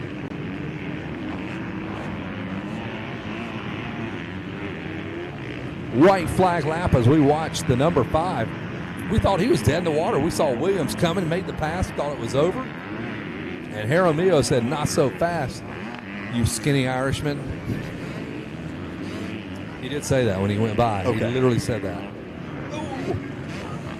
Oh, and here comes new life for Williams. He'll jump past him with a pass with that little bobble there by Ryan Jaramillo. Shan's going to have to rewrite these scores about 12 more times. Jaramillo, his back end started to skate out a little bit, lost momentum, lost traction, was not able to triple. So big shout out to Jace Williams for maintaining that momentum. Applying the pressure, maybe forcing a mistake out of his opponent here. And here comes our winner, the number 65 of Ryder Bednar.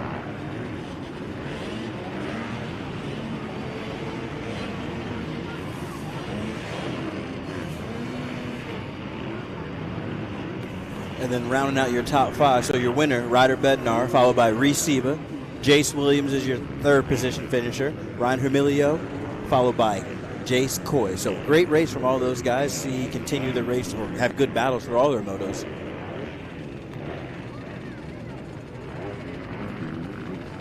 Yeah, Open B Limited putting on a good show.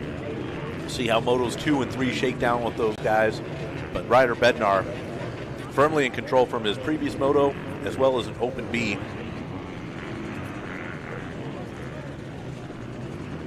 But now we are getting ready to drop the gate on race 14, 51cc micro 4 to 6. We got to wait for the track to clear as race 14 is a modified track. It's 51cc micro 4 to 6 special limited. We'll be running on our modified track.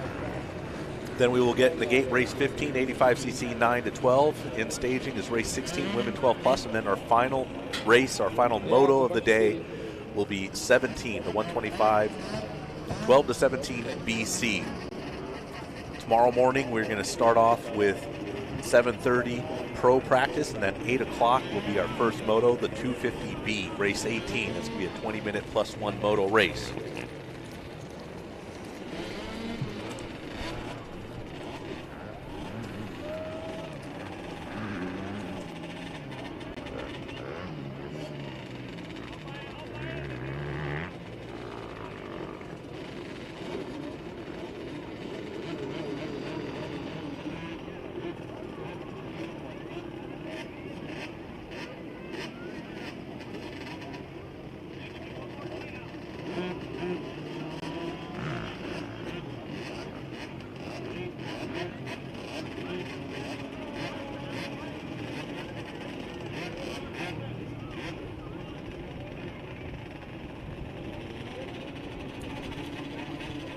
Again, you can stay tuned to this live feed for all the racing action. If you do want to see the podium speeches, we have a separate dedicated feed for the podium. Go to insidermx.com. That'll give you the links to each dedicated feed and pick and choose which one you want to watch and listen to. But right now, getting the track personnel, the flaggers in place for this modified track. 51cc micro 4 to 6 special limited. Got 20 entries on this one. Just heard over the radio. Everyone should be good. We should be getting them pointed down. That 30-second board up.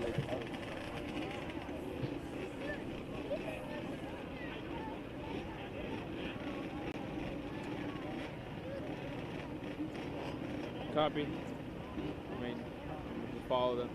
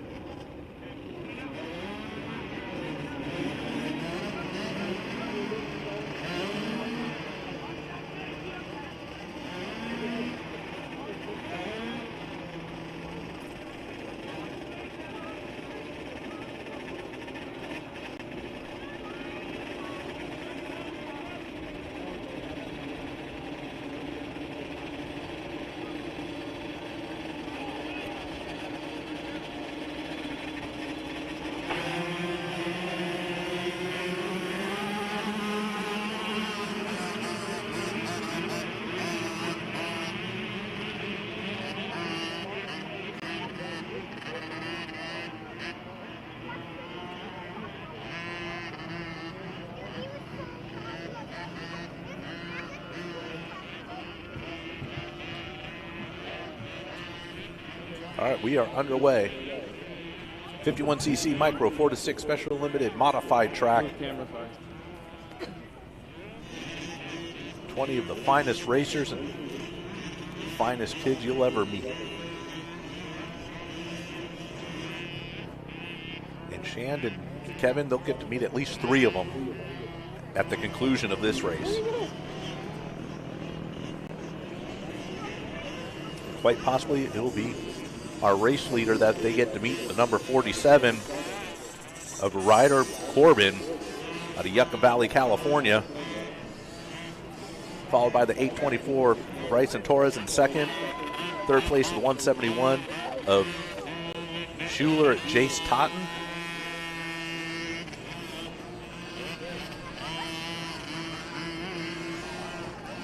Fourth place, the 217 Nixon Redder.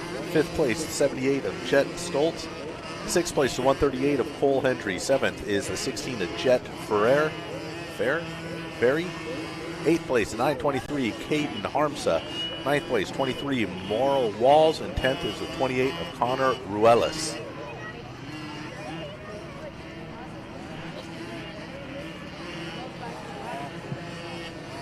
Some of these ruts, like these kids are riding next to a wall. Extremely challenging for the younger riders. Not only do they got to keep their foot pegs out of the ruts, their handlebars as well.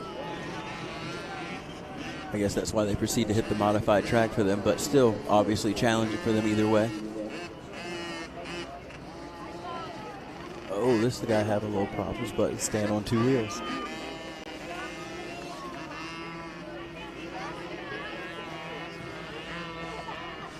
The early stages of races, but this is where the memories are made.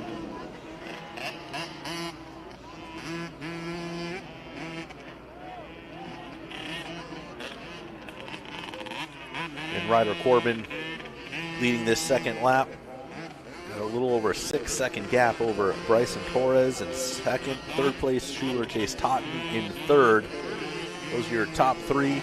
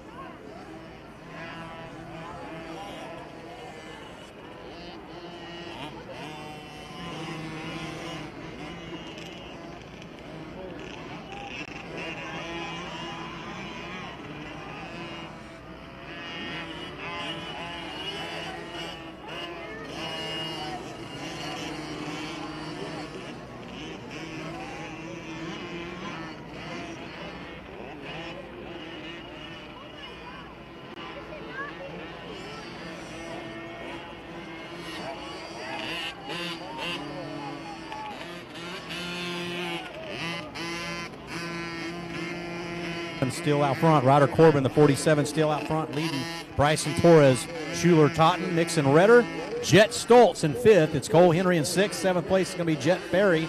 8th place, Caden Harshma. And 9th, it's Connor Ruelas and Weston Graff with the pie chart and Graff in display here in 10th position. Guys, I'm going to drop back down to the podium.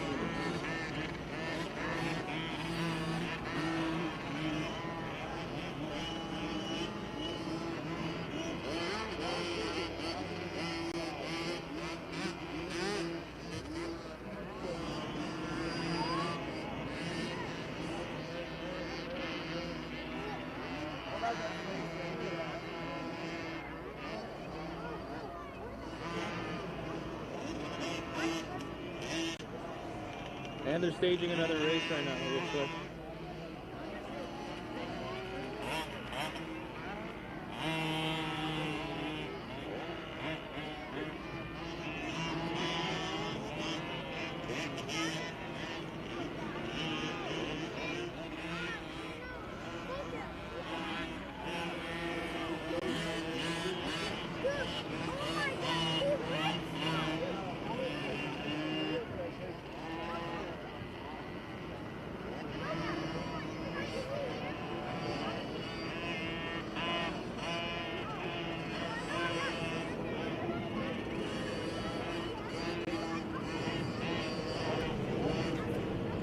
checkered flag is out. Race winner, the 47, Ryder Corbin, followed by the 824, Bryson Torres, and in third, the 171 of Schuler, Jace Totten. Hope these kids enjoy the flyover I ordered for their first moto to kick off this Thursday of racing.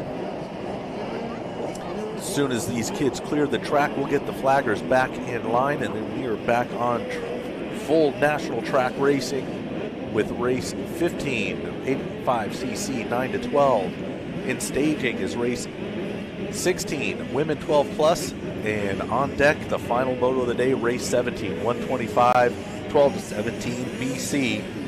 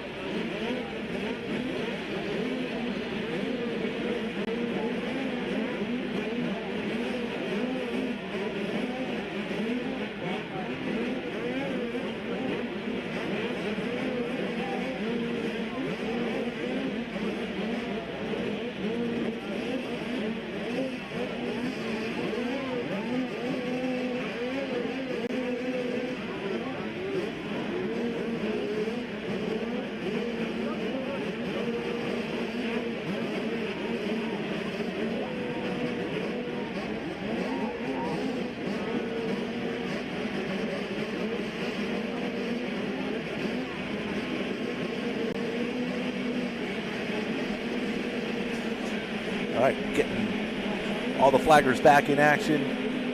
Full national track here. Car to sideways.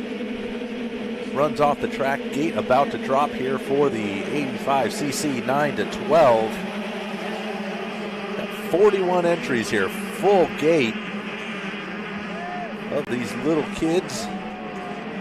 Look like a KTM with a hole shot. Keep an eye on him, see if he maintains his lead around the whole entire lap. We'll try and call him out for that hole shot win.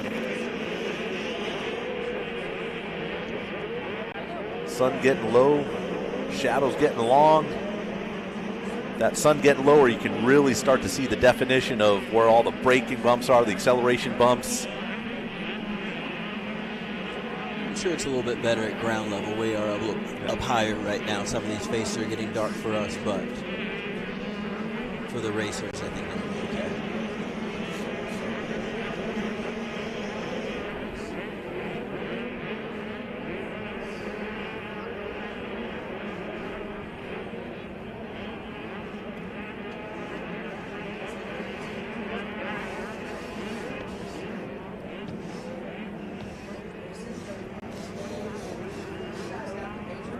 Only a few more races left for the day. We are on race 15, I believe. So then we have followed by the women's 12 plus and the final moto of the day, the 125 12 to 17 BC. Ooh, that'll be a wild one.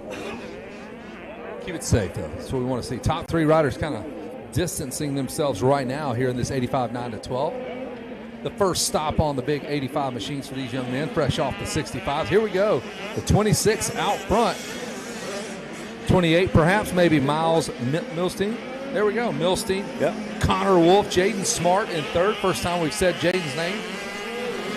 Jaden fresh off of a I believe he won that Yamaha Blue Crew Invitational at the Motocross of Nations. I think I was and there. a couple titles at Mini O's as well. Looked fantastic. And Miles with that hole shot as well off the start of the gate. Kept an eye on him making his way around, so hole shot to leading the first lap.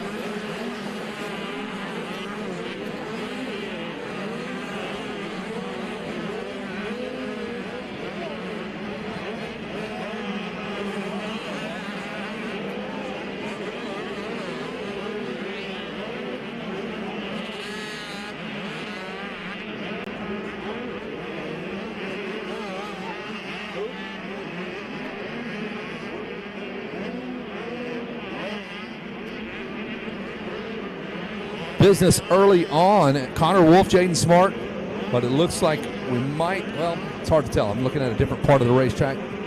Looking at our leaders, it still looks like it's Smart in third, kind of taking his time, not being impatient here. You can throw a race away. And as you get about, it's deep into the day to have not seen Jaden Smart. This is the first time we've seen him race all day long. That's several motos, 17 motos or so. Yes, definitely a challenge for him, but great racer, like you said. He has a fantastic. Yeah, his track record is pretty incredible. I think he won a couple classes at Mini O's. I saw him out front a bunch. And, and what I think I saw him do at the Blue Crew race at the Motocross of Nations was electric. He won that race wire to wire, I believe. I was in the crowd for that. I mean, the crowd was even going nuts for that race. All the kids from all over the place in front of that crowd was electric. Nope, that's Smart now. He's jumped up to the number 2 spot, so he's moving now. Looks like the 28 has flip-flopped back to third. Connor Wolf now your leader, and he is going to have the pesky Jaden Smart to deal with here momentarily. That is so hard to do. Coming out of that right-hander, it is so choppy. You've got to get your butt up off of that seat and get ready for that step up there. It is tough to hold on to that motorcycle in that rough kind of chop. Yes, they fixed that actually after practice too to make it a little bit safer because it started getting rough and everything. So they're looking out for that, and that's right after the mechanics area. So you get that motivation from your parent, your mechanic. Hey, let's go! We got to fight. We got to dig. And one of the closest, tougher jumps out of the turn. So right there. Yeah, and to really commit to jumping the whole thing, you have to, like, before you even come out of that turn, you know if you're going to make it or not. Yes, and that was another good thing about the track walk yesterday that USMCA provided, and to be able to look at the track, how it broke down, and to show your dad or your mechanic, your family, why you weren't or were jumping things and the challenge that you may have upcoming. You know it's tough coming out of that corner when DeVal couldn't get the one-hander in. That's the barometer. Yeah, that's the degree of difficulty. If he can pull his tricks off of any jump, then you know it's way too tough to jump. And that's the one he was pulling off of last year. Yeah, because he had a good, clean run. It's choppy right now. He was struggling in practice. So, what's the jump going to be for him? What jump is he going to do the trick on? He does them on all. He did it down. He did it all 3 of these doubles right here. He did walk right here for the finish line. Okay, he knows how to show out. It was a good practice for him. Yeah. I think he worked some bugs out there for the tricks. That's all we're concerned about with him. Uh-oh, yellow flag just went out of the top of the hill. Jaden Smart not there. I think he went down. Because I believe unless I'm not watching a lap rider.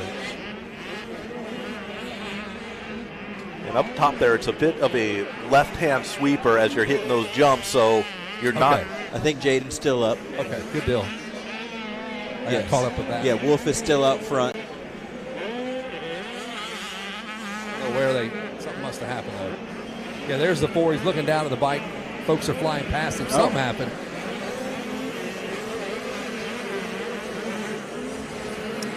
So there's Nixon Meineke, and Smart is behind him, more or less. So he's still on 2 wheels, but he did have some issues. So Wolf and Milstein run 1-2. Craven Earl is third.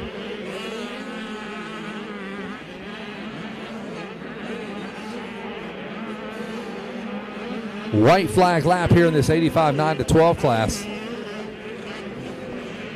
It looks like Smart's back on the move forward, though, so he might have had a tip over, something like that, had to shake it off for a second, and then back to try to get the job done and make up some points going into the second and third moto. But we are closing down this moto and closing down the day. Just a few more motos to go. They'll announce the winner on which one of you is able to collect the most tear-offs. It looks like they got some gift cards for, looks like first place $100, second place $75, third place $50, and $15 for all other entries. So be sure to get out there, grab those tear-offs, collect them, and then we'll do a big count at the CM Parts tent that's out there in Vendor Row.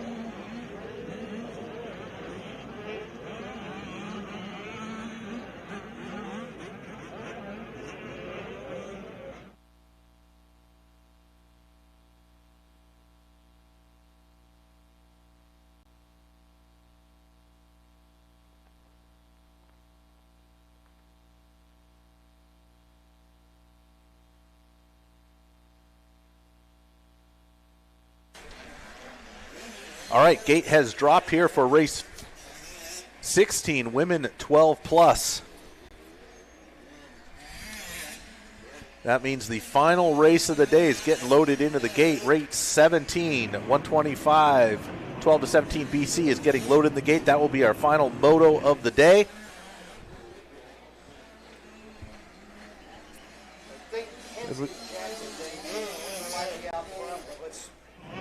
And preliminary word is maybe Jackman grabbing that whole shot out front here for these women 12 plus.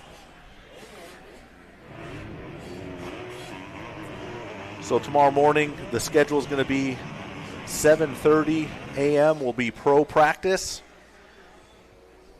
Then it sounds like we're going to be doing a group sight lap. Anyone who wants to do a sight lap will be after pro practice, and then we will load the gate with the first race of the day, which will be 18 250B. They are going to have a 20-minute plus 1 lap race.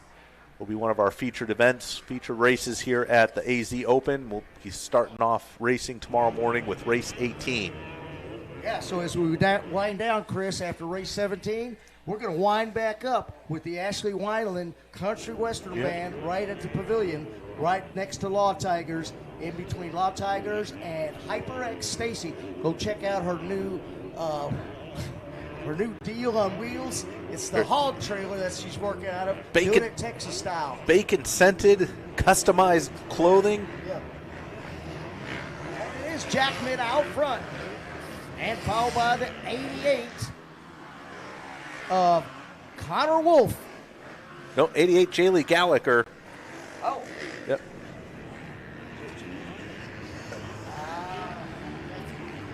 Third place is the 69 of Taylor Harold. Fourth place, the 80 of local and moto coach Kerry Killebrew. Fifth place, the 129, Reagan Jones. Sixth place, the 70 of Adrian Spiker. Seventh place, Ariana Scoville Tavares.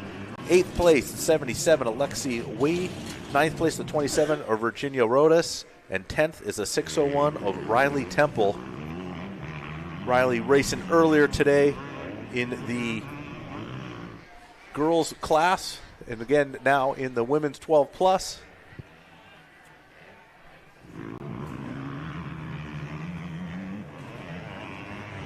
Again, if you are watching that live race feed, we will have the podium, the picture-in-picture with the captions going on, but if you want to see and hear exactly what's going on that podium, we have a dedicated live feed on the podium at all times. InsiderMX.com has the link to the live racing feed as well as the dedicated podium feed. So pick your poison.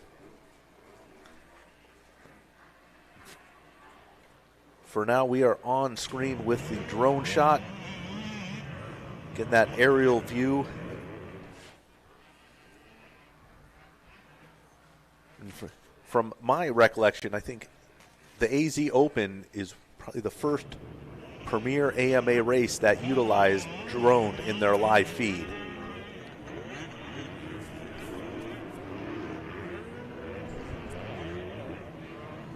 One more lap around here. It is the number 150 of Jackman, but Gallagher not too far behind. That gap is less than 2 seconds. Taylor Harold still in third. That's your top three right now.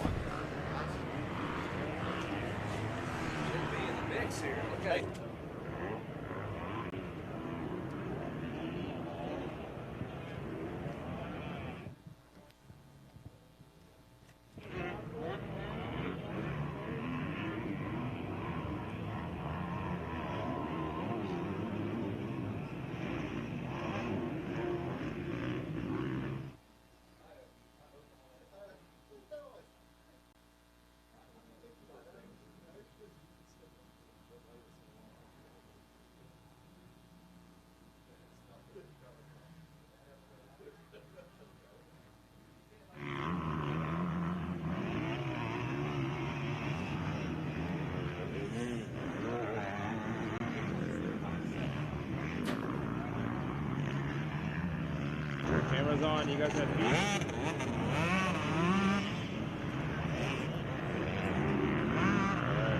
Anyone know who's in first place? Yeah, I got my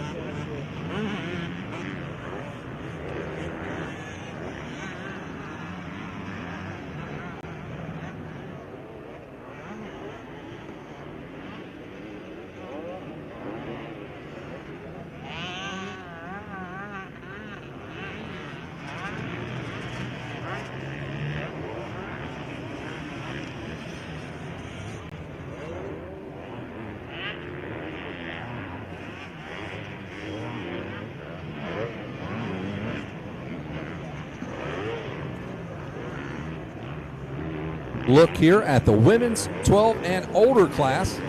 See who we got on screen. Looks like it's the number 50X of Kinsley Jackman. Got a lot of Kinsley last year. She was in the mix. Oh, you got her set up? Good. For her? Oh, she's funny. She cracked me up. I remember her from last year. Here's the rest of the gang filing through. We'll check in with Kinsley out front, followed by Jaylee Gallagher. Then you have Taylor Harold in third. Carrie Killebrew in fourth. Good ride for her. Reagan Jones, another Reagan in fourth. Different kind of spelling. Adriana Spiker in sixth. Ariana Scoville Tavares, seventh. Lexi Way, I'll go with that in eighth. Riley Temple, ninth. And Emerson Upson rounds out your top 10. We are 3 laps into this bad boy. The sun beginning to set here on what is a perfect day of racing out here at the 22nd annual AZ Open of Motocross, presented by Links Insurance Services, AGEAJE Power Sports, and Motosport.com. They are on site. Motosport set up just behind us here. Yeah, sometimes the AZ Open with weather can be hit or miss. Sometimes we're just boiling, shorts and a t-shirt. Right. Otherwise, it'll be rainy, cold. I think these next 4 days there's going to be perfect, sunny, blue skies. Beautiful, beautiful. Yeah. That's kind of the way Daytona plays out for us. The Daytona Supercross could be 45 and blustery, or it could be 86 and smoking hot. It's going to be earlier in the year. I know I hijacked your comment, but it just made me think about Daytona, kind of our same time frame. Same. Speaking of 86 and smoking hot, how's your grandma? She is dead and way beyond 86. Chris has a thing with women. Something's going on here. Mildred no longer men. Mildred Kelly, God rest her soul. White flag is going to wave. Hey, I'll say this, Chris. You're talking about the weather. JP and I have been coming here for the better part of 11, 12 years now for this event, and I've never been here when it's rained or been miserable. It's always been picture-perfect weather just like this, Chris. So. Probably because of your sunny disposition. That could be. You bring in this good energy. White flag is out. Speaking of good energy, the number 50X of Kinsley Jackman. Jacking up the field. We're going to cruise on down. I'll come with you and help you out. And Jaylee Gallagher in second.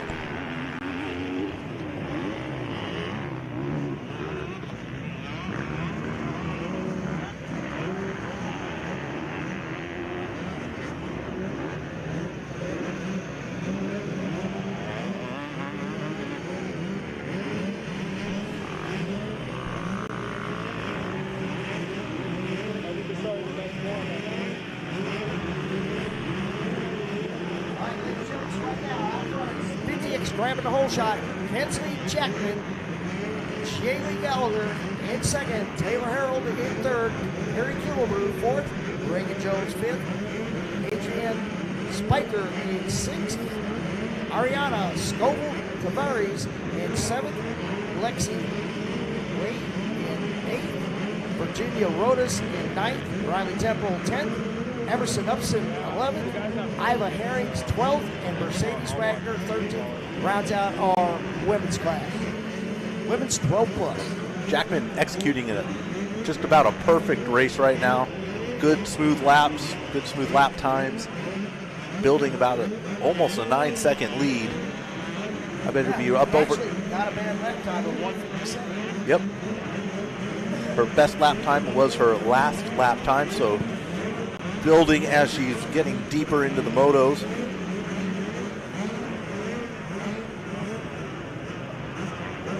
Here we go, checkered flag out for race number 16, women 12 plus. Then we got the final race of the day, race 17, 125, 12 to 17, BC in the gate. And it is the 88 of Jaylee Gallagher in second.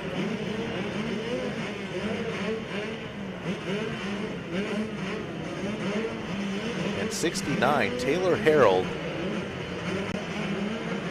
in that third spot to make her way up to the podium. Again, go over to that live podium view, get all the podium speeches. Otherwise, stay on the race view here. You can read those captions, what's going on with the podium as we are going to get ready to drop the gate on the final race of Thursday, the 22nd annual AZ Open Motocross, presented by Lynx Insurance Services, AJE Powersports, and Motorsport.com.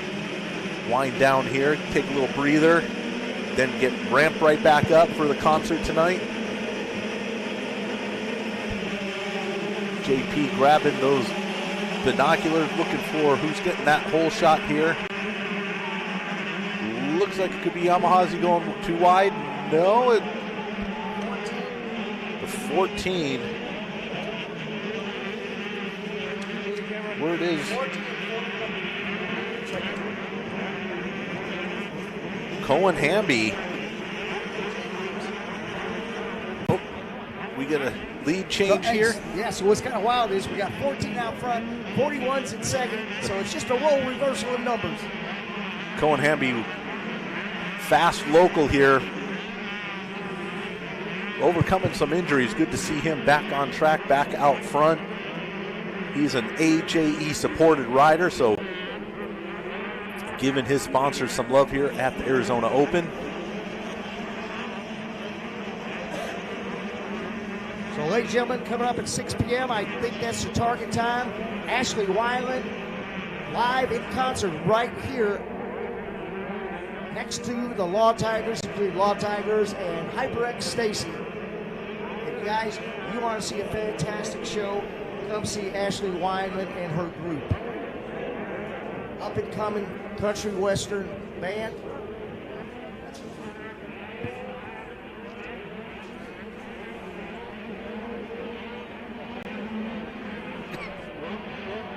All right, here comes our leader. And it's Jake Willis on the 41 out front, followed by the 14 of Cohen Hamby. Jackson Heim in third.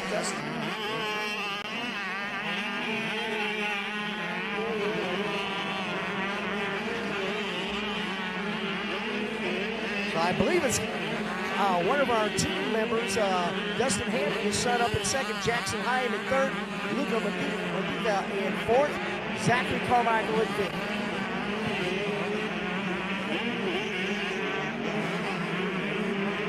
You know, Cohen Hamby with that hole shot, but, you know, Jake, little S.A. Willis, on his new 125, he's looking really smooth and really good. He's excited to be on the bigger bike as he heads up the Hackley hump. Yep, up number 5, but got a pretty good battle here coming out of the middle rhythm section here as they get up and over number 5, heading uphill to that turn number 6.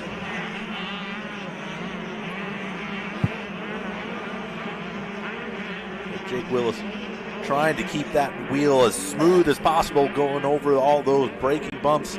Again, they've We had 20 practices today, 17, 18, 19 motos. Remember, we had some division races earlier today as well. So just about 40 races out on this track today. It is hammered. And tomorrow we will start with race 18 at 8 o'clock. At 7:30, pro practice. Yep. And Jake Willis out front around the finish line sweeper. And then moving up into second, 5:15, Jackson Heim. And the 14 of Cohen Hamby. Followed by the 25 of Luca Bodica. 3:38 is going to be Zachary Carmichael. Cole Trinkle.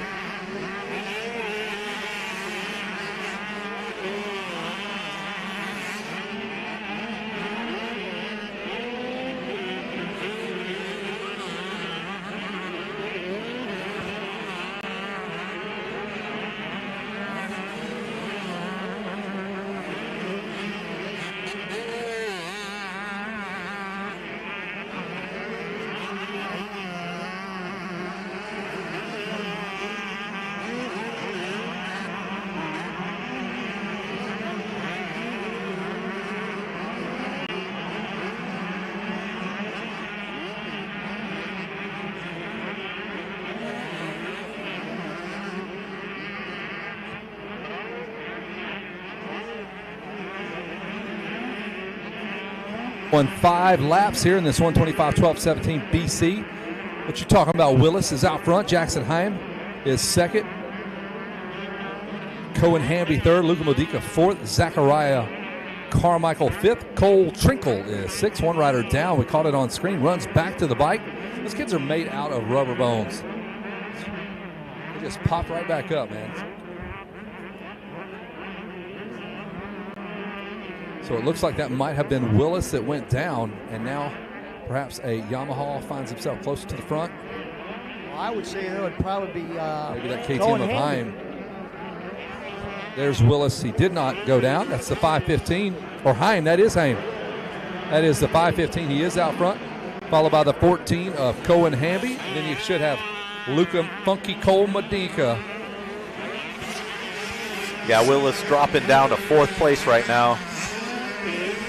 So it's Haim, Hamby, and Modica. Here's another look at the accident on screen there. Just kind of cross-threaded, and that tossed him quite a bit. That is a high side. That's for real. Huck up buck. Man. Caught that. That's a great shot there, the boys from Insider MX. With the replay. I'm sure he don't want to replay that, but we caught it. Good thing he's okay. Happy to see that.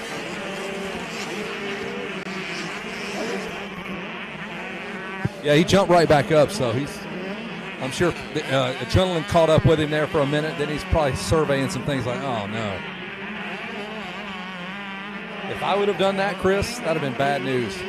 Might as well just take me to hospice, dig dude. 6 feet right there, and just Yep. that's where you Pull the live. plug right there. Yep. So this is lap 3. We should see the white flag coming out here in just a moment. The next time around for our leaders. What are we going with? Heim? It's Jackson Heim, man. Cohen Hamby, another local rider, says Bobby White. And laps on there. AJE supported local rider. Even better. Supporting the race, supporting the rider.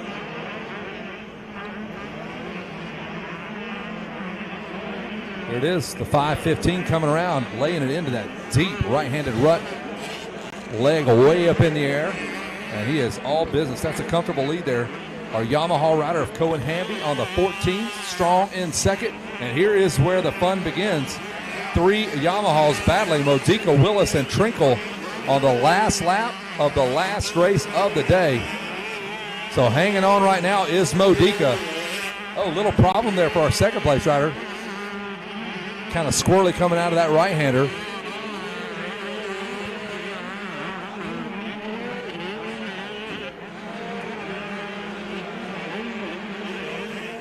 Number 14 of Cohen Hamby trying to keep all of that nonsense behind him. Yamaha bucks on the line, little contingency action. That pays good. Keep all those other Yamaha guys out of your wallet. Uh-oh, we got some movement now coming into the number 3 spot. Oh, he checked over on the right-hand side. He was looking for him, Modica and Willis. Oh, he skirts back over to the inside, able to fight him off. Things starting to heat up for third there as we close out the final moto of the day. 125-12-17 BC. I mean, you can see the sun is starting to set, so they're really fighting the shadows. Shadow boxing, if you will. If you will, yes. The track has a braille section. You just kind of run your hand down the side of the track, kind of tells you where the jumps are. Oh, switching up the lines there.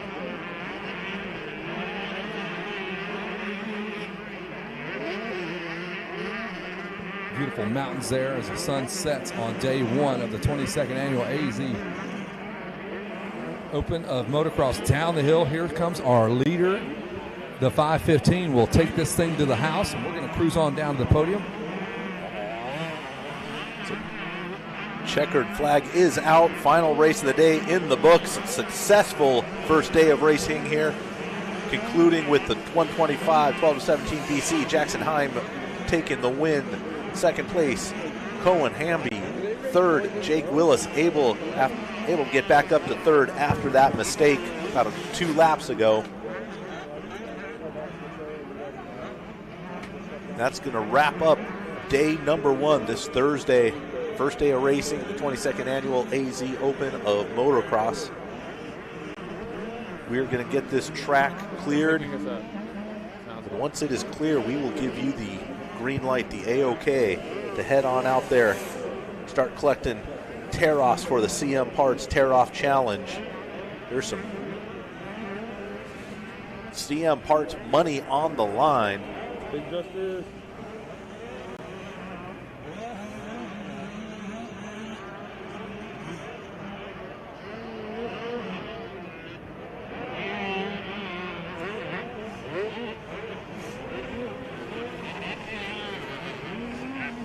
Right around 4:45 right now at 6 o'clock Tigers Pavilion. We will have the concert going off. Ashley Weiland kicking her boots up. Whether she be wearing. The deck pretty hard. Got a great start.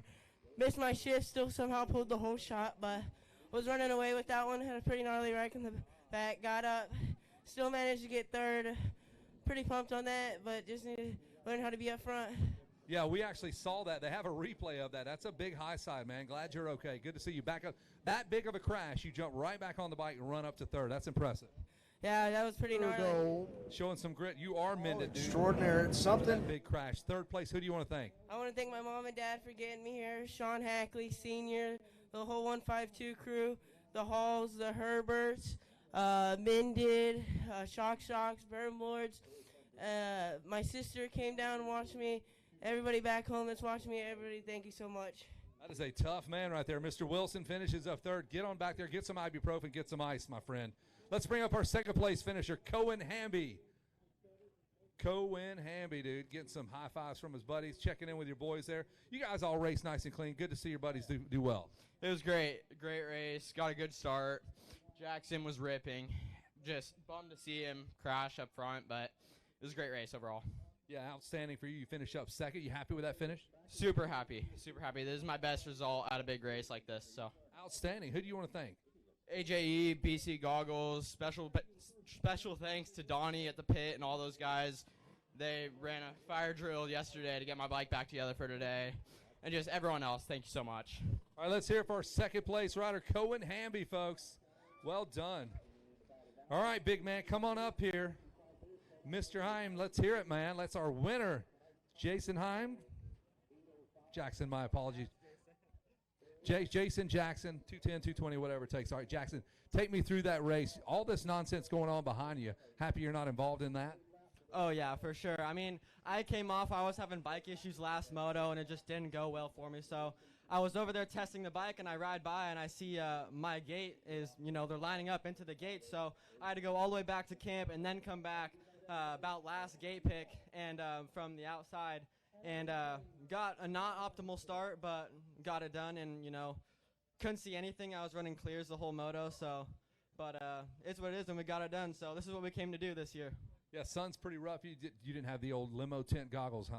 No, I didn't have tear-offs for them, just the clears. Oh, wow, no tear-offs. Okay, well, let's thank those sponsors, man. They got you up here. Yeah, I'd like to thank my dad, Lynx Racing, Clover Hill Suspension, Torco Fuels, CM Parts, and everybody else. Thank you, and the Lord for keeping all of us safe out there. Hey, nice words. Put that hat on. You earned it, folks. Final race of the day. Let's hear it for Jackson Heim. He'll grab that race win. A wild one at that. That was a wild one. Fireworks provided in that final moto, Kevin Kelly. Absolutely. Willis out front, crashes really hard, goes back to fourth, climbs back to third. Photo finish there. Well, that'll do it from the podium, and that'll do it from the racetrack. We'll see you bright and early. Don't forget the Ashley Wineland concert tonight.